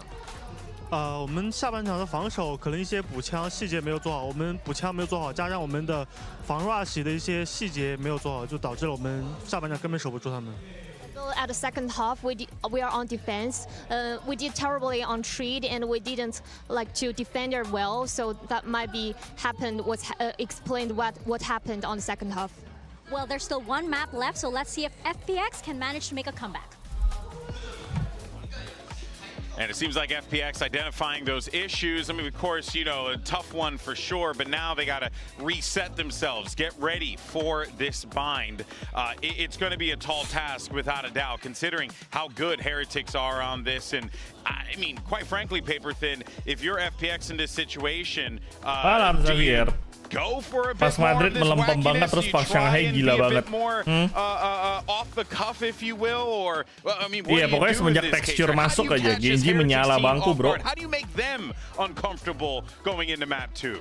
For me, I think I'd like to see a different comp than what FPX normally runs on Bind. They normally run the Jet Sova, almost exactly the same comp that we just saw from Heretics actually to Suprim as their you know smoke. So I'd like to see something different. Raze, yes, I think is borderline necessary on Bind. So I know, and that's what's weird to me. His life is really good at Raze. He's actually got better stats in stage 2 on Raze. Mari kita lihat. Minibu Raze. That is very new. Yoru live. What? What the hell? I mean, there's a reason people left the Jet in 2021. I don't know Chamber. where this comp has come from, though. There are some interesting ideas to look out for. First thing I'm Chamber? seeing, watch how Life and Ion are going to combo their utility. The audio denial from that fade and the haunts combined with the flash. Tim Heretics sih, gue yakin 100% tim Heretics ini akan line up. Gue yakin banget. Yakin banget gue. Heretics bakal line up ini si Bu. Nanti malam DBD bang, enggak DBD udah kemarin udah cukup. Bosen. But I think, but like also too, like, you know, I think about their attack. They have barely any post-plant stall or nothing. Yeah. You know, like they just got the Viper. And One that's Viper molly. Yeah, good luck, buddy. They're going to have to fight. They're just going to have to scrap. That's all this is. But this that's is what a scrap. they want to do. Yeah, for sure, for sure. You know what? That is a good call. It seems like FPX wants to get down and dirty in the mud. Speaking of two guys who like to get down and dirty in the mud, let's go ahead and turn over to your casters. Here's Mitch and Tom. Go ahead, tell everyone how you like the mud. Only with you, GB. Only with you. But yeah, I think this is what I zaman mana ini Chamber said. This is an FPS game, and you just need to shoot people in the face. So who cares about post-plant utility? You don't need any of that. They've got a little bit, but ultimately they're going for the shoot them in the face. And I like it because do I think they would win with their previous composition? No, I think this would be a map that would go the way of Heretics. So pull something out of the bag, go for an aggressive composition, try and use that individual skill. Autumn is someone who, hey, he can pull out a Clove, drop 25 kills, so let's give him a chance over with the Chamber, and there you go, pick and out. A nice start for that defensive side. A little bit of aggression going down on A as well. Aspas God of Valorant setuju nggak lo? Early on, Team Heretics. Right now, could be funneled into just one angle, but yang paling stabil Aspas. Teleporter and bring it to the other Gue direction. setuju. And looking for the flanks. It used to be 10Z, but 10Z had his era. Just the wrong moment, but corrects in time. Life down, and now Woot's clearing out that angle. They found the second and sent him straight into Boo and straight to the Shadow Realm. 4 versus 3 Sekarang with Aspas, gue FPX setuju. now looking to pick up the pieces, but the position from Berlin could be everything. He's got 2, and that's the spike with him. So nice. This is such an absurd round. You'd think the defense are on the attack the way that they're pushing. And why are you going to expect the third player to be pushed up? The thing is, he's alone, hiding in his own smoke. Come on. He gives a little angle over to Woot. Woot's going to land the shot. And look where the remaining defenders now are. They're kind of ready for this. I have the spike. Yeah, they've rotated in just in 30 time. seconds left. Lysor stuck in the corner. Off bat, he's waiting for Darko 2 belum, gue belum main. Wah, no-wave. No-wave di Soar. Only Autumn. 1 shot left in the golden Ini dia gun. Chamber. It's his ghost. Apakah Chamber? Close Oh, and nice. on the spams, the silencer Headsetnya mahal. Oh, tuh, nice. And the Red Bull Headsetnya bagus tuh, pinpointnya precise. Oh, I'd love to see an analytical breakdown of this round because I think someone out there, maybe Steel, would have an aneurysm. It's one of the most aggressive pistols I've ever seen. You had 2 players making a push directly into mid. You had another that took complete showers control, which ended up winning them the round. And then you have this to start it off, where just the patience from Autumn, and he's the one that clutches out as well. If he goes down there, this round is lost. But that's what FPX need to do. They need to be disruptive. They need to be crazy. And they need to almost push Heretics off their game because Heretics are very happy to sit back and be passive. Well, they're not going to be allowed to do that.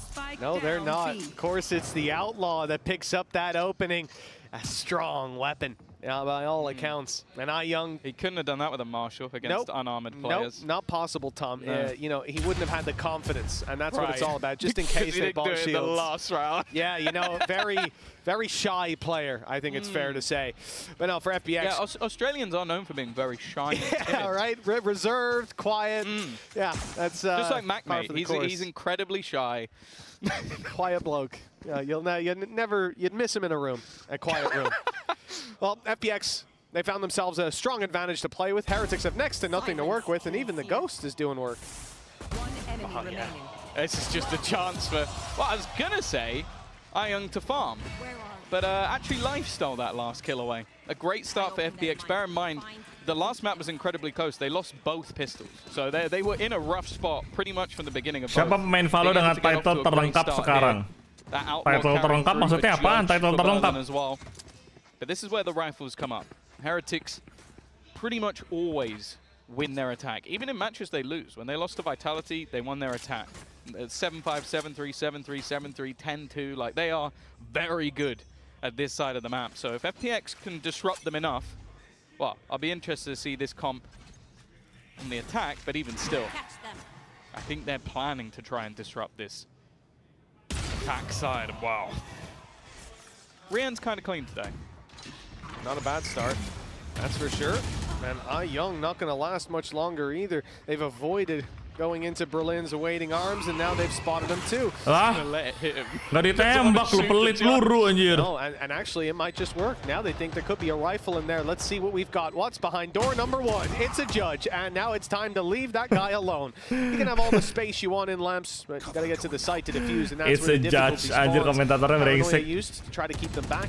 Again, Rians can see clear as day. The orb gonna block him out. Flash goes up top. Benji's around the back, inside the smoke, waiting for them to Benji nungguin. Almost a third, rapi.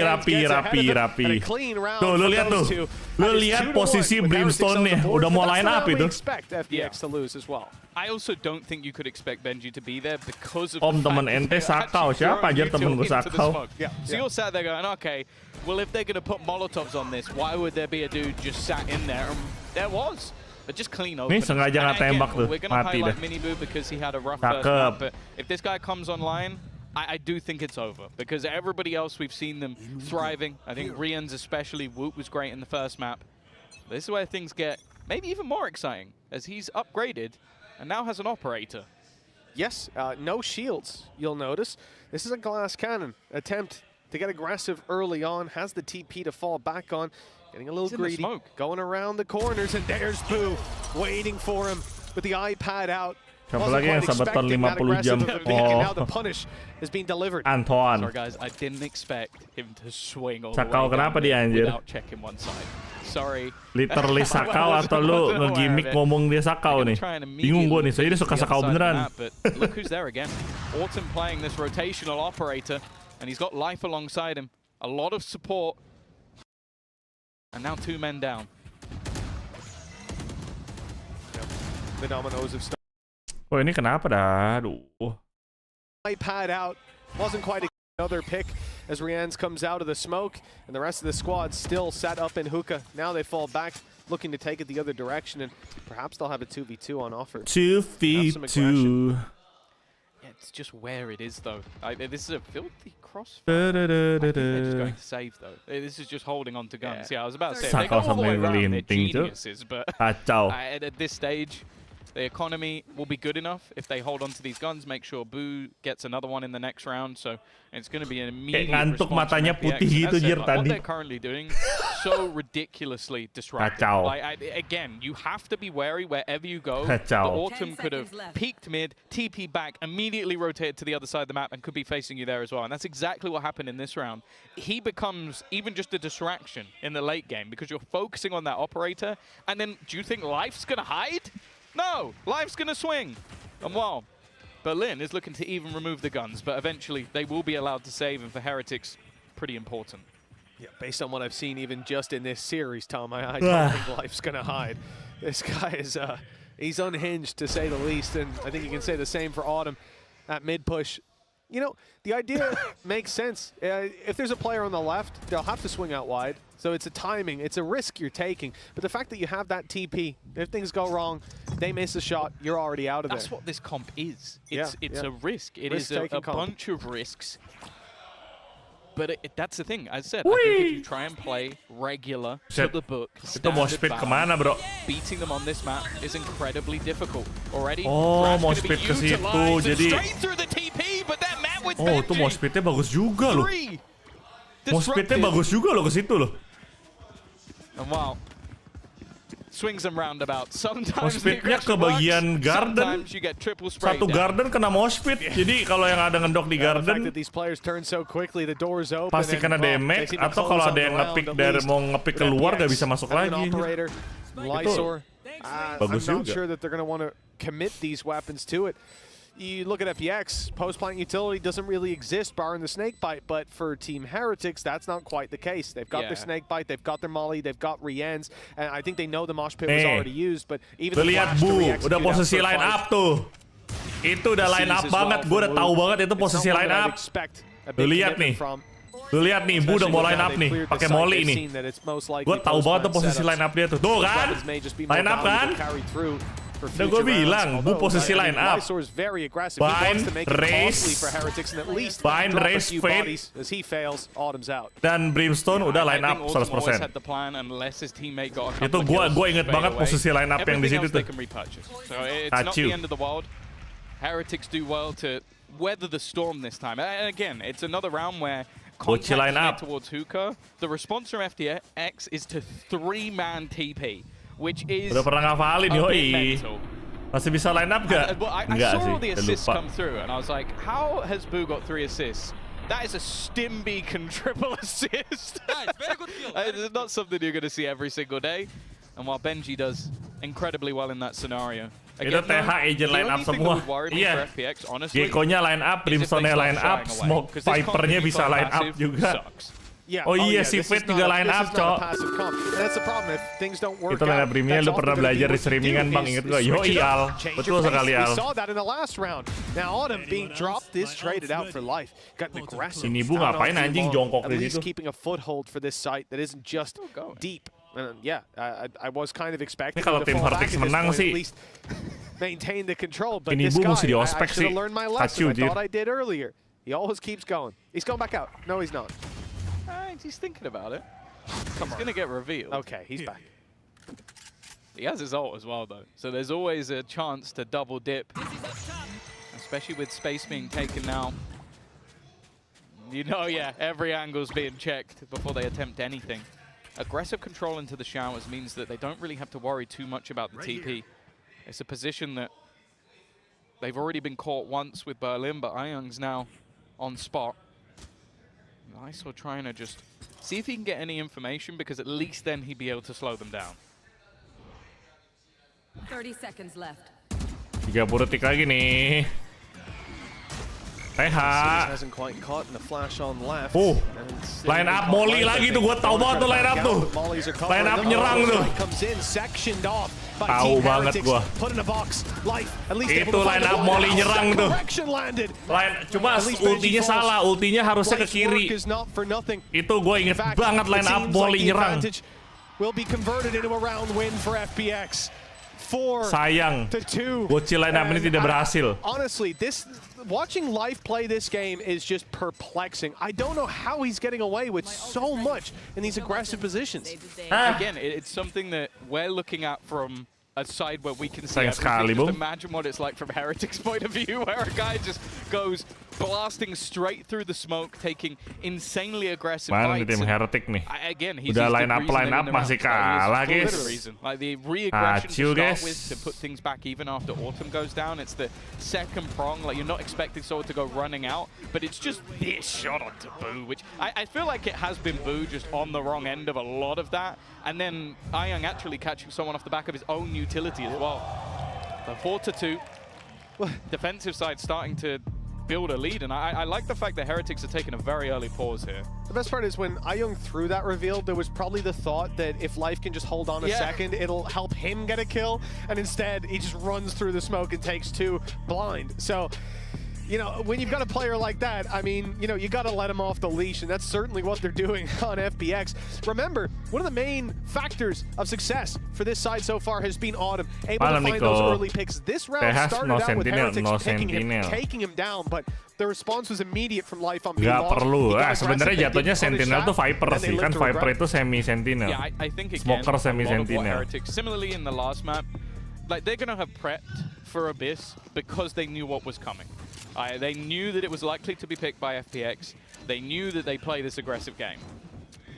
If they prep for this, they have somehow snuck into their opponent's scrims, because I don't think there's a way you could have seen this coming. And that's why I think taking an early pause, giving Neilzinho an opportunity to sort of go, okay, they're trying to push everything. I thought for the most part they were going to try and double up, but I guess the idea is maybe for Miniboo just to try and sell some info. Yeah, and he's not looking to fight anything. He knows there's going to be aggressive plays. Remember, we had it in the last round as well, but no chance to use it in the chaos. Miniboo's got the showstopper ready to work with, but Autumn picked off in the last round. He'll take 2 first bloods in this one to make up for it.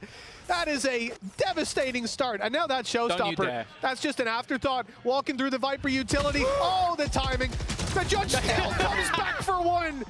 And well, a 5 versus 1 emerges. Good luck and condolences for the round to Benji Fishy. Well, it's gonna have to be an insane 1v5. They know exactly where he is. Pop flashes, and well, we talk about how aggressive this team can be, but both players falling back. They want to try and group back up with Autumn, and he's not falling back. But honestly, with what he's done in this round so far, I can't really blame him. A collapse to start off the round. The aggression that this man is pulling out. Bau map 3 kah? I'd say it's about 90-odd% successful. Yep, and the worst part about it is you're seeing him just with global control. At the start of the round, you might as well roll a dice to figure out where the hell he's going to be. Peeking out, whether it's in hookah, ini tim Heretic kacau punya loh. Tenang guys. I mean, comeback Israel. There's nowhere that you can feel safe. And they did the best thing they could. Double swing in the angle. I think at this point, Israel. If you're going to peek, sekarang gua udah gak bisa nge-jokes Israel anjir. Dulu kan jokesnya gitu ya. Israel. Sekarang that's the thing, they do have the utility to be able to clear out an operator. Like, you've got yourself a Fade and a Gecko, and you've got a Boombot. Like, I think this round they did, or the last round, sorry, they put the Boombot through to try and catch him pushing B mid, but it didn't matter. He wasn't there, and then they weren't prepared to try and fight him over on that A site. Ayo dong tim Heretics. Miniboo still has his ultimate for this round, but you look jangan bang daripada kena cancel. Iya loh. Don't know if they'll want to use it, especially with where Berlin is again. You talk about that operator. I think the judge is just as scary. Oh. Dicek nih. Especially in Berlin's hands with what we saw previously, and when you've got the Viper Util decaying you down. Here he is with a chance, but Woot's the one to shut him out. Dikasih. Now an opportunity for Heretics, even with the weaker weapons, if they can keep these trades up, and they're doing exactly that. 3 versus 2. What the fuck just happened? Gua aja nggak tahu itu barusan kenapa, bro. And Wingman online for the late round. Autumn's on the flank. The long way around. Brimstone mau line up lagi nih. Inside that smoke. Ayo Brimstone line up-nya dong. They have to win their individual fights. Masih ada tuh Molly, masa nggak line up? Waduh, nggak bisa line up. Ada Autumn. Aduh, nggak berani dia, nggak berani line up. Bagus. AWP bos, sama Autumn bos. If he goes to swing this again, he's going to be met with either a headhunter or an operator. In fact, he might not even. Nengok ke belakang, Bu. It's going to be a free kill, but they've already managed to clear out Lysor around, looking all but over. As him getting into some of these closer range positions. AWP-nya bang. Ya, AWP-nya nggak diambil. AWP-nya. Oh, tapi mereka taker sih. Ini nggak usah. Habisnya main apa? TFT. Yeah, good start from Wood as well. The fact that he picks off Berlin before the damage can be done. Kayak gitu tuh, capek. Had a relatively easy time finding the first, and then, well, you're running terbokong. It's not going to be a very pretty scenario, but the reveal up top was timed perfectly to at least land on that opening. From the trades. FPX, though, it's little more than a bump in the road. 4 ultimates online, rifle still there with credits for the next. They have a chance to continue this fight.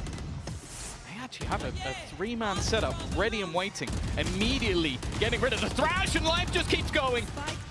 2 kills already. Boo tagged up a bit, but he's lost some health himself. Not going to overface this. I feel like they were so ready for them to try and use the Thrash. They literally put a firing squad to deny it, and then took 2 kills. Well, that's it. As soon as the Thrash is used, you know they're all going to be funneling through that choke point. But Life, time and time again, just surprising us with the individual skill. Berlin dropped in life low, but the trade is quick from iYoung. It's been so clean on these ranged fights, with Heretics sent back the other direction, moving towards bathroom 2 versus 4. And again, pas habis champion nggak main Valo, nggak dulu deh. Nanti aja deh. Nanti aja dulu deh. Kenapa lagi sih? Control. You have to bear in mind how low life currently is. Bang, gue baru main TFT, combo yang paling gampang dimainin apa bang? Ikutin regional aja yang paling atas aja lah. Paling simple. Waduh.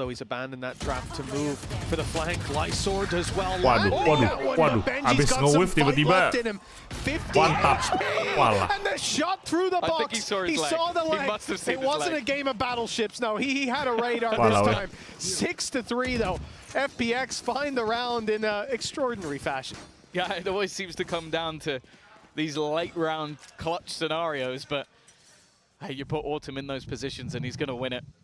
I think good work as well from GEN.G to at least make this one look competitive, because champions I feel like all the way through they had so much space, so much of the read on that defensive side. But dari mana uangnya? From GEN.G's POV, it looked crazy. From his POV, maybe not so much. Yeah, I'd be more surprised if he missed. I'd be surprised if he misses any of his shots from what I've seen so far. Even the collapse landing. Autumn's been very impressive. This chamber's working out. The disruptive play has put Heretics on the back foot a number of times. This time, Lurk sent out by GEN.G towards A. Pressure applied on B. They'll claim the orb and look for some space. Weaker weapons in part. Woot on a classic. Sheriff's in play for Boo and GEN.G. It's the rifles on Mini Boo and Rien's that have to do the heavy lifting, and instead... Oh, okay. There's one missed shot. It's remarkable. Budget top-up dari set awal bulan. I'm not sure they'll be quite as lucky. It is got to be a little bit more careful. Gitu Kamaniz. Get out of jail free card this time. I think he was a bit lucky that the player he faced off against was the player that only had a classic. Otherwise, that could have got dangerous. Again, still no escape, and while he is going to be connected on by every single PC utility, Miniboo has managed to catch one, but there is an immediate swing and counter. It was an ult or two invested by the side of Heretics, but you wouldn't think it. No, you really wouldn't. I mean, the decay that came in, though, from, I believe it was iYoung, dropping the Nightfall, putting them in a position where everyone was low on Miniboo and Co were down to like 1 HP, and you saw everyone on the side of FPX just spraying at the bodies here. Nice and easy. It was one bullet to take him down. Rumah baru gimana bang progresnya? Rumah baru progresnya aman, puji Tuhan. 7-3. A big lead now in the books for FPX, and the half isn't over yet. As said, every single time we've seen them play, even going back to G2 at Masters, they won their attack. They are not winning their attack, so they've already broken what has been a running streak for the side of Heretics. Finally, they've managed to shut down Autumn, but he's not alone. There are more players there, one lurking within Poison Orb, but it's only going to be the 1-for-1. Berlin, he's revealed his position as well. And although there is a player looking to come in from behind, Heretics this time are going to get the afterplant with an advantage. Ooh, style points for that one. Nice clear with the trade potential. Yeah, Heretics advantage to play with. Got it locked in. But last time that we saw Autumn picked off, it was Life to step up for a massive round. Let's see if it's going to be the same here. The flash to support the initial push through. He's gone around the long way, fighting it for control over Lamps, and he's found it. GEN.G lah. Things are going well. No flashes left, though. Leaves the dry peaks in Berlin with a 1 versus 2 after his initial. Already starting to defuse, looking to get it half, but Molly comes in. Smoke soon to fade as well. Whoa, line up! I love line up. They know he's not defusing, and there's no need for them to swing, although Rien's obliges eventually. There's another round on the board for the attacking side. No matter what, they won't be keeping their streak of winning their attack, but there's at least a TFT kayak chance to Magic make it ya bang, close. betul. Yeah, and there are definitely arguments. Gila, mukanya Bu kejang-kejang. It's gonna be a lot easier on that defense. We'll see how it's utilized by Autumn in the next half, but I do think it's important for Heretics to get this final round. Otherwise, a pistol could put them in a pretty awkward spot going into the next half. I really like the post plants though from Heretics. Once they're able to get there, they've looked really good. Like they're able to have the really late mollies coming in from Boo, just happy to sit back where everybody else is disruptive. DJ. The problem though has been getting there. Jago ya. They have a showstopper. Ntar nikahan gue DJ lu ya. So if they do get kalau there, jelek gue pecut tuh. I think it could be ropes for Gue hukum cambuk di nikahan gue lu. Tough to get back into a site like that with a pin down, and it might be tough to keep them out with the showstopper. Boo bypass that utility, and the C's has actually caught iYoung. He could be in a lot of trouble here with Mini Boo going up and over. The shot doesn't land from the showstopper, nor does it from the rifle. iYoung still kicking on the site, moving back to clear Boo, who luckily wins the fight. Some breath still for Team Heretics, and the flash in. Life is going for another big play, but itu only udah the one to bagus be flashnya found. padahal si Life. Mau kebunuh satu. Plant yet to happen, so you can see the down. Autumn's actually going to go back towards the B site. Still has his trap available, so he knows that they haven't made it towards Hookah just yet. And actually, just this patience from the side of Heretics. Pilihannya nge-DJ atau lu bawa pasangan deh. It's thinned out the numbers for sure, but Berlin's not looking weak. What a shot! With Boo down, the spike retrieve. Rienz is going to try to get this one planted. No wingman, though he has to do it himself. 75 lah, yuk 75 lah. Out beautiful for Berlin, even as the ultimate Ayo to Rienz, use kau masih bisa just to Rienz. cause that little bit of paranoia for Rienz. And in fact, the ult is used straight towards the spawn, so now Rienz has no idea where this opponent could be, and Autumn's a mystery as well. Does manage to get the plant down in the chaos, though, not deterred, but shot at the head from up in heaven. Berlin caught him jumping over the box. That's 8 rounds locked in at halftime for FPX. Dari dulu masih enggak, gua fast 8 bisa. Fast 10 yang gua gak ngerti dah. From Berlin. A fantastic round from him individually and a fantastic half from FPX. As said, even if like when Vitality were able to beat Heretics on this map, it came down to a poorer defense for the side of Heretics. They were not able to beat them on their attack. Well, that's exactly what FPX have done. They've managed to quell them, and wow, thank you for the replay. Absolutely gorgeous stuff. Well, Tom, okay, good. That's our first half, 8-4 for FPX. Now, it's time to give them a little break between the half. We're about to jump off, but we'll be back with half number 2 very soon. Di pick em TH rank keberapa? Enggak, gua nggak ikut-ikutan pick em guys. Yeah. Red Bull gives you wings. Nanti langsung beli Chibi Gwen sama MF plus Arena kan? Udah beli gua. Dapat tuh mudah. Dapat 3-3-nya. Berapa keluar? Keluar berapa? Berapa keluar? Lumayan sih keluar berapanya. Ayo tebak keluar berapa? 200.000. Udah bukan anak developer gua. Oh, udah bukan, berarti 1,5. 3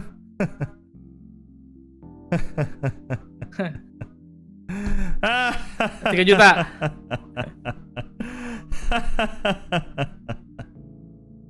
Masa 5 juta bang? Enggak 3,6. Anjing emang. Udah habis budget top up gua bulan ini di TFT. Oke. Tapi itu gua termasuk hoki loh. Gua dapat dari buka chest, bukan dari ini. Bukan dari yang beli di Prestige-nya. Yang Chibi MF sama boardnya dapat. Terus Chibi Gwen-nya gue dapat ada buka pokoknya 10 kali dapat yang 5, dapat 5 ini, 5 emblem. Oh, hoki aja gue. Iya, makanya bisa kebeli. Tapi udah gue nggak bisa beli boom ya.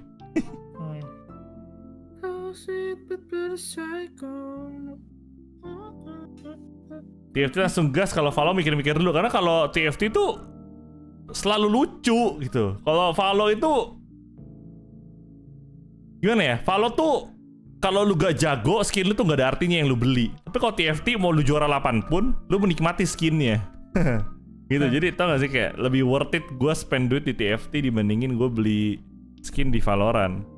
More from Rienz after his first map performance. A pistol definitely wouldn't go amiss. Yeah, you know, it's not even that they're being quiet, it's that their opponents are being so loud. They're just drowning them out. Like, so many of these fights, they just can't get anything done in because, to be honest, it's tough to play against FPX. From what I'm seeing here, this is just a chaotic squad that will put you on the back foot. They're doing something you're not used to. And while those adjustments have to be made on the fly, Heretics, 4 rounds on the board. This pistol carries a fair bit of weight for them. If it goes to FPX, they're going to struggle to get back into this half, and we may be going all the way to lows. Pakai augment gold atau XP nggak usah pakai augment gold atau XP juga bisa kok. Pas 8 mah di 4 lah gua udah bisa level 8 kalau gua mau. Cuma kadang kurang aja gitu. Looks like there's going to be an attempt from Woot to maybe try and deny the plant. He's around the edge, but unfortunately the Haunt doesn't find anything. Are they thinking about, yeah, they're TPing, they're going back. Oh, fast 10, yeah, fast 10 masih ada augment sih. Kalau nggak ngap There's one player up close, Benji, but he's tagged down to 24. A flash on backside could get him out of dodge, but Berlin's already on him. The push from Rienz, it was at least covered for a moment by the Viper wall, but now he's all alone, doing the damage, and at least dropping a few, giving Woot a chance. Lysor shuts him down, and Boo has somehow allowed Life to thread the needle. Unbeknownst to him, Boo's right behind him. 1v2. This is a pantomime with a free kill, although it came a little close. Just the 1v1 left with Lysor's position unknown. Oh, he's right above him. Just looking for that fight for the ball. A fantastic pistol round from him, and as said, it would have been a welcome gift for the side of Heretics to be able to take that over the line. Again, though, you just see these rounds where they go for these late rotations. I love the thought process of FPX. Is like, you think you know what we're doing. You think after we shoot your Haunt deep within the site, we throw our utility in, you think that you're in our heads, and in fact, the quick switch up, Gen.G left in no man's land, and sure, again, Rienz, he did what he could. It was bullets that held him back. Respect streamer ini bang. Aduh. It wasn't. That pistol going the other way now for Heretics is tough. They're 9-4 down on this map, one that we hailed as somewhere they should be able to take it across the line. We said that FPX need to win the first map because surely they can't take it in the last 2, but here we are. Rienz dropped to start this one off, and it's only pistols for Heretics. No big investment. They're saving their cash for the next, but a 10-4 lead. If that's where we end up with potential economic benefits there for the attackers as well, this will be a very tough position to climb back from. And the way they're pushing and pulling so far, pistol was fantastic, and look what they've done here. Fake on A, move back to B, and then rotate back to the A side. It's wide open. As you said, though, like looking at this map on paper, like this was a map that, okay, they lost the last time, 14-12 in overtime to Vitality, a team that needed to win to qualify for Champions, whereas Heretics were basically already qualified because of the points that they have. So, and we were talking about burnout and all these excuses. We had so many different things when it came to Heretics as to why they didn't win that match. Maybe, in many cases, not giving Vitality the credit they deserve. Even still, that was a 14-12 loss. Right now, FPX, you remove all of those excuses from Heretics. They got a bit of a break. Okay, I'm not going to pretend like it's a massive one, but the same break that FPX got. And right now, on Bind, they are putting themselves into a considerable lead. 10-4, guaranteed. There's nothing that can be done in this round. The only thing will be whether or not there's any orbs or any cost. And of course, for iYoung, he only has a pistol. Even going down isn't that much of a problem. He wants the extra orbs to try and get closer to his ult. Gen.G will take exactly the same thing, and the rest of the team, the ones with weaponry, are just going to fade out. Dikasih meledak terus. Kacau nih. 10-4. The scoreline we expected. A strong position from FPX with so many weapons saved over. And for Team Heretics, this needs to be a flawless The score we expected after 9-4. Well, yeah, not at the start. I'm casting it back. What script are you reading from? When I saw Bind, Tom, remember I said to you backstage, 10-4 FPX. I can see it happening. I don't know anything that's going to happen after that. But 10-4, I'm certain. Now, for FPX, yeah, they're expected to win that last round. Is that better? Okay, yeah. And then they've got their economy built up as a result of these weapons being saved. Sure, there's some weaknesses. You've got a Guardian, which has not been a weakness if it's in iYoung's hands, and then Berlin on a Spectre. But for the most part, they're able to go blow for blow. And if Heretics don't find this, they're going to have to start drafting up that anti-triple controller setup. Yeah, I hope they already had it drafted, because I think they played them on it before. Or we'll have questions about Neil Zinho's nomination. Yeah, that's true. That's true. No, well deserved. His coach in EMEA has been fantastic throughout the year, but it's safe to say that this matchup, even last time they played, as I said, they won 17-15 to beat this squad. Ended up making a run to the final and played the other team who beat FPX. I think they've been, as I said, clinically underrated. And once again, they're showing why this is a team to fear in the group of death. Capek kayaknya line-up mulu. Sebenarnya line-up-nya tuh nggak salah.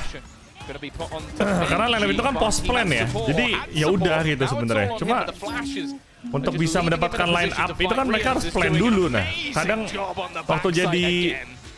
waktu jadi attacker tuh kalah mulu gitu. Sekarang jadi defender pasrah mulu bejit.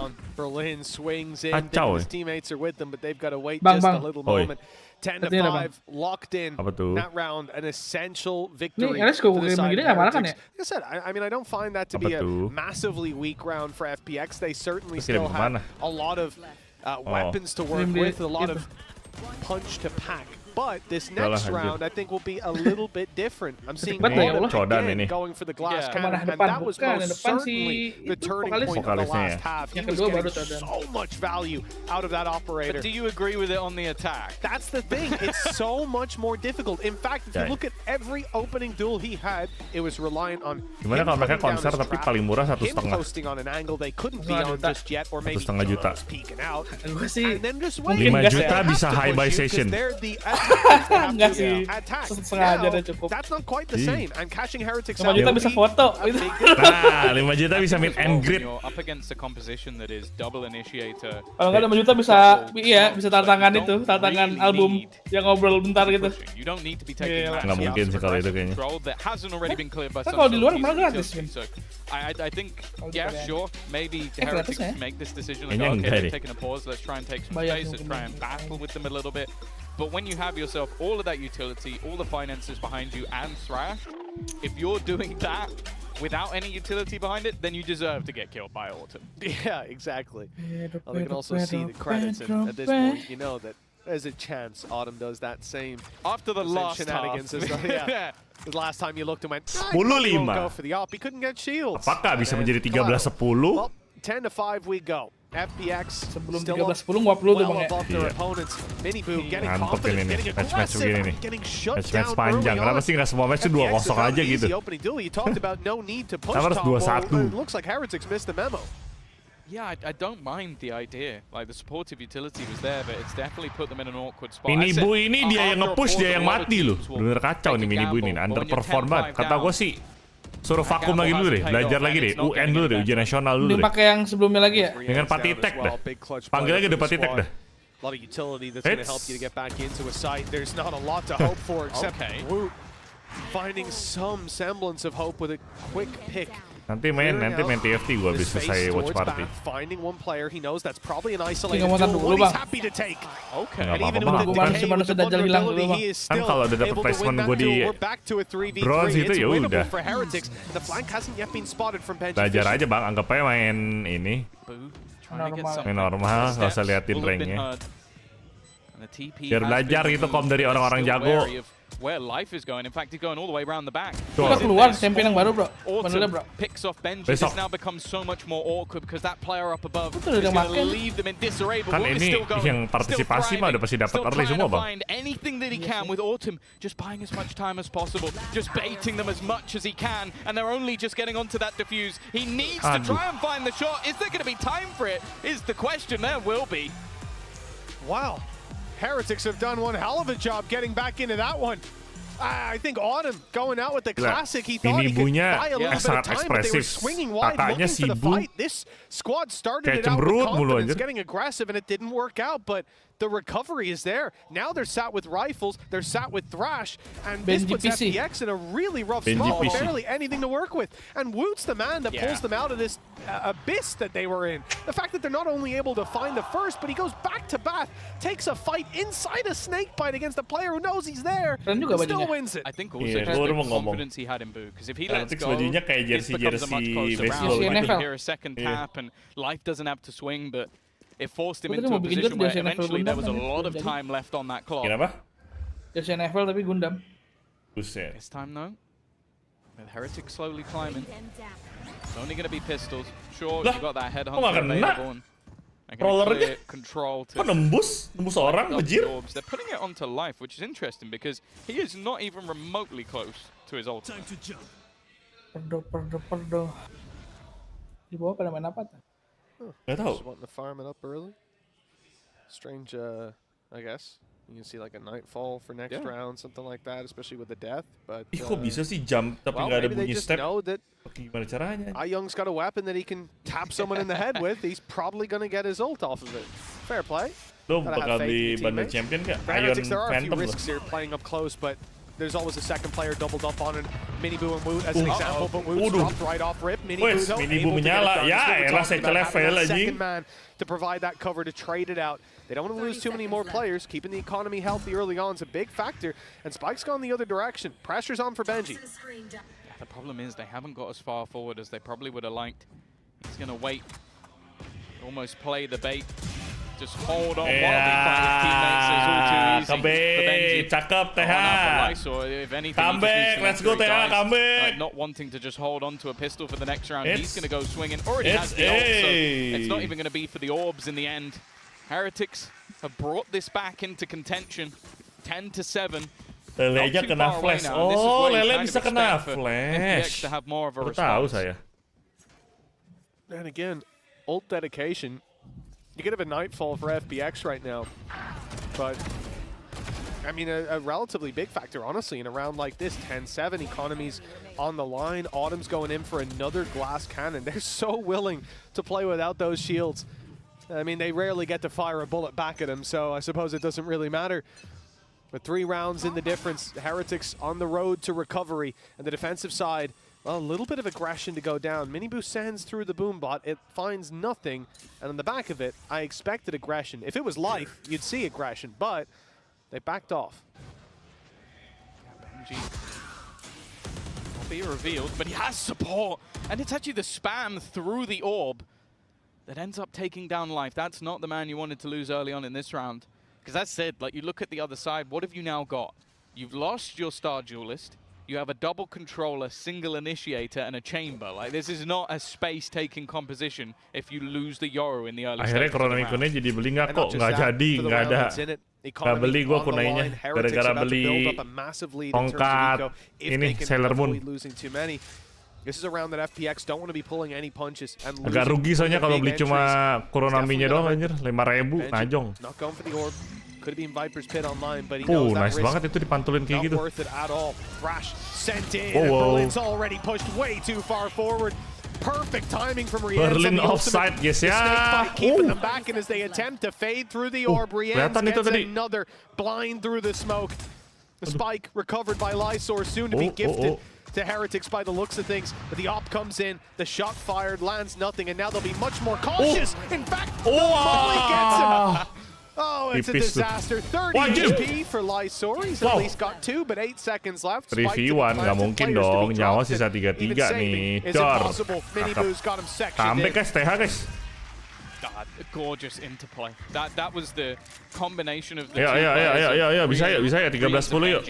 Like, just whether the orb was going up to just keep everybody low as they tried to run in. They also had the snake bite, the cover that was there when the ultimate was being used to make sure that they couldn't properly close him down. Like, it was just perfect from these two. And okay, that was the only risk, was when Rienz was just about quick enough. And you can see, just combining their utility, Comeback tetap 2-1 ya, like I said, Rienz has been a little bit quieter in that first half. He is now 16-12. He is climbing up the board and putting them just 2 rounds away. FPX timeout lagi terakhir. Looking commanding. Like, this was, again, I think it was both pistols going the way of FPX this time. again, a very good first half where they ended with a pretty hefty lead, getting that second pistol over the line, and now they've lost 4 rounds in a row, and I think we're starting to see the holes in where this comp is just not as good on the attack. That's it. They really need to find a solution there, and I'm not sure that's an easy solution to find. Like 4 rounds in a row, it's not the end of the world. We've seen so many teams recover, and a lot of the times that's going to be necessary. You lose the 4 as you're learning. What are your opponents doing? How can you adapt to it? What are the gaps in your attack? But for FPX, those gaps are hard to plug with limited utility. I need to see Life not going down early round, and I'm not sure I can blame him for it. You need to see Autumn go for a glass cannon rifle? It's because he's getting tour de force if he gets 1 orb, but it's definitely it's a risk that if he just dies, okay, he sold it. I thought he was. I kind of. You got the golden gun, man. You go Headhunter alongside shields and then go for the orb. Well, then you get 1 kill. You've got a big gun, a big sniper. Makes a bit more sense. I'm not gonna lie. I kind of wanted him to do it. I didn't, so I'm quite happy with where we've ended up here. I'm rolling with the chaos. Chaos is where they've succeeded. Chaos is where they will win. Now they've got a few ults for this one. iYoung, Guardian. He's going to be better in this round. I actually think this is over then for Heretics, to be honest. I don't care about Autumn's ultimate. It's iYoung's Guardian. 3 headshots is a minimum. He might get 4. We'll see. Yeah, the only thing that will stop him is if it's through a wall. Yes. Then he'll only take down maybe 1 player. If Lysor uses the Viper's Pit while iYoung has a Guardian, he's trolling. Now you need to give him the long-range angles. Let him just headshot. But no, for real, at this point, Heretics A-site feeling a bit of pressure. They're just going to fall back. They're going to concede the control. That could get Pit down for FPX and give them a real chance to fight for this round. He's spamming. Woot has somehow managed to dodge every single bullet. There goes that Viper's Pit, but with an immediate response. Both Nightfalls thrown in. Everything being placed into this round by both teams, but they have been able to buy quite a bit of time. Miniboo playing a game with Chicken. Berlin on the other side, and well, Miniboo comes out on top. They now have to deal with this, and he goes for a little bit more. They've also lost the Pit.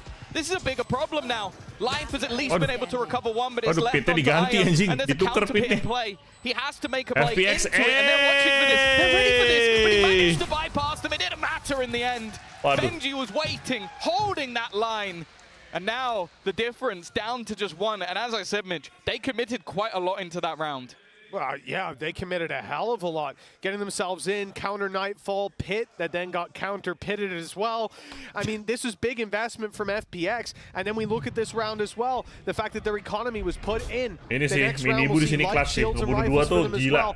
How Miniboo gets the second, I don't know. And a quick trade from Rienz drops the Pit. Comeback real or fuck I think that's the defining fight. And as well as that, Miniboo was like 20 HP, pushing through lamps for the first kill he got. Crouched, waiting. A ballsy play. And certainly fair to say that we started this out by talking about his confidence levels. I don't think that's an issue right now. He seems to have found his groove. He's getting back into it at least. And as I said, that was always going to be dangerous. A streak of rounds. And this would be both maps now where the FPX have found themselves in pretty hefty advantages.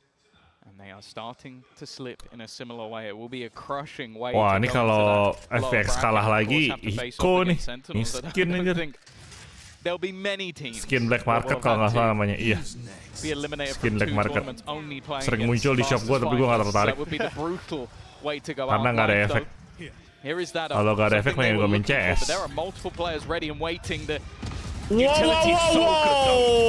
ngeri banget. FPX tiba-tiba. Rienz had thrown his own bit of util out, the Dizzy to try to get space, but he's denied it.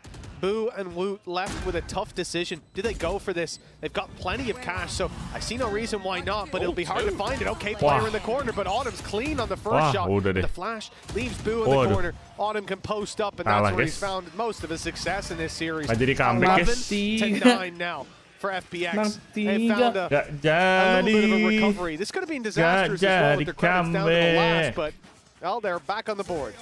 You can see why they want that dimensional drip so bad. Because when Life has that, he uses it to basically pinpoint where the paranoia needs to go, has his own pop flash to leave the players at the back of the site completely blind, and then sticks the landing with it. And that's, there's so much interplay that they can have around that ultimate. the look now will be, what do they do when it's not there? I actually think that, okay, sure, for Heretics, I understand why there's a pause. If you won 5 rounds in a row, you lose one, you're 2 away, slipping away. But I actually think FPX would have been really happy to have a pause here as well. Because you're now going to sit there and go, okay, we used the ultimates that we knew would work. We were literally farming orbs when there was 1 orb on life. I don't know how many, it was a 6 or 7 on a team. Big match. Yeah. Big match. Now, well, we don't have that. What are we going to do instead? Sure, we got Tour de Force. We got Berlin from the shadows, which I'll be honest, on Berlin I actually think could be impactful. He's a bit crazy sometimes. And well, Heretics are more looking just to get back into the swing of things as they were over the last few rounds, because the 5-round streak is pretty clean. I don't think there were too many scenarios where it looked like FPX were even going to challenge them at all. Yeah, that streak of rounds, if they can replicate it, that's what they're after. Maybe FPX have that response. Like we said, Life uses ultimate. This is a game changer in that round, but you're not going to have that online for quite a while. Now, though, we look at Autumn. I believe he's activated his ult before barriers have gone up. You want to Tour de Force, he challenges them to a game and see if they do want to play. Certainly early on, no form of aggression, and the Dizzy just reveals a player's outside the site, and with the ult in play, you do not want to go checking who it is. TPs has had to be used just to get out of the seas. I think they are trying to deny Life farming up those orbs. We've seen the singular buy round they've managed to win come off the back of his ultimate. And again, 3 players ready and waiting. It's allowed by the aggressive position over in Hookah that's being held. And now Boo, well, he's going to be under pressure. Another double ping, and well, Woot's caught. Always seems to be the place they get curious is exactly where Autumn is. Rienne's able to trade, but the disadvantage remains for the side of Heretics. And although Rienne's finds another, we're in the same boat. Showstopper. Mini Boo, Showstopper, not going to heaven though. Needs to pull his rifle out pretty soon because there's a peek coming in from Young, getting aggressive, and it was not expected with the Tour de Force guys, nggak jadi comeback guys ya. Apakah 12-12 guys? Kayak tadi lagi, overtime lagi kah? Mari kita lihat. No, we are seeing a lot of similarities, but this time tadi juga 12-9 anjing. Pas TH 12, FPX 9, tiba-tiba 12-12. Firstly, just aggressive plays, like when the haunt goes up, swinging off the back of it. You know that somebody's going to try and shoot that. You know I want ya. I know you want me. This was the value. You know I want ya. You know I want ya. You want me. And I want ya. And we want each other, so let's just get fucked. Oh, they could. I win either. This one off. It's not looking pretty. Life even finds another Lysor, trading out some of the disadvantages, but Benji's done well. His 2 picks puts it back to neck and neck. Well, and now, an opportunity with the spike dropped right under their nose. Look, if there was any 2 players you wanted to put in the clutch position, you probably would choose these guys. Autumn and Life have been very impressive, having to dodge the flash and just about managing the TP. Although he gets detained, he's at least safe around the corner. They get to reset, and Thrash will be recovered. Caught by absolutely everything over the last couple of rounds, but bomnya ya ada di situ. Itu ambil. Just didn't realize bisa sih. Nggak sempet itu. Dari pantai. Dibiarin anjing. For Heretics, they're just sitting pretty. The fuck? They're gonna go walkabouts, gonna go looking to see if they can reposition. Now, taking the TP would actually find an open site. Timing not working out great. Lu udah tahu satu ada di situ. Jangan dua-duanya. Oh, pemabuk jing. Emang pengen ini bro. The problem is, oh, pemabuk anjing. Anjing aneh banget. TH tolol, sumpah. Well, I mean, conventionally speaking, itu dah angle enak banget loh. Started the rotate. I think that's what FPX are playing for. Punya wingman lagi deh. Heretics would be coming through the spawn. Maybe in their minds they've already stepped onto the site. Little do they know it is the long play, but with the positions FPX are manning, TH-nya tolol, hanya There's not people they're super exposed to. It's just Life, but now he's got the info, and the shot landed to start this one off. Big swing to get the trade. Goblok banget. Tolol banget TH. TH tolol banget, tolol. Anjing itu bisa menang loh. Gak guys, gue udah gak mau nonton, gue mau udahan. Sehat kamu jangan throwing bro. Iya anjing terlalu throwing ini. Mabuk anjing, pemabuk. TH-nya tolol. Tolol.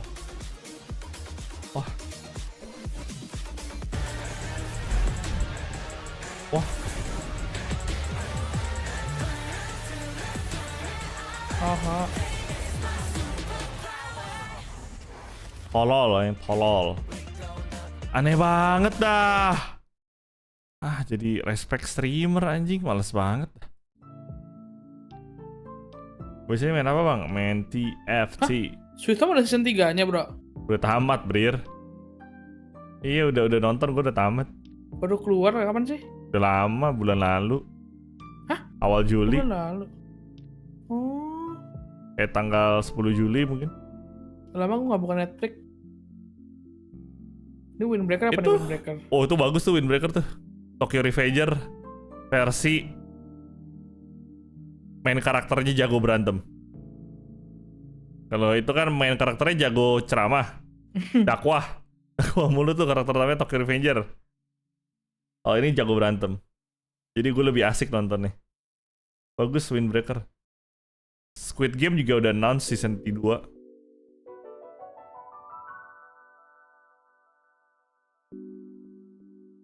Kacau punya ini tim HRTX ini guys. Capek banget dah.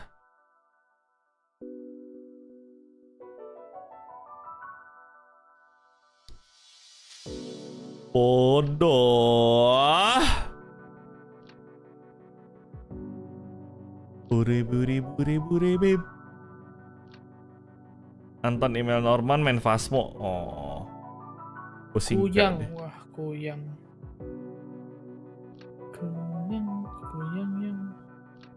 Bodoh sekali, bodoh, bete.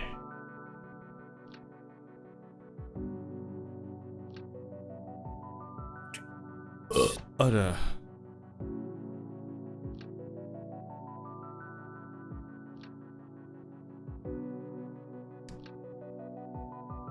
Nih, Kreo nggak ada yang baru apa nih Kreo nih? Nanti bang itu bang. Bagus gitu. Kayak drama gitu. Oh belum.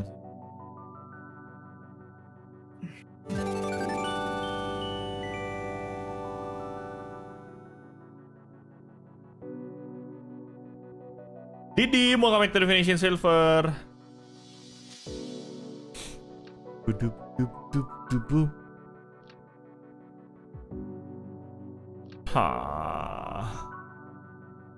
Why?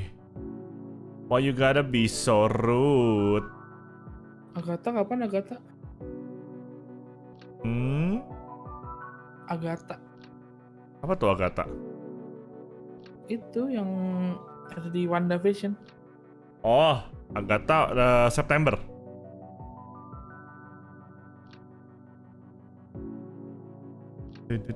Naik lagi anjir. Apa naik? Bayarnya, pak. Disney. Emang udah bayar? Belum. Oh iya, Disney gua kapan ya? Jangan Agustus. Gue September, gue pengen gue cancel sih ini. Gue cek dulu.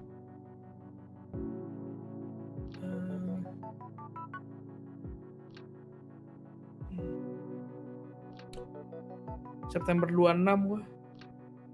Cancel aja kali ya. Ternyata di mana ya? Cancel atau renewal. My space.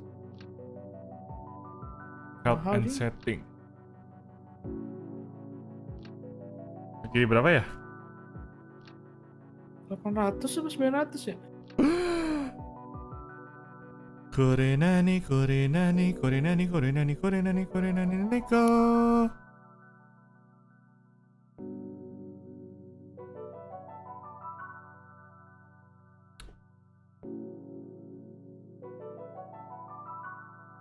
Nonton Oblivion Battery nggak? Apa itu Oblivion Battery? Udah tahu aku. Gimana sih? Cara ngecek nextnya berapa? Hah? Belum bisa ya? MySpace. Bisa MySpace. Terus help and setting. Help and support. Terus paling atas ada tuh Disney Plus Hotel Premium Annual Plan expire on.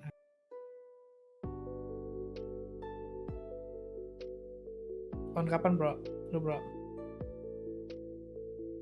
Iya, gue 2 September bulan depan. Gue 26 September. Gue mau lihat X-nya jadi berapa gitu. Oh, waktu itu pengumuman kan? Jangan-jangan harganya tetap sama ya, 300.000. Terus gara-gara gue cancel? Iya, jadi reset. Gue join, Oh, enggak nonton Adit. Wah.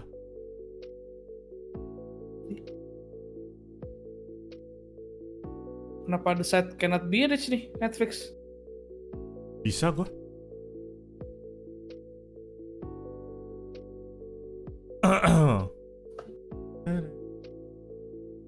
Dih, apa ini?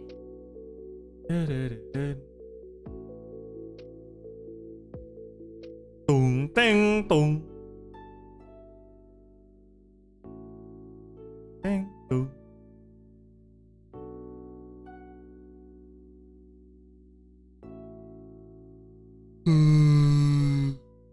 As FPX forces a map 3 taking bind, which we all thought was basically all done and dusted, but that goes to show you when it's Champions time, I mean, anything is possible here, and they even did it with a composition that was fascinating, to say the least. Inexplicable. Yeah. It's the way I would call that one. Because they came out and, I'm gonna be real, I didn't see the vision fully with this composition. I'm still not sure if I did. But I don't know if they're... I think Team Heretics in a lot of these rounds overcomplicated things a little bit. Yeah. They kept on trying to go for these slow rounds, and they kept on contacting into players, just holding angles.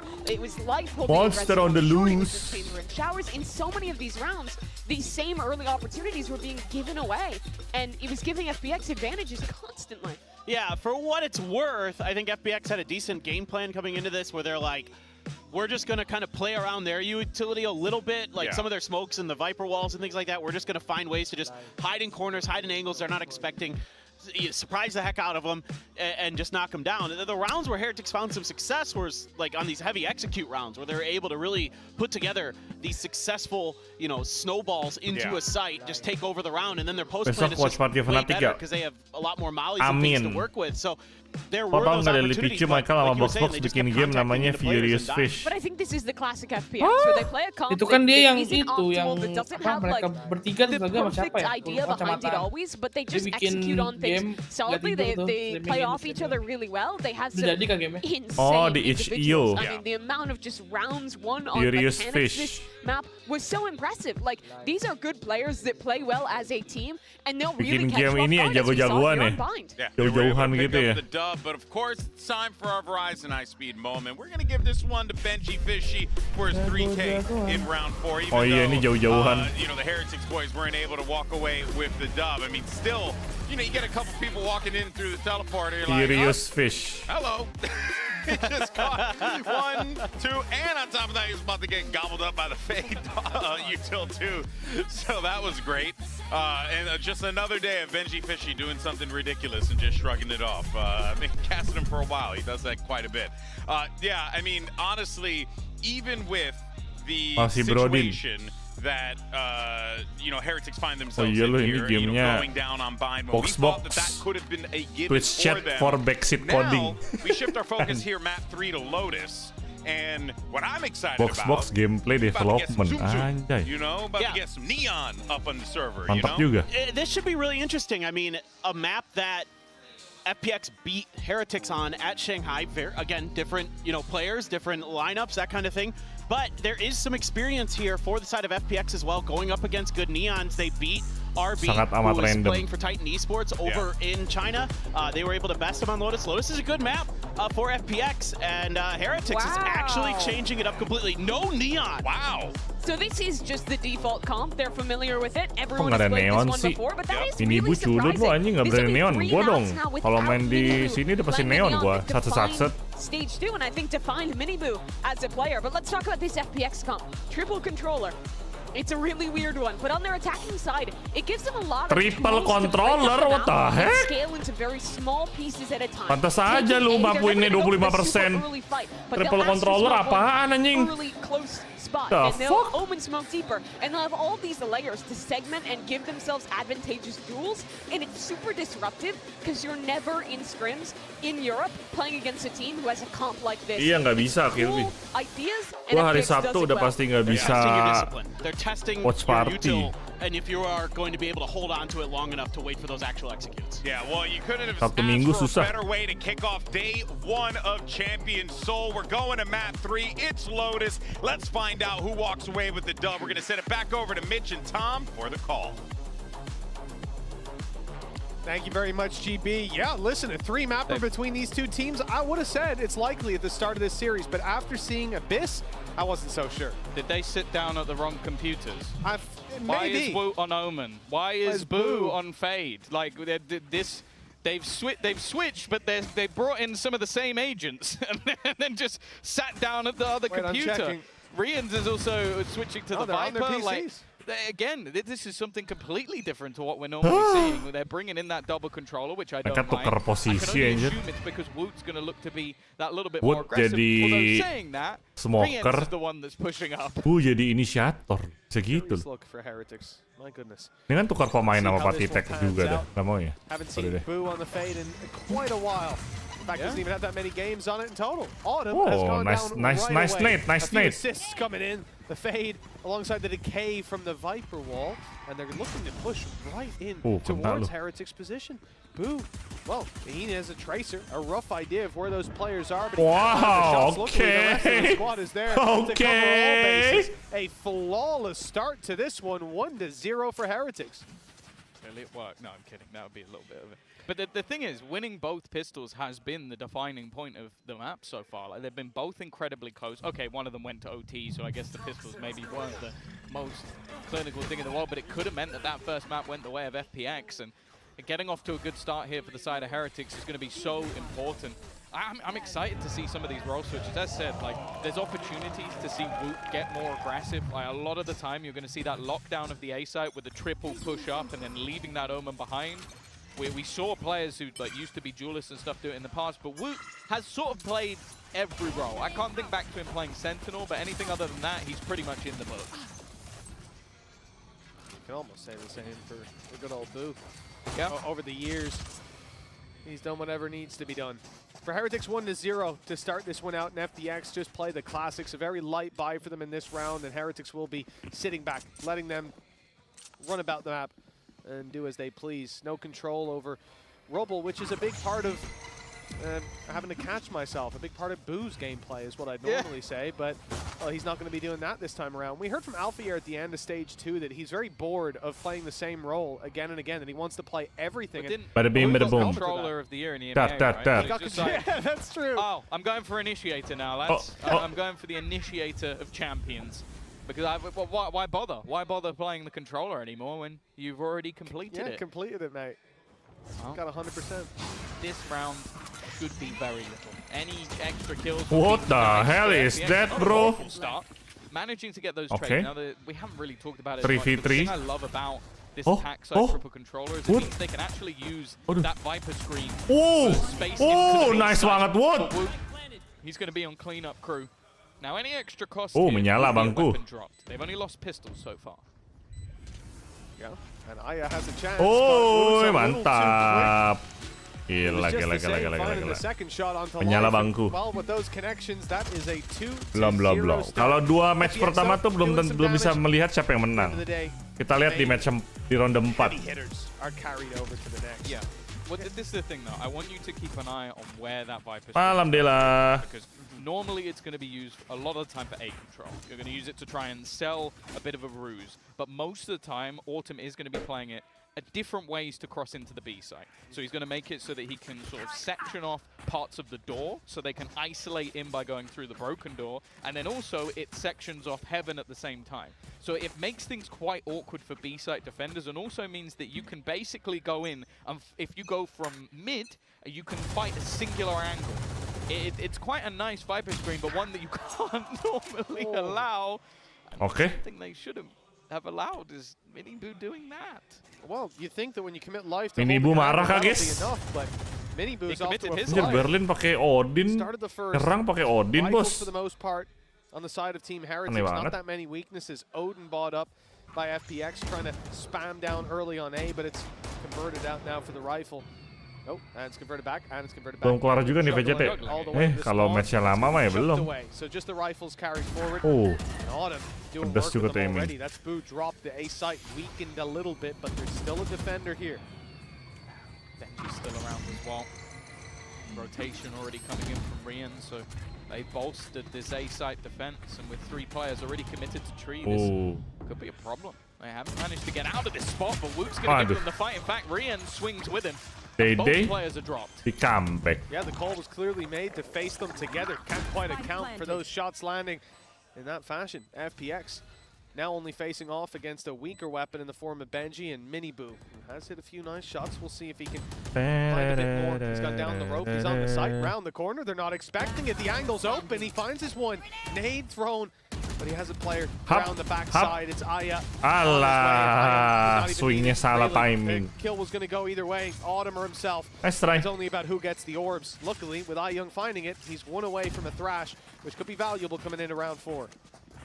Yeah, I think they did well with just the slow pace. Like, the weaponry really wasn't that weak in this round for Heretics, but the double swing, just being patient around the angle, and actually a little bit disjointed. That was the bigger problem. Like, Lysor is the one that gets both kills, because I think Rian's is just a little Kok gue buka TFT, Ader lagi in-game ranked, kacau. To come through for the Omen player.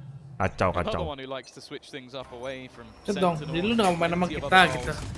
And it's early fight, well, fair enough, Wook. I guess you can just play a duelist initiator and everything in between. Man of many talents, that's for sure. Jack of all trades and a master of most as well. Dukung siapa Bang Devin? Dukung tim Heretics sih gue sebenarnya. But Minibu goes out to see if they're still there. Well, the info is at least found. Unfortunately, the advantage is lost in the meantime. Woot! Oh my goodness! 1 HP. 16 HP left on Berlin. 35, in fact, bit of decay in play. He's not going to be too healthy in any future fights. Thrash leading the way. B site to be cleared. I don't think it's going to find any connections. It will be recovered, though, for the post plant. Yeah, and again, you can see those smokes already put into play. Viper screen could delay even further. That's going to be the problem of getting in on this retake, is you almost have to disrespect some of the utility that is on the FPX side. Jangan Wood. Never going to get a Wood, gue tau lu jago tapi jangan nge-push. Still available for Wood, but does he use it up top? That's the real problem. Uh-oh. Yeah, he does, but he doesn't catch Lysor. It was used too shallow. Kenapa lu nge-push? Yeah, it's just now back online. So the chances of this round going the way of Heretics next to none. Karena aku harus nge-push, Bang. Kalau enggak aku nggak bisa defuse. Bener juga lu.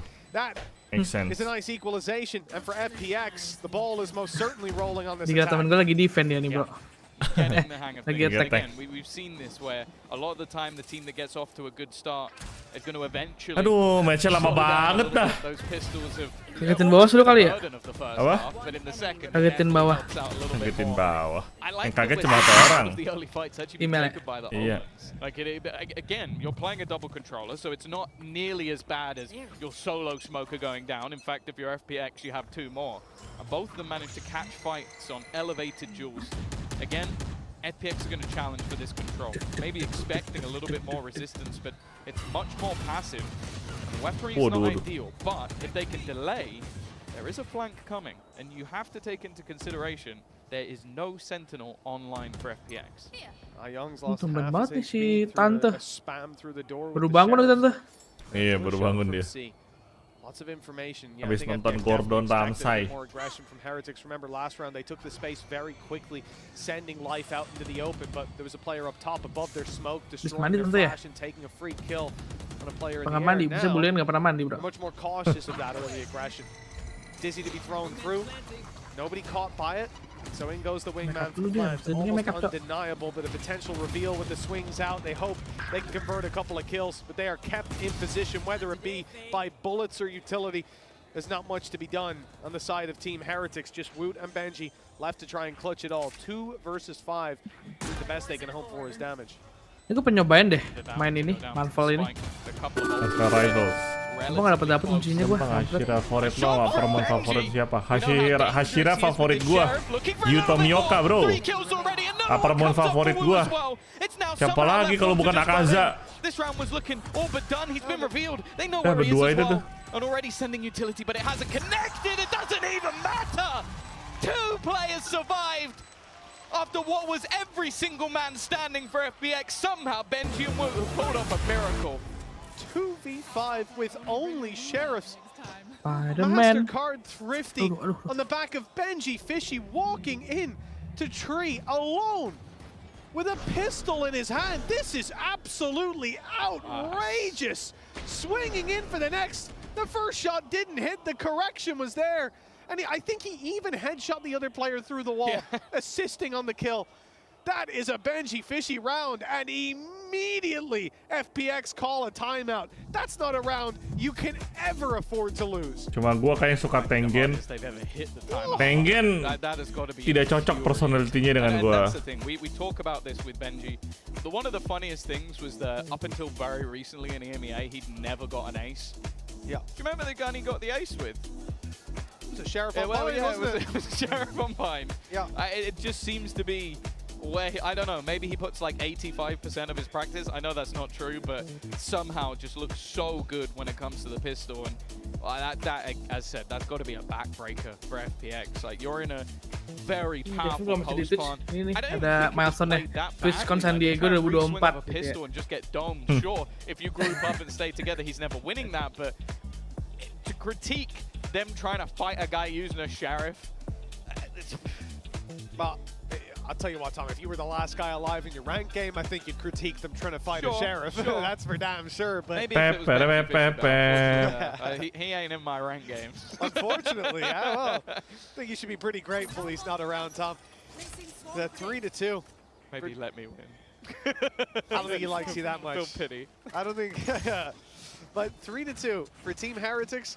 I don't think they were expecting to win round number 5 when it started, and when they were in the 2v5, they certainly weren't.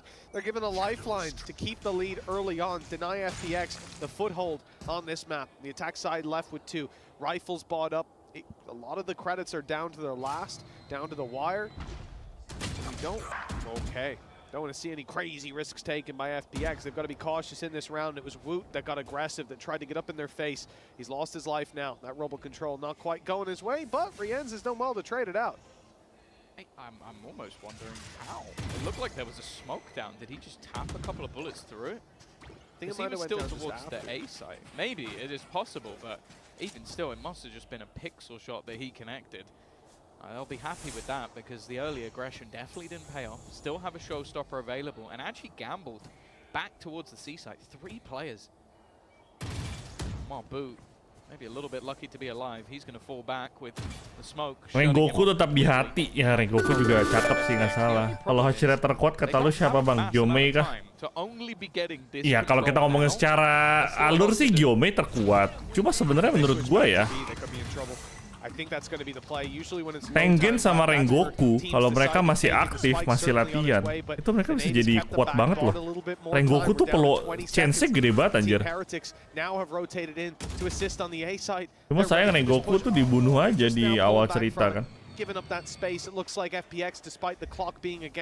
Enggak, beban sih ada 3 orang itu bro. Ya bang, gimana ya bang? Pada saat Mugen Train, mereka masih belajar bang. Coba temennya siapa gitu. Sedih banget. Enggak sih sebenarnya itu bad luck sih menurut gue ya. Karena kan ketemunya emang harusnya dua-duanya mati, cuman gara-gara kuat nahannya jadinya bisa kabur kan. Harusnya dua-duanya mati tuh, si Aprenk sama si Headphone-nya. Oh iya. Sumpah, kalau Tanjidore udah kayak sekarang mah easy bro. Ya iya dong, kalau Tanjidore ini berhasil ngalahin Muzan ya iya dong. Acu. Gak maksudnya kayak sekarang nih pas mau turun bawah. Iya udah bisa pernapasan ini kan. Hinokami Kagura kan. He's 7-3. He's having a good game so far, and he decides Kan not pas to go itu for kan the itu misi pertama anjir Mugen Train. shrouded step across. You tuck in, maybe you have a reveal come through. Instead, he's just peeking it because they don't get contact early. They don't have the wall. They're just assuming that FPX aren't going Berarti kemarin pas gua jualan di Impact Nation, ini baunya donat gak ya? Kan gue parfum gua ada tuh. Yang kemarin yang Goku. Ini baunya donat gak ya? Bocor nih. Harusnya lu bikin satu parfum Rengoku yang beneran baunya bolong. Oke. Terus kayak daging kebakar dong aja. Nah, iya kan Rengoku bolong. Jadi parfumnya habis. Wow. Itu gimmick aja bang. Lu keluarin yang benerannya gitu. Well, immediately broken, and actually going to try and push into Rian's. I was about to say, going through a snake bite would be an incredible risk. Yorichi gak sih? Ya Yorichi jangan diomongin dong, orang dia original Hashira anjir. Itu mah Prime Yorichi mah Muzan juga mati guys. Sayang aja itu Prime Yorichi Muzan berhasil kabur. Gila FPX, ngeri juga ini.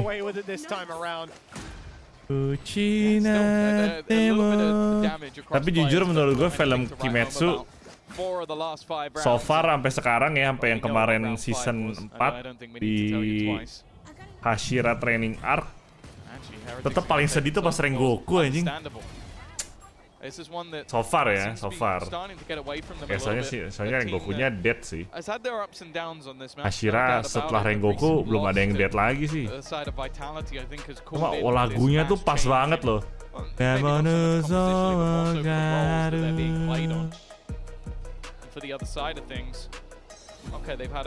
Belum guys, belum ada yang mati jadi belum sedih. Tunggu next arc, Infinite Castle arc. Nah banyak tuh yang mati tuh. Ups, spoiler. Nangis dah lu. Shows that in the majority of the buy rounds, they have looked a lot more comfortable. Yeah, coming into the next as well. Yeah, sure, there's ultimates online for both sides, but my eye is drawn to FPX, to the Viper's Pit, to the Showstoppers. Cosmic Divide, less so. It could be online for this. It's life. It's been a little bit slower, but something I'd really complain about is entering in. It's tough on the attack. No, but it's more so it's tough with this comp. Like you're playing a solo initiated triple controller. Like a lot of the rounds he's going brute force in. Gue nonton di bioskop Mugen Train nangis gue. Gue nonton di ini Mugen Train. Nonton di apa bajakan. Wah kok. He's willing to sacrifice himself if it wins the round. He's not one of those duelists who's looking at his stats, looking at the numbers. He will go in head first and the trade will be there. FPX play like that. He's the initiator. Ufotable pernapasan ufotable. Just going through. He ain't gonna get the kill, but as long as you do, who cares? He has a boombot and he is also a boombot. He is a boombot with wings a lot of the time. Jurus pertama, unlimited budget. Well, for FPX, 4-3. Strong position, like you said, having lost the pistol, having lost a huge clutch to 2 Sheriffs. A thrifty round. Now find themselves in the lead early on. Team Heretics have ultimates of their own. The lockdown for Benji Fishy leaves a much more passive hold of C. Not in terms of the utility. Alarmbot just there, revealing there's some players. It's not like they want to hold on to this control with their lives when you've the lockdown. I think also just FPX having gone C. They waited for that shot. Opening sama Master bagus apa menurut Bang? Opening District sama Infinity Castle. Opening apa nih kalau lagu? Lagu Mugen Train sih tetap. Mugen Train tuh menurut gue best movie-nya so far. Mantap bro. What a play from the IGL. As said, a role that we did Pas Nezuko ngomong kok gue sedih ya. As of recent, hasn't been on that initiator. Kairi. Anjay. But they are close by. Oh, they absolutely are. Lysor knows that, having already heard the Prowler go around the corner. Try to get himself a foothold inside of tree. Here's his opportunity. That door's going to open. That's a 1v1. No, it's not. Okay. Yeah, Boo's playing it smart. If he opens the door, he gives him an avenue back into the game, back into the round. Instead, he's going to have to take down 3. Already 1 through the smoke, and the spams came close, but not close enough.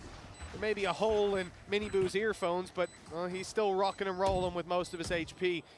FPX not going to keep the lead for too much longer. We're now tied up again, neck and neck. Yeah, that was a huge play as well, because the thing is, we haven't seen FPX go towards the C site at all, and the initial entry was fantastic. The combination of utility, enak banget itu si Bu. Nyampahin dari rotating door B ke C. Maybe they thought someone would come in from behind, but the way that he just opens the door and sprays them all down before any utility is. Aduh, kenapa sih match-nya kayak gini? Kejar-kejaran. So far, Heretics have either won their rounds off hero plays, but actually just really off hero plays, or it's been the pistol. Gua sampai bosen nontonnya anjir. Kalau misalnya terlalu sengit, tau gak sih? Kayak, bro, udahlah. It's not even Woot's rumble control that matters. The quick one shot to the head. Team Heretics, 4 players early on A main, now start to fill in the rest of the space. Again, they're confident to play retakes on B or C with a ya kejaran sampai OT 27 anjing. It looks like the B site retake will be necessary. Paranoia used, I expect Boot to fall back. I see he stood on the edge of that wall though, and I'm thinking maybe he's going to go for a little nasty play. He's waiting for their aggression for sure. Viper's pit used from the spawn. It gives them a little avenue back through actually. They'll get very close with a streamer banget. The players are sent tumbling back in the other direction. They almost have to fight forward for the most part. Boo's ready for them to start with, and Lysor manages to make it out, but denying this defuse could be difficult. They're going to have to find a couple of picks. With the players sneaking in inside the pit, they could already be defusing, and someone needs to get on that to check that they are. Pit gets dropped, shots landed by Berlin, put them in a good position with the wall down. Gen.G has the line of sight on iYoung and lands the shot to bring it across the line. That was a chaotic round, but I have to say, I like what Team Heretics were trying there. Yeah, I think the initial take from FPX is cool. It gets you into the afterplant, but just the ultimates that were available made it so difficult. Like, you had the lockdown to force them into an awkward position. The Viper's Pit meaning, okay, are you going to run through a Viper's Pit into a lockdown to try and destroy it? No, that makes it impossible. So the only place they could go was try and push into Boo, who was ready for it. And then it's just like, okay, even then you have that control. There is no line of sight onto the spike. There is no, you have to go running through a smoke or fight back in. And even still, Berlin made it close. Like, the fact that he gets 2 is impressive. Even still, Heretics have regained the lead. Economy for both teams is on the brink here. Like, you've already got Boo down to a Bulldog, and for the other side, a light shield or 2 just to pad the gap. They're the ones with the Viper's Pit in this round, and Boo, well, it's not long ago I remember him using a Nightfall to win them around. He's 1 away. You know, last round 4 players on A from Team Heretics. They used the C's alongside the nade to deny Robo control. They push up, taking the fight immediately on the players emerging from the spawn, deleting life. I think it was Miniboo that did that. This time, Miniboo's on the C site. Pushed up on Rubble a moment ago, or on Mound, to find that little bit of control, spotting out that no one's there. It's got the rotations from Heretics focused entirely on this A site. And some players are defending the site. Gen.G is in an absolutely disgusting position. If they come through, I doubt they clear this corner. Oh, he's going to look for the timing, and it doesn't quite work out. At least gets a little bit of information. Now, the reason they've left this solo C site is, again, FPX have been there once, and they got killed from behind. So they haven't need to stack up on this side of the map. The late rotation, the orb going up is going to be a problem. Miniboo playing up close, still has his nade. They haven't baited out any of this utility, and the push-up from Life might try and sell the idea, but Berlin is just sat within this smoke. Rotation of the spike goes back, but he gets shot. He gets denied. Now they have to go in. They have to push in. And Riens has rotated through, dropped the spike on the ground, but he gets caught. Do they have time is the question. Running in onto the site. I think they've just about got this plant. It's going to be incredibly close and just on the nose. That's Viper's Pit to defend the plant as well. This was down to less than a second, but now the advantage is clearly in favor of FPX. Sure, some of these players are low, but everyone's going to be low on Heretics once they get near that spike. Right there. Utility. Luckily, Life was dropped and he had a nade. That would have been a death sentence, but Berlin putting up a fight. 29 HP. That's his 3rd kill of the round, and iYoung easily taking down Woot, jumping up above. Neck and neck yet again, and it seems to be very hard to separate these 2 teams. Well, yeah, that round came down to what, like half a second? Riens, I think if he swings a millisecond later, and you can't really blame him for it. Berlin winning a fight, running through a smoke with Miniboo waiting on the other side, and then killing the second guy. This was his round. And well, a little bit of luck, it seems, at the end, but that was just so to the wire. And as I said, you understand why Heretics only left a player there. There hasn't been any successful C-takes, and there's only been one prior to that round. It's absurd, because normally you see, well, the C-site is a pretty hefty part of a lot of teams' game, a lot of executions, especially when you have a raise. But for FPX so far, it hasn't been a big part of the game plan. 5-5, and as I said, the economy was on the brink last round. Respect streamer banget, makanya bosen gua anjir. Kacau dah. Terlaluan. Terlalu sengit. Terus sengitnya tuh, tau gak sih? Yang kayak sengitnya tuh buat gue boring. Karena konyol gitu menang kalahnya.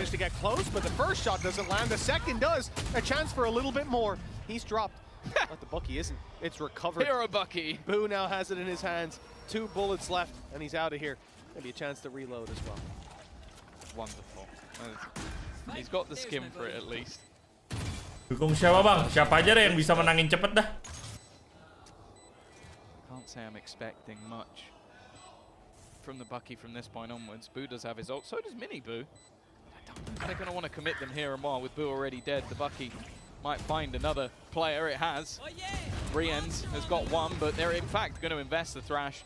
Just trying to make sure that this round doesn't fall away from them. It's still a 2v2 scenario and not the cleanest from Ion, but he'll get the job done in the end. Lead taken from FPX, this continuous back and forth that we've seen throughout this map. Come on. We now look at Heretics to see if they can respond and even things up. Kewajiban nge-watch party kah? Betul. Gak enak aja, ntar kalau udah lama-lama baru dah. Tapi gue tungguin ini kelar dah. Defensive side, I feel like one of the weird things about watching this from having seen Heretics play so many games here is that normally you have Boo constantly on Rubble. They always have a main control, and there's been such a different identity to this defensive side. At least in this half, with the comp switches, you can very much tell that there's a different idea behind playing these agents, and I think I'm curious to see how their attack pans out. Imagine more of a blob movement and less variety to what we're seeing here. Yeah, with the whole composition, they weren't running themselves the Viper, so maybe joining the norm a little bit more there. It does also mean they don't have that breach anymore, which I think was a big talking point for Riens. Someone who's so fantastic with that supportive utility is going to have to do it in a different way. Again, we see this patient, passive FPX. I think if you watched the last map, you wouldn't have expected to hear those words come out of my mouth, but this has looked incredibly different. Happy to play into the late round, using those rotations. That counter Nightfall is definitely going to make things awkward. You maybe expected to see some spam from Boo. Instead, Boo tries to go through. 30 seconds left. Oh, Boo's found himself one, and he's safe in the back of the site. Oh! Showstopper's good for 2. Mini Boo making a mess of this round because that's the spike on the ground, and it looks like it's only going from bad to worse for FPX. Lysor, 1 versus 4. He'll find the first, but 10 seconds, even planting this spike is impossible, and more so now because he's dead. 6-6 at the halftime. It is difficult to separate these teams. We've had to go all the way to map 3, and it looks like we've got to go a little further. Yeah, I think that it probably deserved to go in neck and neck. I guess you could argue with Heretics winning the pistol, maybe FPX come out slightly in front, but we've seen it back and forth all the way through. I think this round was much more of just that passive read after what we've seen over the last few rounds of this slow rotation. They tried to sort of hold on to it in this case. It's worked out for them. Either way, we'll be back after the break with the second half.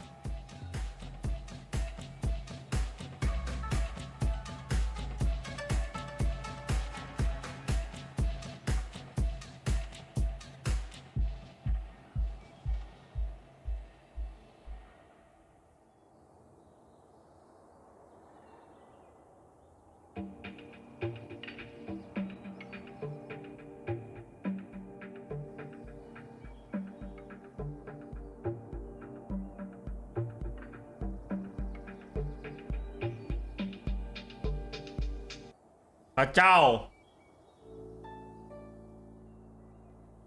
Aduh.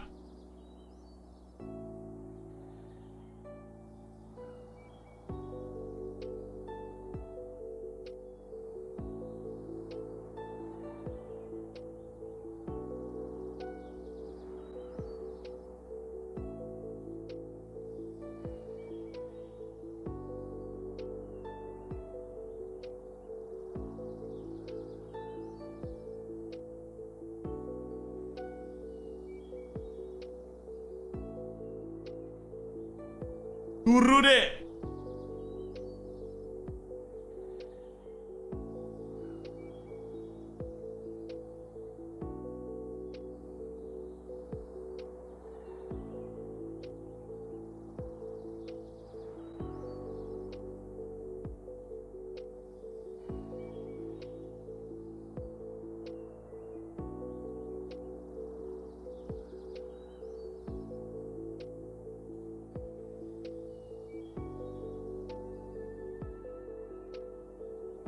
That this composition is coming, but because of the amount of delay utility they have, you have to disrespect some of it. You have to play through smokes, you have to take risks, and maybe that's why they've got Boo now playing that supportive role, so that Woot can maybe be a bit more aggressive around those smokes.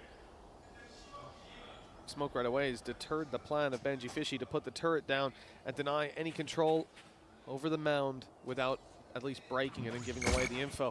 Flash sent out, destroyed immediately, and look at that. Heretics pumped the brakes with a 3-man firing squad waiting for that B main aggression, and it has come through. The advantage now concretely locked in favor of the attackers. And FPX, lawan Sentinel nih dua tim. Iya anjir. Sumpah dah. Have it all to do. Tapi yang nonton naik loh, jadi 30.000, tadi 27.000 loh. This is a tough position to try and get back from for sure. Rian clearly knows something that we don't, because he is fighting. And wow, Autumn, maybe a bit of a nasty surprise for him. It's going to be pushed through. Even still, that advantage kept. And waiting to see if there's anybody lurking around the edges of these smokes. In fact, looking like they're going to plant for the link. Instead, though, they're met by Ayung. This round maybe overplayed a little bit and almost caught out with utility in hand. Even almost still, called out. A 3 versus 5 turned 3 versus 1. Boo has to try and turn it back again. And somehow, after such a deficit, FPX have turned this round. I do wonder, that feels like the kind of round you end up calling a pause after. A lot of individuals scattered across the map, destroyed in individual fights, trades aren't there. But ultimately, you have to give credit to FPX for being able to pull that back. Even given the opportunities often won't be enough. Walking through a decayed wall. Here you have Young catching one off guard and Miniboo not adjusting in time. And then obviously Berlin onto Woot. Another one of those individuals. They've got to be feeling good now with the lead locked in. It has been back and forth so far. But this second round will be a little tougher for Team Heretics to upset them in. Yeah, we've finally seen a split of pistols as well. After both going one team's way, and for FPX after bringing things back to even in the last half, it's going to put them in a great spot. Quite a few Sheriffs invested into here for the side of Heretics, clearly believing in the power of the pistol, and I don't really blame them. It seems like Boo's still going to be playing a similar game to what we see from him. Kalau 77 izin pamit bang, masak dulu lapar. Iya gue juga kok. Kalau 12-12 gue udahan. Babi lah. Astaga. You'd think I would have learned my lesson by now to stop counting Heretics out when they've got pistols in play, but I'll learn one day. FPX still have a chance. My buddy's up away. Easy set far, but I don't think Wingman's going to survive too much longer. Yeah, he doesn't even get it to half. The shot from Life is nice, but they haven't dealt with the player on site. Rienz is going out for more. Oh my, what is he doing? What was that? A MasterCard Thrifty in an uncouth style. I mean, I thought he'd wait for the defuse, play the time. Instead, he's going out with his knife when he still has ammo. Okay, 7 and 7. Mandi guys, silakan mandi guys. Yang mau ngapa-ngapain silakan dah. Ini match terlalu sengit, saking sengitnya gue sampai nggak tahu lagi harus ngomong apa dan bereaksi kayak apa. Gila. Nih gue yakin penonton juga udah sepi nih. Gue yakin banget nih. Lu tau nggak sih kayak mereka tuh berdua tim yang bukan tim yang That's it. They broke Apa ya? it. They got a split pistol for once. Ini seandainya nih ya, ini seandainya kayak gini, tapi timnya PRX lawan GEN.G. Gue seger nontonnya. Tapi ini tuh tim Heretics lawan FPX tuh kayak dua tim yang permainannya itu boring gitu, paham gak sih lu? Kayak mereka tuh main tuh kayak gua main ranked. Bahkan lebih seru gua main ranked. Tau gak sih? Kayak gak ada gameplaynya nunggu-nungguan. Terus begini-begini aja. Dibilang jago banget juga kagak. Gak ada momen-momen yang bikin gue tuh adrenalin gue kayak gitu. Ini seandainya ini matchnya itu Fnatic lawan PRX gitu. Fnatic lawan apa gitu. Kayak timnya tim gede lah. Gue masih seger dah nontonnya deh. Dua-duanya tim kecil. Terus dua-duanya dibilang jago banget juga kagak. Kayak lo tau gak sih ini berdua nih sengit nih kan. Kayaknya jago banget mereka gitu. Tapi ntar kalau ketemu GEN.G dibantai. Trying to do everything all on his lonesome, but he won't quite be able to. Left completely blind. It doesn't even matter. It will be a Red Bull clutch with the spike ending the round. Ngomong fakta gitu loh. You know, I expected a crazy game. After all you told me about FPX. Gue nontonin ini tuh kayak aduh. Tuh, konyol-konyol kan ya, maksud gue tuh kayak tadi. Apaan sih gitu. Iya, blunder dibalas blunder. Gak ada yang kayak dur ace gitu. Kayak emang pedih banget aiming itu. Kagak, ini semuanya tuh kalau kata anak gaul zaman sekarang tuh ini semuanya mid. B aja mid. Gak ada momen-momen yang bikin gue tuh kayak wow. Alas ya. Jadi gue boring nontonnya anjir. Kayak first match oke lah, sengit ya udah gitu. Second map udah kayak aduh. Third map lagi udah makin boring gue anjir.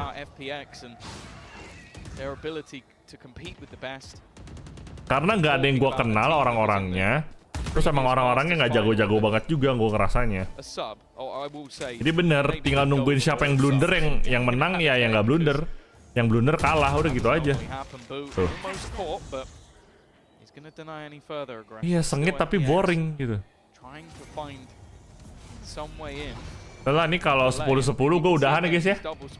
Kalau apa ini 10-10 atau sampai next time out deh. Kalau next time out masih 8-8, 9-9, 10-10 gue udahan deh. Capek gue anjir.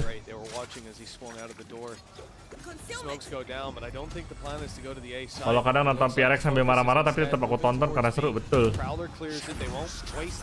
Ini ronde ke berapa? Ini ronde ke berapa? 15? Iya, TH dulu pas di master gue suka loh nontonnya loh. Yang Patitek kayak bagus-bagus gitu. Wah anjir, nah kayak gini dong.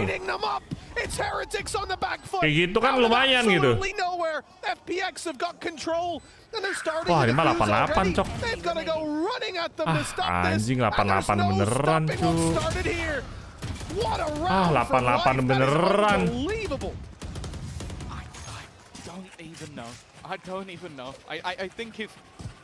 Next time out gue udahan, sumpah. Next time out gue udahan dah. Bosen Ji. Patitek kemana? Patitek itu cuma substitute player yang di loan. Jadi dia udah nggak di tim Heretics lagi.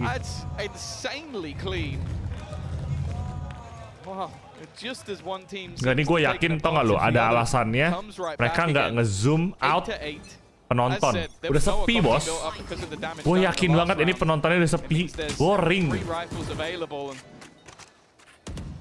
Oh, you can already see the amount of space that's already been taken by FPX. Back and forth we go. Team Heretics still set the sights on the C side. Although Grafwell slow. Lo lihat kan dari tadi nggak ada scene nunjukin penonton. Nah, kalau tadi ini Sentinel GEN.G seru, gue tonton dah. Kacau. I don't know. Okay, they will convert the kill and no punish, and then the swing from Boo traded out. 2 versus 1, and they could lock this round in here and now with the showstopper if they wanted to. They're just 56 HP, and that call's probably being made. Wood is low. has his ult, and Spike's right in front of him. You're right, he can take that teleport from the shadows. He'll emerge on another site potentially, but it looks like he's going to stick the plant here and now. Maybe realizing it's a tough win anyway, and he should be dead to right. Did he use it just then? I feel like I thought I heard something for a second, but maybe not. I think he just got caught by Lysol. It is going to be that defusal. Well, not too much of a problem in the end. I think the only real worry was just how much Riens was able to do. It took an ultimate to actually shut him down. He managed to sneak past pretty much everything. Let's have a look when it pops up. You're right. He did use it. Yeah, I wasn't certain. I didn't think I heard something, but yeah, you're spot on, Tom. Used the ultimate and immediately got dropped. I wonder where he was planning on going. Because he's using it right here. Yeah. I guess we'll never know. Maybe to try and go back into the spawn and reclaim other ground, try and find a gap, but yeah, didn't know his opponent was there. It's not the biggest ult in the world to lose. Like, it's not the end of the world. I don't mind him. I said I didn't mind him committing it to rotate straight away. Though aggression from either side. Life's got to be careful he doesn't get wrapped on. He does have some support. The flash is going to leave both players completely blind. Woo, under serious pressure, and while that pressure is not easing up anytime soon. Berlin, he's playing a risky game. With just Sheriffs, Team Heretics have done this before, and the Spike not down in a spot that's easy to defend for FPX. You don't want to take too many risks, although now the attackers are split. GEN.G's holding onto the space, presumably so the Spike can come back to him. In terms of utility, GEN.G hasn't used up any of his, but the Prowlers are gone for Boo. If he makes his way, he's going forward with the Spike. I thought he'd go back to the B site. Group up, take this one as a team, as a duo. Instead, even if he does that, he's now down to just 49 health. And GEN.G found a lot of space, although I don't expect him. Ini harusnya 10-8 sih. Wait and cover that plant when it Kalau ini sampai 99 sih tolol sih. 30 seconds left. Heretics, they were hoping somebody would make a mistake.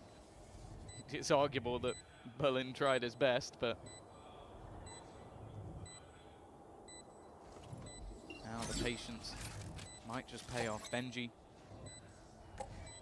looks like he might be about to be greeted. There's still plenty of utility to play with, but he is going to get the fight that he wanted, and he's going to take both. Now this becomes dangerous. The Nightfall committed, but it's only going to connect onto one. Boo looking to try and fight this one, but he's run out of ammo at the last second. Hampir anjir, hampir 99 cuk. Just a few bullets shy of a successful round, but iYoung's the one to bring it across the line. Double digits locked in for FPX now. And again, you see what we mean with just Sheriffs. They almost made the 4v2 work, and who knows, if Berlin went down a little earlier, well, he would have had a few more bullets in the magazine. A fantastic adjustment by GEN.G. Like we said, just about able to take it across the line. 60 lihat tuh belakangnya sepi tuh. He's down, but he'll carry forward. Belakangnya sepi tuh. A timeout called by Heretics. Pada pulang anjir. Last chance for the EMEA. Udah jam setengah 11 malam di Seoul. Udah pada pulang anjing. Tuh sepi kan, lihat tuh. Udah sepi banget tuh. Bangkunya banyak banget yang kosong. Aku ngantuk om sama jir. You have to remember as well the road that FPX had when they're over in Shanghai, beating Foot, losing to GEN.G, time out, Heretics. This was the team that ultimately sent them packing. Yang di spot 3 orang aja, iya yang di spot orang-orangnya di zoom in sampai ke pori-pori. Karena mereka nggak bisa nunjukin zoom out, kagak ada yang nonton bro, sepi ntar. Against a Masters winner, that would be the team they have to face Got off. you. Or if they turn it around and they win this game, then they have to play a Masters winner. So yeah, I guess playing a Masters winner where you can't be eliminated is slightly nicer, and I wouldn't even be surprised if there's a realm where these two meet back up in that decider game. I don't think it's improbable. Even still, both will want the chance to face off against GEN.G, and for FPX more so, this is their chance of revenge. A lot of ultimates very close to being online. GEN.G and Mini Boo, Lockdown and Showstopper. That iYoung on the other side after his clutch last round just won away himself. For FPX, this is a round they should have a fairly big advantage in. Benji's already tagged.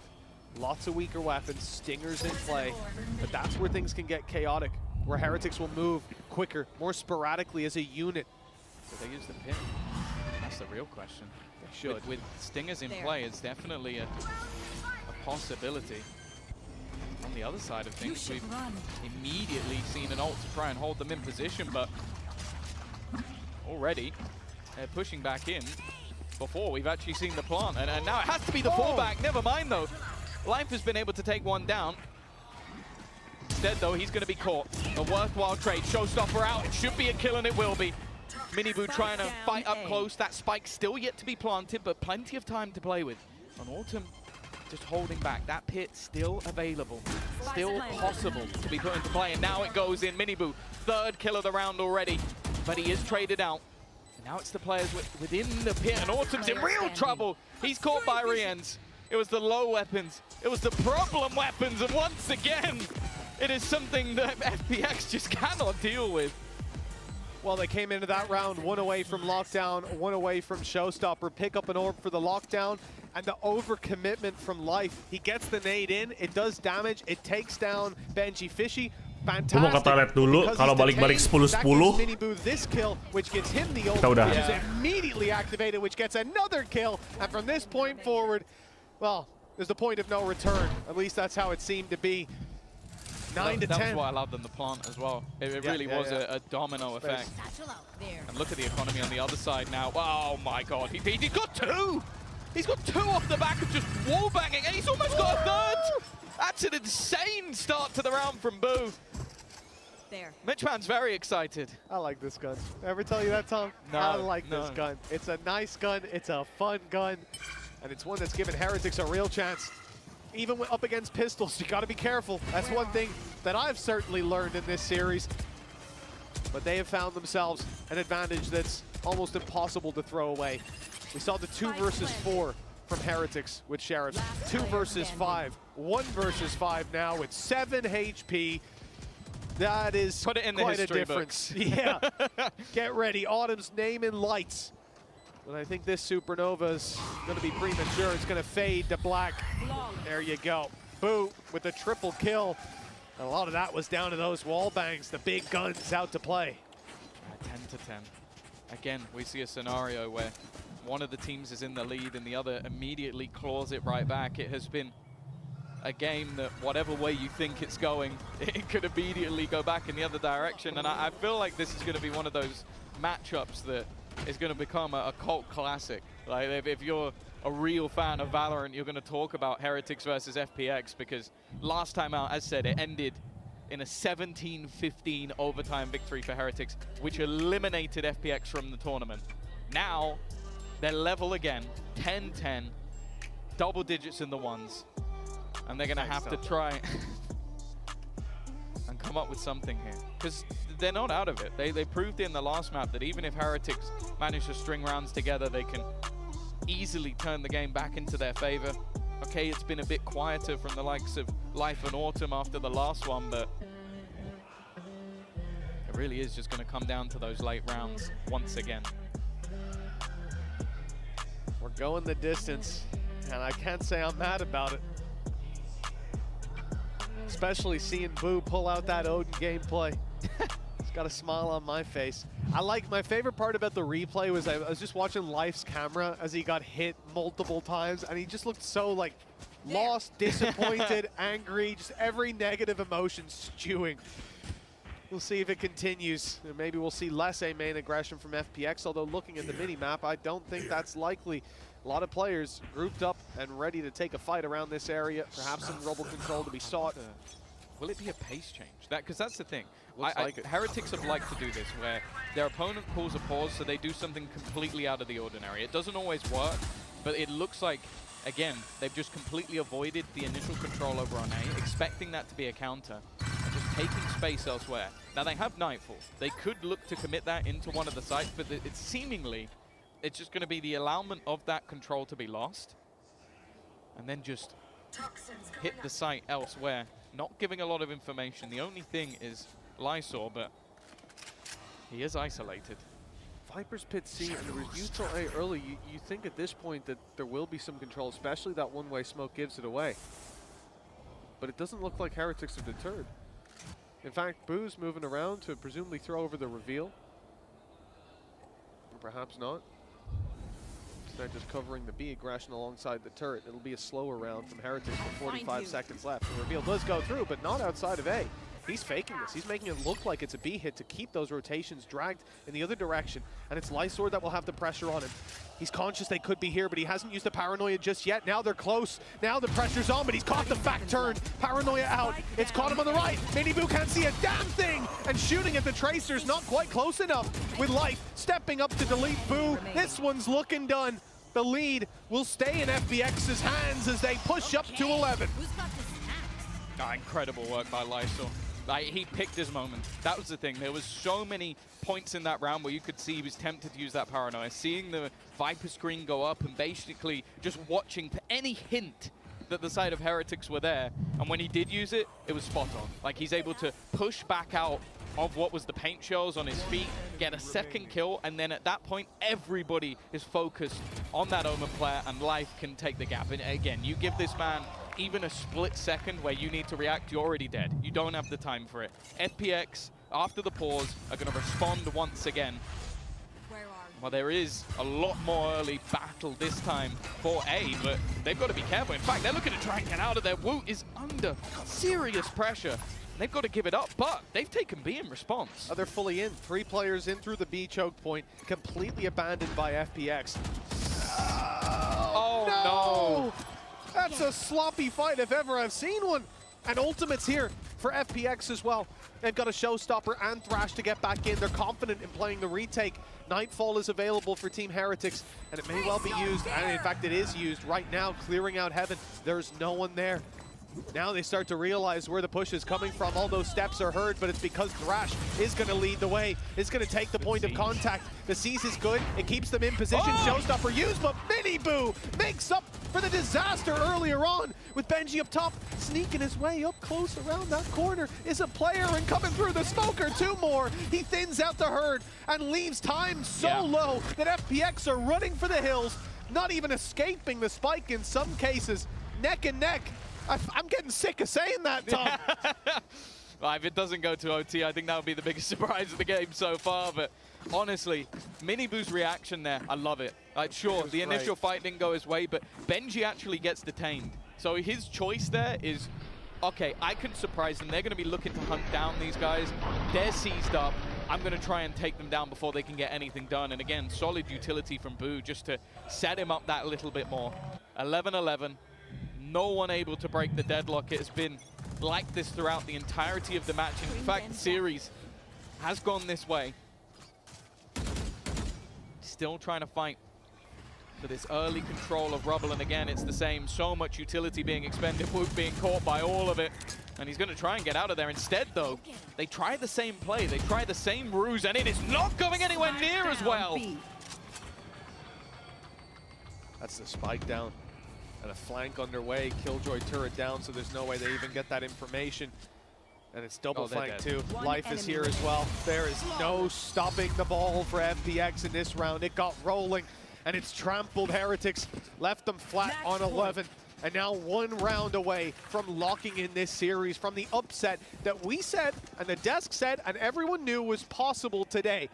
But nobody expected it without Abyss. If that map didn't go to FPX, the series was done in everyone's minds. But here we are with a real chance to pull it across the line. The only thing standing between them and victory in a lot of these rounds, big plays from Heretics, and MiniBoo has a showstopper. That could be a turning point to at least get them in overtime. Again, we're going to see this control fought for. It has gone the way of FPX in the majority of rounds. Boo is trying to find something in the aggressive push-up. We hope they expect it. Oh, they do. That's a big kill. Berlin going down. It was a risk taken, and it was a risk that I don't know if it was worth it. Doesn't seem so, especially with that showstopper online from MiniBoo. He's the one picking the kill, but the ult was already there. And the C site now, knowing that there's Viper utility here, they're likely to use it to open the site. That's why Autumn has fallen back so far. He doesn't want to get caught by this big old rocket. But for now, there's no intention to use it. They're going to keep it reactive. I like this. Aware that FPX would probably fall back, would probably give them the space if they use it. Instead, they take the space for free. And now there's a showstopper for the 5v2. It's fired in blind in case there's a snake in the grass, but it looks like an overtime is already locked in. A big play needed. iYoung's been fantastic in so many rounds. And the spam here, my goodness, it could do a lot. Lysor, he's conscious of a player up close. Yeah, would reveal his position, not knowing that there was going to be an alarm bot there. He's trying to find a way through the smoke, and now, well, a 1v4 to Ace. He's been unbelievable, but this would have to be the best of them. It seems like OT is inevitable, and maybe it was from the get-go. The way this map has been going back and forth all the way, why not keep it going a little bit more? 12-12, FPX versus Heretics, always seemingly going the distance. Overtime. And who knows where it ends. Well, last time their last map was what, 15-17 in the end? So we may have some distance yet to go, Tom. That opening was fantastic for Mini. Like I said, just keeping that match bodoh nih. Nggak usah ditonton guys yang ini guys. Dah. Thank you semuanya yang udah nonton ya. Udah. Nggak usah. Thank you semuanya. Ya, thank you. Kita jumpa lagi di nobar kita besok. Gua sampai boker dulu dan dia 12-12. Wah, nggak dulu deh. Ya, kita main TFT aja ya. Jangan lupa like, share, subscribe, join membership. Sampai jumpa di streaming setelah ini dan di watch party besok. Bye guys.